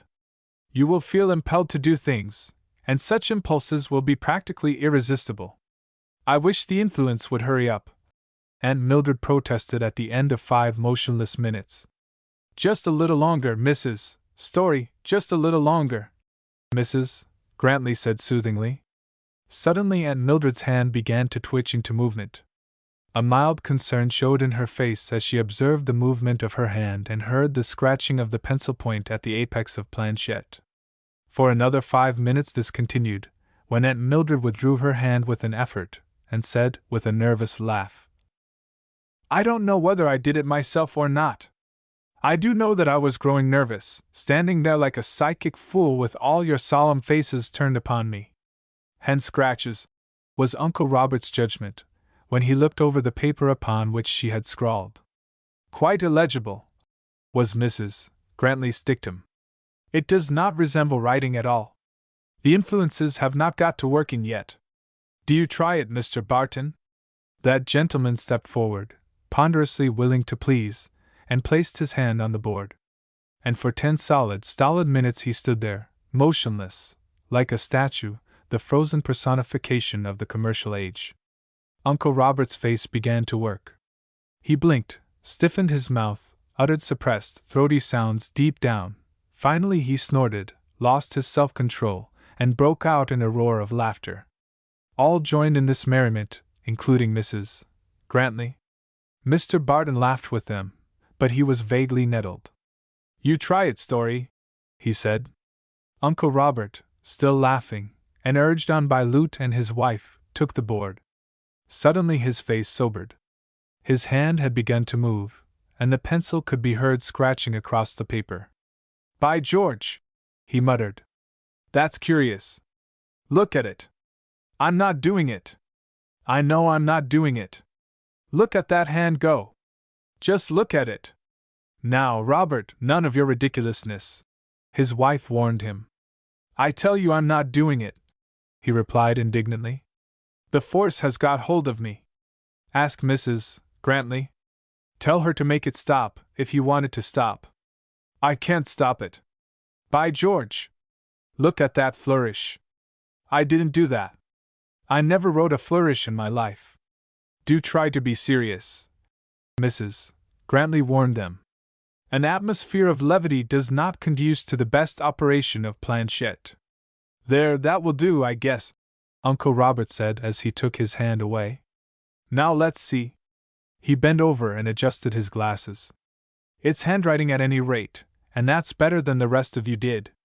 Here, Lute, your eyes are young. Oh, what flourishes! Lute exclaimed, as she looked at the paper. And look there are 2 different handwritings. She began to read. This is the first lecture. Concentrate on this sentence. I am a positive spirit and not negative to any condition. Then follow with concentration on positive love. After that, peace and harmony will vibrate through and around your body. Your soul, the other writing breaks right in. This is the way it goes. Bullfrog 95, Dixie 16, Golden Anchor 65, Gold Mountain 13, Jim Butler 70, Jumbo 75, North Star 42, Rescue 7, Black Butte 75, Brown Hope 16, Iron Top 3. Iron Top's pretty low, Mr. Barton murmured. Robert, you've been dabbling again, Aunt Mildred cried accusingly. No, I've not, he denied. I only read the quotations. But how the devil, I beg your pardon, they got there on that piece of paper I'd like to know. Your subconscious mind, Chris suggested. You read the quotations in today's paper. No, I didn't, but last week I glanced over the column. A day or a year is all the same in the subconscious mind, said Mrs. Grantley. The subconscious mind never forgets. But I am not saying that this is due to the subconscious mind. I refuse to state to what I think it is due. But how about that other stuff? Uncle Robert demanded. Sounds like what I'd think Christian Science ought to sound like. Or Theosophy, Aunt Mildred volunteered. Some message to a neophyte. Go on, read the rest, her husband commanded. This puts you in touch with the mightier spirits, Lute read. You shall become one with us, and your name shall be Arya, and you shall, Conqueror 20, Empire 12, Columbia Mountain 18, Midway 140, and that is all. Oh no! Here's a last flourish, Arya, from Candor. That must surely be the Mahatma. I'd like to have you explain that Theosophy stuff on the basis of the subconscious mind, Chris, Uncle Robert challenged. Chris shrugged his shoulders. No explanation. You must have got a message intended for someone else. Lines were crossed, eh? Uncle Robert chuckled. Multiplex spiritual wireless telegraphy, I'd call it. It is nonsense, Mrs. Grantley said. I never knew Planchette to behave so outrageously. There are disturbing influences at work. I felt them from the first. Perhaps it is because you are all making too much fun of it. You are too hilarious. A certain befitting gravity should grace the occasion, Chris agreed, placing his hand on Planchette. Let me try. And not one of you must laugh or giggle, or even think laugh or giggle. And if you dare to snort even once, Uncle Robert, there is no telling what occult vengeance may be wreaked upon you. I'll be good, Uncle Robert rejoined. But if I really must snort, may I silently slip away? Chris nodded. His hand had already begun to work. There had been no preliminary twitchings nor tentative essays at writing. At once his hand had started off, and Planchette was moving swiftly and smoothly across the paper. Look at him, Lute whispered to her aunt. See how white he is. Chris betrayed disturbance at the sound of her voice, and thereafter silence was maintained. Only could be heard the steady scratching of the pencil. Suddenly, as though it had been stung, he jerked his hand away. With a sigh and a yawn he stepped back from the table, then glanced with the curiosity of a newly awakened man at their faces. I think I wrote something, he said. I should say you did, Mrs. Grantley remarked with satisfaction, holding up the sheet of paper and glancing at it. Read it aloud, Uncle Robert said. Here it is, then. It begins with beware written 3 times, and in much larger characters than the rest of the writing. Beware! Beware! Beware! Chris Dunbar, I intend to destroy you. I have already made 2 attempts upon your life, and failed. I shall yet succeed. So sure am I that I shall succeed that I dare to tell you. I do not need to tell you why. In your own heart you know the wrong you are doing, and here it abruptly ends. Mrs. Grantley laid the paper down on the table and looked at Chris, who had already become the center of all eyes, and who was yawning as from an overpowering drowsiness. Quite a sanguinary turn, I should say, Uncle Robert remarked. I have already made 2 attempts upon your life. Mrs. Grantley read from the paper, which she was going over a second time. On my life? Chris demanded between yawns. Why, my life hasn't been attempted even once. I am sleepy. Ah, my boy, you are thinking of flesh and blood men, Uncle Robert laughed. But this is a spirit. Your life has been attempted by unseen things. Most likely ghostly hands have tried to throttle you in your sleep. Oh, Chris, Lute cried impulsively. This afternoon. The hand you said must have seized your rein. But I was joking, he objected. Nevertheless, Lute left her thought unspoken. Mrs. Grantley had become keen on the scent. What was that about this afternoon? Was your life in danger? Chris's drowsiness had disappeared. I'm becoming interested myself, he acknowledged. We haven't said anything about it. Ben broke his back this afternoon. He threw himself off the bank, and I ran the risk of being caught underneath.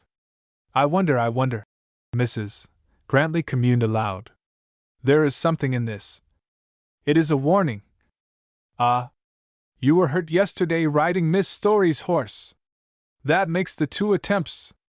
She looked triumphantly at them. Planchette had been vindicated. Nonsense, laughed Uncle Robert, but with a slight hint of irritation in his manner. Such things do not happen these days. This is the 20th century, my dear madam.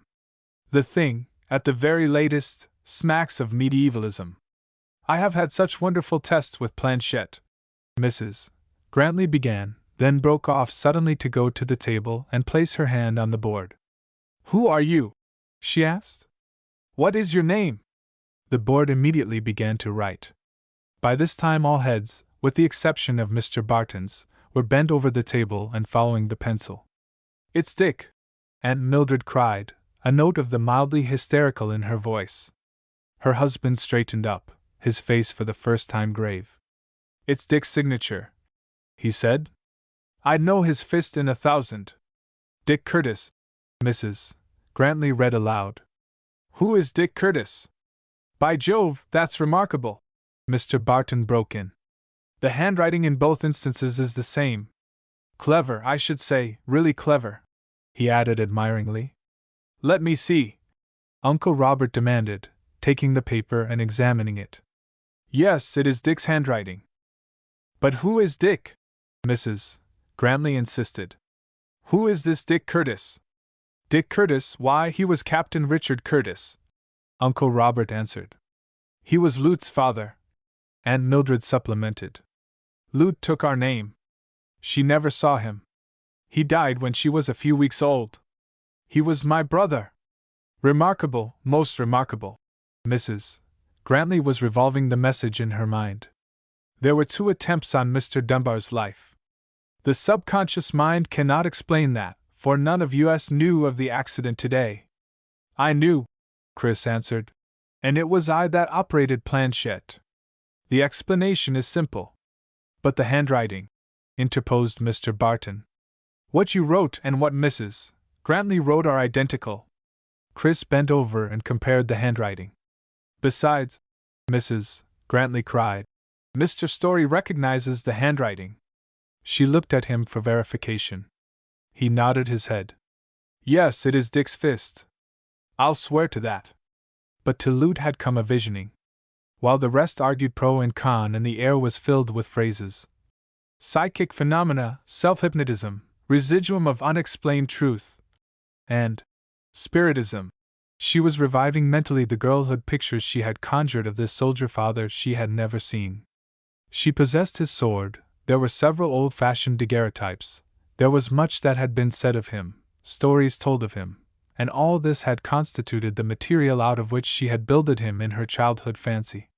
There is the possibility of one mind unconsciously suggesting to another mind, Mrs.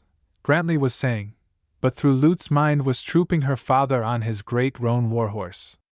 Now he was leading his men. She saw him on lonely scouts, or in the midst of the yelling Indians at Salt Meadows, when of his command he returned with 1 man in 10. And in the picture she had of him, in the physical semblance she had made of him, was reflected his spiritual nature, reflected by her worshipful artistry in form and feature and expression, his bravery, his quick temper, his impulsive championship, his madness of wrath in a righteous cause, his warm generosity and swift forgiveness, and his chivalry that epitomized codes and ideals primitive as the days of knighthood. And first, last, and always dominating all, she saw in the face of him the hot passion and quickness of deed that had earned for him the name Fighting Dick Curtis. Let me put it to the test, she heard Mrs. Grantley saying. Let Miss Story try Planchette. There may be a further message. No, no, I beg of you, Aunt Mildred interposed. It is too uncanny. It surely is wrong to tamper with the dead. Besides, I am nervous. Or, better, let me go to bed, leaving you to go on with your experiments. That will be the best way, and you can tell me in the morning. Mingled with the good nights were half-hearted protests from Mrs. Grantley, as Aunt Mildred withdrew.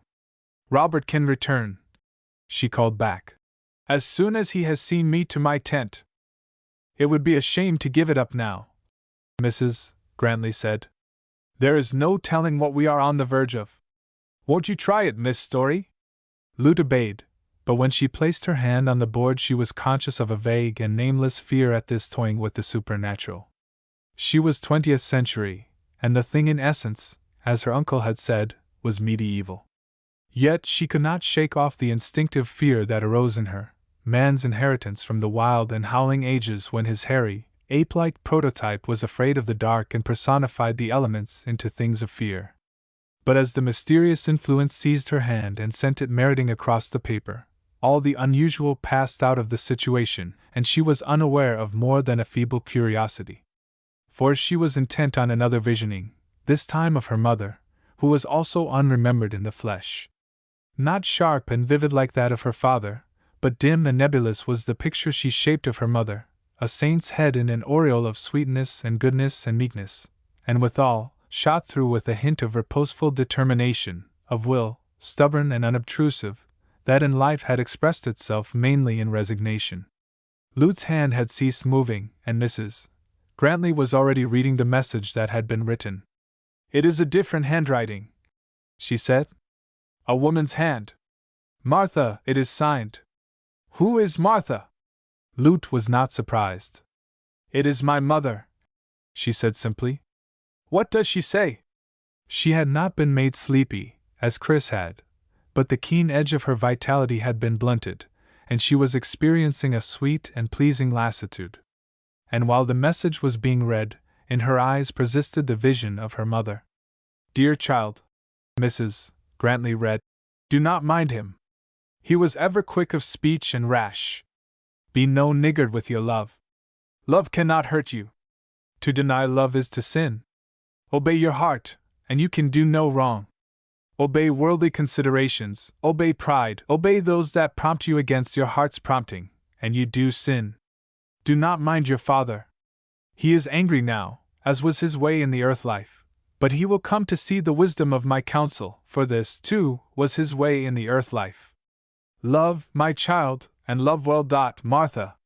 Let me see it, Lute cried, seizing the paper and devouring the handwriting with her eyes. She was thrilling with unexpressed love for the mother she had never seen, and this written speech from the grave seemed to give more tangibility to her having ever existed than did the vision of her. This is remarkable, Mrs. Grantley was reiterating.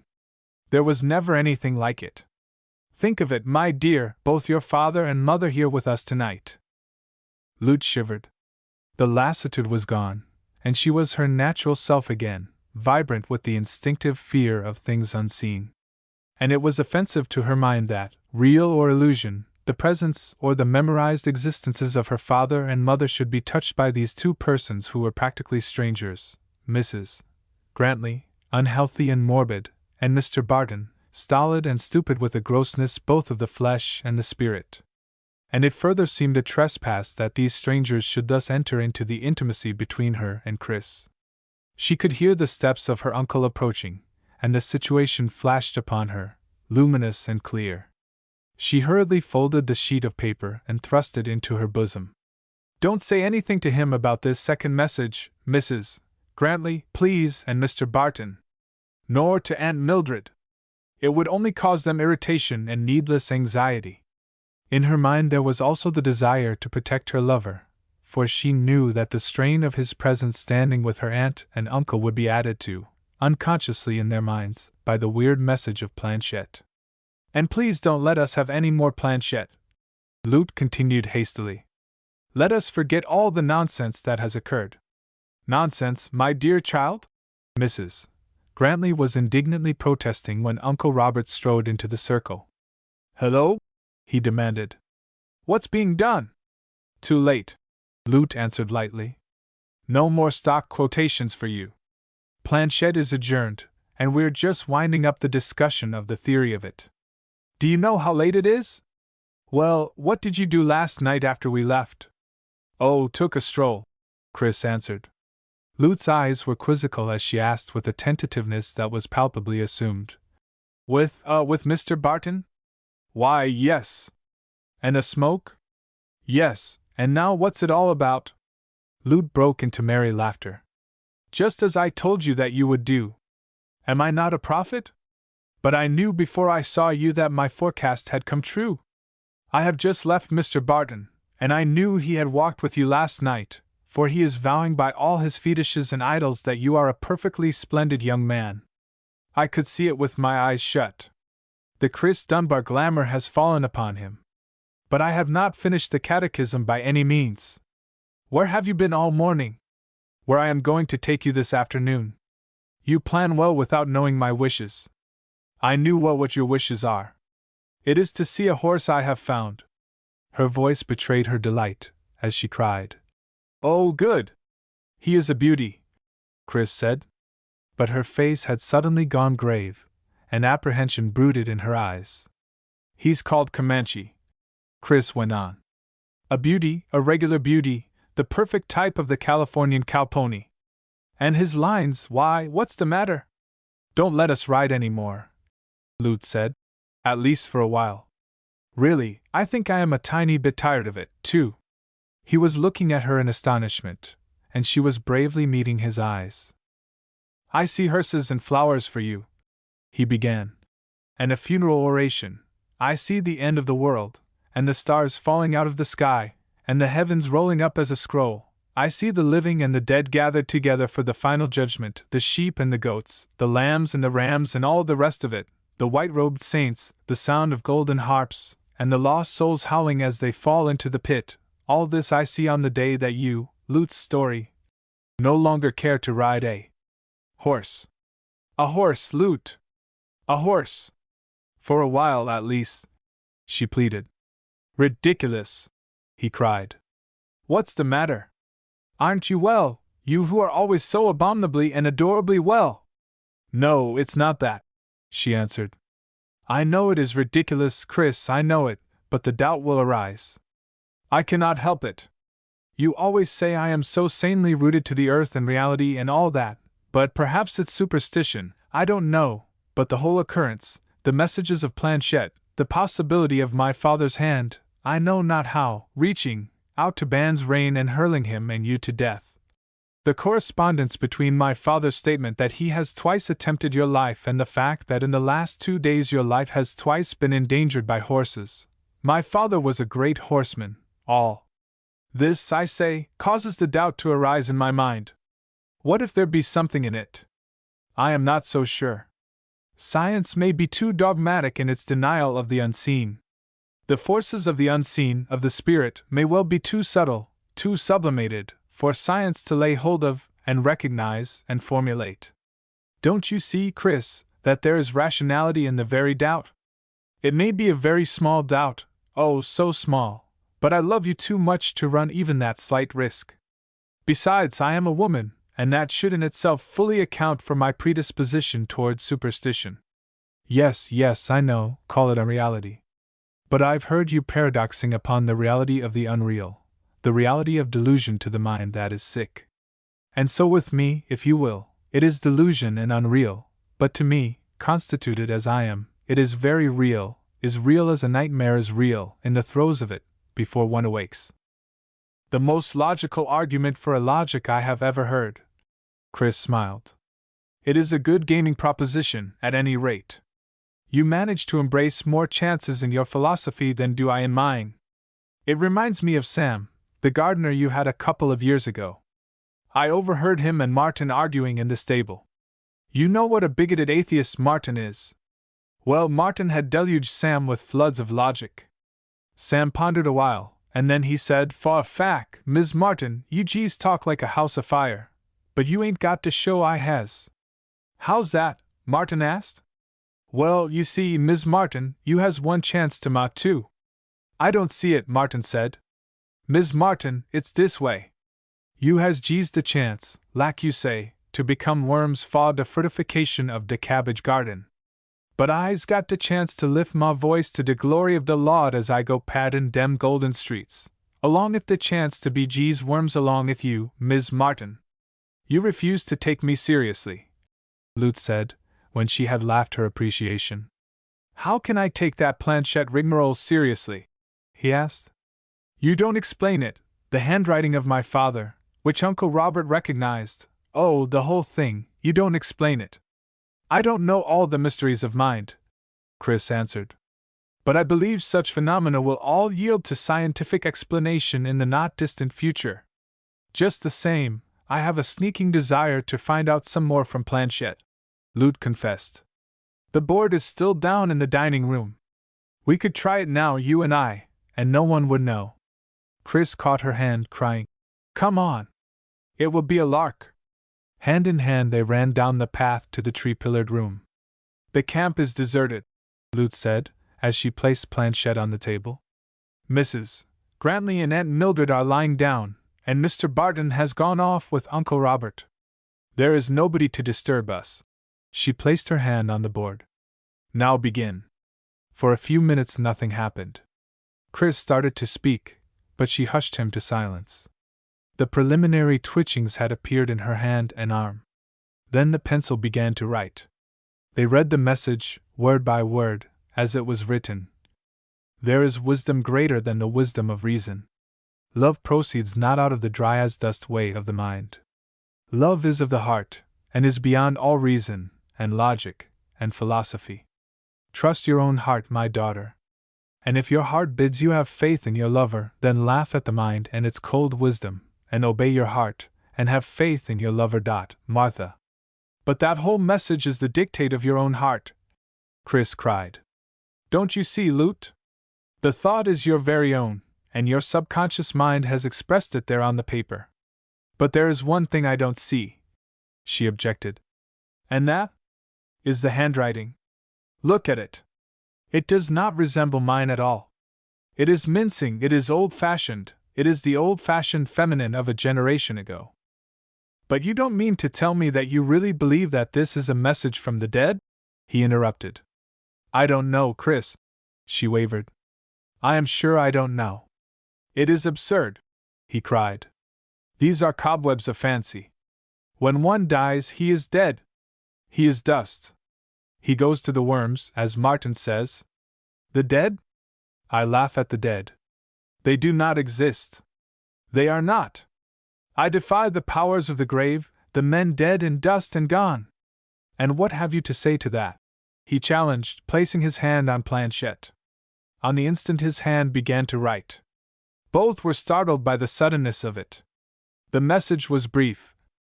Beware! Beware! Beware! He was distinctly sobered, but he laughed. It is like a miracle play. Death we have, speaking to us from the grave.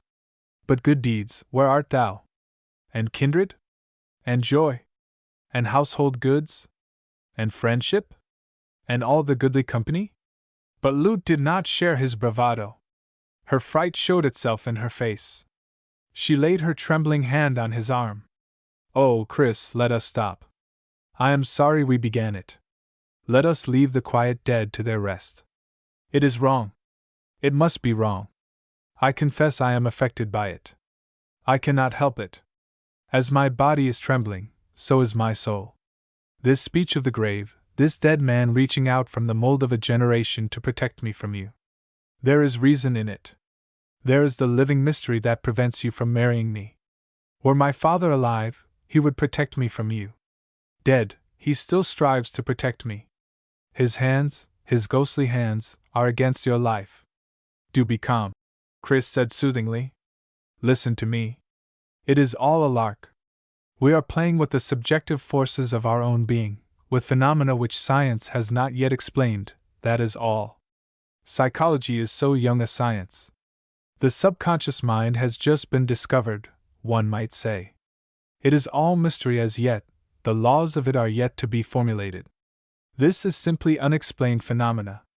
But that is no reason that we should immediately account for it by labeling it spiritism. As yet we do not know, that is all. As for Planchet. He abruptly ceased, for at that moment, to enforce his remark, he had placed his hand on Planchet, and at that moment his hand had been seized, as by a paroxysm, and sent dashing, willy-nilly, across the paper, writing as the hand of an angry person would write. "No, I don't care for any more of it," Lutz said, when the message was completed. "It is like witnessing a fight between you and my father in the flesh. There is the savor in it of struggle and blows."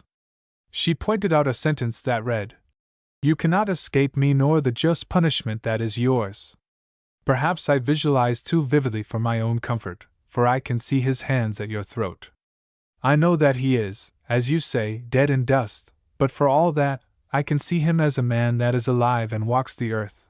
I see the anger in his face, the anger and the vengeance, and I see it all directed against you.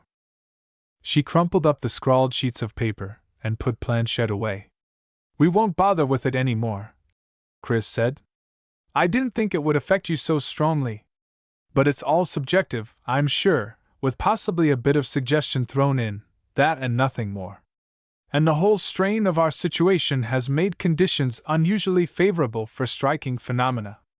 And about our situation," Lutz said, as they went slowly up the path they had run down. "What we are to do, I don't know. Are we to go on as we have gone on? What is best? Have you thought of anything?" He debated for a few steps. "I have thought of telling your uncle and aunt." "What you couldn't tell me?" she asked quickly. "No," he answered slowly. "But just as much as I have told you. I have no right to tell them more than I have told you." This time it was she that debated. "No, don't tell them," she said finally. "They wouldn't understand. I don't understand, for that matter, but I have faith in you, and in the nature of things they are not capable of this same implicit faith. You raise up before me a mystery that prevents our marriage, and I believe you, but they could not believe you without doubts arising as to the wrong and ill nature of the mystery. Besides, it would but make their anxieties greater. I should go away, I know I should go away," he said, half under his breath. "And I can. I am no weakling. Because I have failed to remain away once, is no reason that I shall fail again." She caught her breath with a quick gasp. "It is like a bereavement to hear you speak of going away and remaining away. I should never see you again. It is too terrible. And do not reproach yourself for weakness. It is I who am to blame. It is I who prevented you from remaining away before, I know. I wanted you so. I want you so. There is nothing to be done, Chris, nothing to be done but to go on with it and let it work itself out somehow. That is one thing we are sure of, it will work out somehow. But it would be easier if I went away," he suggested. "I am happier when you are here. The cruelty of circumstance," he muttered savagely. "Go or stay, that will be part of the working out. But I do not want you to go, Chris, you know that. And now no more about it. Talk cannot mend it. Let us never mention it again, unless some time, some wonderful, happy time, you can come to me and say, 'Lute, all is well with me. The mystery no longer binds me. I am free. Until that time let us bury it, along with Planchet and all the rest, and make the most of the little that is given us.' And now, to show you how prepared I am to make the most of that little, I am even ready to go with you this afternoon to see the horse, though I wish you wouldn't ride any more, for a few days anyway, or for a week. What did you say was his name?" "Comanche," he answered. "I know you will like him." Chris lay on his back, his head propped by the bare jutting wall of stone, his gaze attentively directed across the canyon to the opposing tree-covered slope. There was a sound of crashing through underbrush, the ringing of steel-shod hoofs on stone, and an occasional and mossy descent of a dislodged boulder that bounded from the hill and fetched up with a final splash in the torrent that rushed over a wild chaos of rocks beneath him. Now and again he caught glimpses, framed in green foliage, of the golden brown of Lutz's corduroy riding habit and of the bay horse that moved beneath her. She rode out into an open space where a loose earth slide denied lodgment to trees and grass. She halted the horse at the brink of the slide and glanced down it with a measuring eye. 40 feet beneath, the slide terminated in a small, firm surface terrace, the banked accumulation of fallen earth and gravel. "It's a good test," she called across the canyon. "I'm going to put him down it." The animal gingerly launched himself on the treacherous footing, irregularly losing and gaining his hind feet, keeping his forelegs stiff, and steadily and calmly, without panic or nervousness, extricating the 4 feet as fast as they sank too deep into the sliding earth that surged along in a wave before him. When the firm footing at the bottom was reached, he strode out on the little terrace with a quickness and springiness of gait, and with glintings of muscular fires that gave the lie to the calm deliberation of his movements on the slide. "Bravo!" Chris shouted across the canyon, clapping his hands. "The wisest-footed, clearest-headed horse I ever saw," Lute called back, as she turned the animal to the side and dropped down a broken slope of rubble and into the trees again. Chris followed her by the sound of her progress, and by occasional glimpses where the foliage was more open, as she zigzagged down the steep and trailless descent. She emerged below him at the rugged rim of the torrent, dropped the horse down a 3-foot wall, and halted to study the crossing. 4 feet out in the stream, a narrow ledge thrust above the surface of the water. Beyond the ledge boiled an angry pool.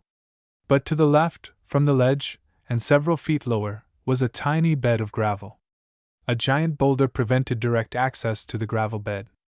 The only way to gain it was by first leaping to the ledge of rock. She studied it carefully, and the tightening of her bridle arm advertised that she had made up her mind. Chris, in his anxiety, had sat up to observe more closely what she meditated. "Don't tackle it," he called. "I have faith in Comanche," she called in return. "He can't make that side jump to the gravel," Chris warned. "He'll never keep his legs. He'll topple over into the pool. Not 1 horse in 1,000 could do that stunt. And Comanche is that very horse," she answered. "Watch him." She gave the animal his head, and he leaped cleanly and accurately to the ledge, striking with feet close together on the narrow space. On the instant he struck, Lute lightly touched his neck with the rein, impelling him to the left, and in that instant, tottering on the insecure footing, with front feet slipping over into the pool beyond, he lifted on his hind legs, with a half-turn, sprang to the left, and dropped squarely down to the tiny gravel bed. An easy jump brought him across the stream, and Lute angled him up the bank and halted before her lover. "Well?" she asked. "I am all tense," Chris answered. "I was holding my breath." "Buy him, by all means," Lute said, dismounting. "He is a bargain. I could dare anything on him. I never in my life had such confidence in a horse's feet. His owner says that he has never been known to lose his feet, that it is impossible to get him down." Buy him at once," she counseled, "before the man changes his mind. If you don't, I shall. Oh, such feet! I feel such confidence in them that when I am on him I don't consider he has feet at all. And he's quick as a cat, and instantly obedient. Bridle-wise is no name for it. You could guide him with silken threads. Oh, I know I'm enthusiastic, but if you don't buy him, Chris, I shall. Remember, I've second refusal." Chris smiled agreement as he changed the saddles. Meanwhile she compared the 2 horses. "Of course he doesn't match Dolly the way Ben did," she concluded regretfully. "But his coat is splendid just the same. And think of the horse that is under the coat." Chris gave her a hand into the saddle, and followed her up the slope to the county road. She reined in suddenly, saying, "We won't go straight back to camp. You forget dinner," he warned. "But I remember Comanche," she retorted. "We'll ride directly over to the ranch and buy him. Dinner will keep." "But the cook won't," Chris laughed. "She's already threatened to leave, what of our late comings?" "Even so," was the answer. "Aunt Mildred may have to get another cook, but at any rate we shall have got Comanche." They turned the horses in the other direction, and took the climb of the Nun Canyon road that led over the divide and down into the Napa Valley. But the climb was hard, the going was slow. Sometimes they topped the bed of the torrent by hundreds of feet, and again they dipped down and crossed and recrossed it 20 times in twice as many rods. They rode through the deep shade of clean-bunked maples and towering redwoods, to emerge on open stretches of mountain shoulder where the earth lay dry and cracked under the sun. On one such shoulder they emerged, where the road stretched level before them, for a quarter of a mile. On one side rose the huge bulk of the mountain. On the other side the steep wall of the canyon fell away in impossible slopes, and sheer drops to the torrent at the bottom. It was an abyss of green beauty and shady depths, pierced by vagrant shafts of the sun and mottled here and there by the sun's broader blazes. The sound of rushing water ascended on the windless air, and there was a hum of mountain bees. The horses broke into an easy lope. Chris rode on the outside, looking down into the great depths and pleasuring with his eyes in what he saw. Dissociating itself from the murmur of the bees, a murmur arose of falling water. It grew louder with every stride of the horses. "Look!" he cried. Lute leaned well out from her horse to see. Beneath them the water slid foaming down a smooth-faced rock to the lip, whence it leaped clear, a pulsating ribbon of white, a breath with movement, ever falling and ever remaining, changing its substance but never its form, an aerial waterway as immaterial as gauze and as permanent as the hills that spanned space and the free air from the lip of the rock to the tops of the trees far below, into whose green screen it disappeared to fall into a secret pool. They had flashed past. The descending water became a distant murmur that merged again into the murmur of the bees and ceased. Swayed by a common impulse, they looked at each other. "Oh, Chris, it is good to be alive, and to have you here by my side," he answered her by the warm light in his eyes. All things tended to key them to an exquisite pitch, the movement of their bodies, at one with the moving bodies of the animals beneath them, the gently stimulated blood caressing the flesh through and through with the soft vigors of health, the warm air fanning their faces, flowing over the skin with balmy and tonic touch, permeating them and bathing them, subtly, with faint, sensuous delight, and the beauty of the world, more subtly still, flowing upon them and bathing them in the delight that is of the spirit, and is personal and holy, that is inexpressible yet communicable by the flash of an eye and the dissolving of the veils of the soul. So looked they at each other, the horses bounding beneath them, the spring of the world and the spring of their youth astir in their blood, the secret of being trembling in their eyes to the brink of disclosure, as if about to dispel, with one magic word, all the irks and riddles of existence. The road curved before them, so that the upper reaches of the canyon could be seen, the distant bed of it towering high above their heads. They were rounding the curve, leaning toward the inside, gazing before them at the swift-growing picture. There was no sound of warning. She heard nothing, but even before the horse went down she experienced the feeling that the unison of the two leaping animals was broken. She turned her head, and so quickly that she saw Comanche fall. It was not a stumble nor a trip. He fell as though, abruptly in mid-leap, he had died or been struck a stunning blow. And in that moment she remembered Planchette. It seared her brain as a lightning flash of all-embracing memory. Her horse was back on its haunches, the weight of her body on the reins, but her head was turned and her eyes were on the falling Comanche. He struck the roadbed squarely, with his legs loose and lifeless beneath him. It all occurred in one of those age-long seconds that embrace an eternity of happening. There was a slight but perceptible rebound from the impact of Comanche's body with the earth. The violence with which he struck forced the air from his great lungs in an audible groan. His momentum swept him onward and over the edge. The weight of the rider on his neck turned him over head first as he pitched to the fall. She was off her horse, she knew not how, and to the edge. Her lover was out of the saddle and clear of Comanche, though held to the animal by his right foot, which was caught in the stirrup. The slope was too steep for them to come to a stop.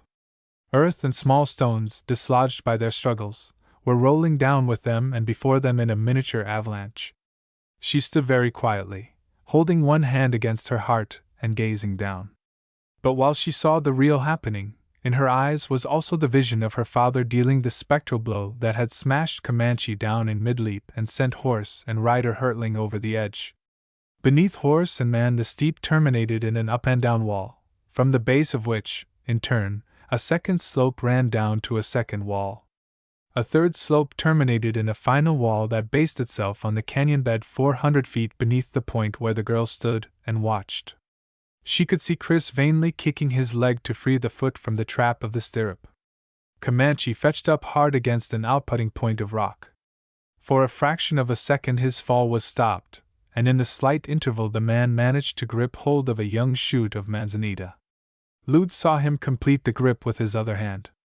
Then Comanche's fall began again. She saw the stirrup strap draw taut, then her lover's body and arms. The manzanita shoot yielded its roots, and horse and man plunged over the edge and out of sight. They came into view on the next slope, together and rolling over and over, with sometimes the man under and sometimes the horse. Chris no longer struggled, and together they dashed over to the third slope. Near the edge of the final wall, Comanche lodged on a buttock of stone. He lay quietly, and near him, still attached to him by the stirrup, face downward, lay his rider. If only he will lie quietly! Lute breathed aloud, her mind at work on the means of rescue. But she saw Comanche begin to struggle again, and clear on her vision, it seemed, was the spectral arm of her father clutching the reins and dragging the animal over. Comanche floundered across the hummock, the inert body following, and together, horse and man, they plunged from sight. They did not appear again. They had fetched bottom. Lute looked about her. She stood alone on the world. Her lover was gone. There was naught to show of his existence, save the marks of Comanche's hoofs on the road and of his body where it had slid over the brink. "Chris!" she called once, and twice, but she called hopelessly. Out of the depths, on the windless air, arose only the murmur of bees and of running water. "Chris!" she called yet a third time, and sank slowly down in the dust of the road. She felt the touch of Dolly's muzzle on her arm, and she leaned her head against the mare's neck and waited. She knew not why she waited, nor for what, only there seemed nothing else but waiting left for her to do,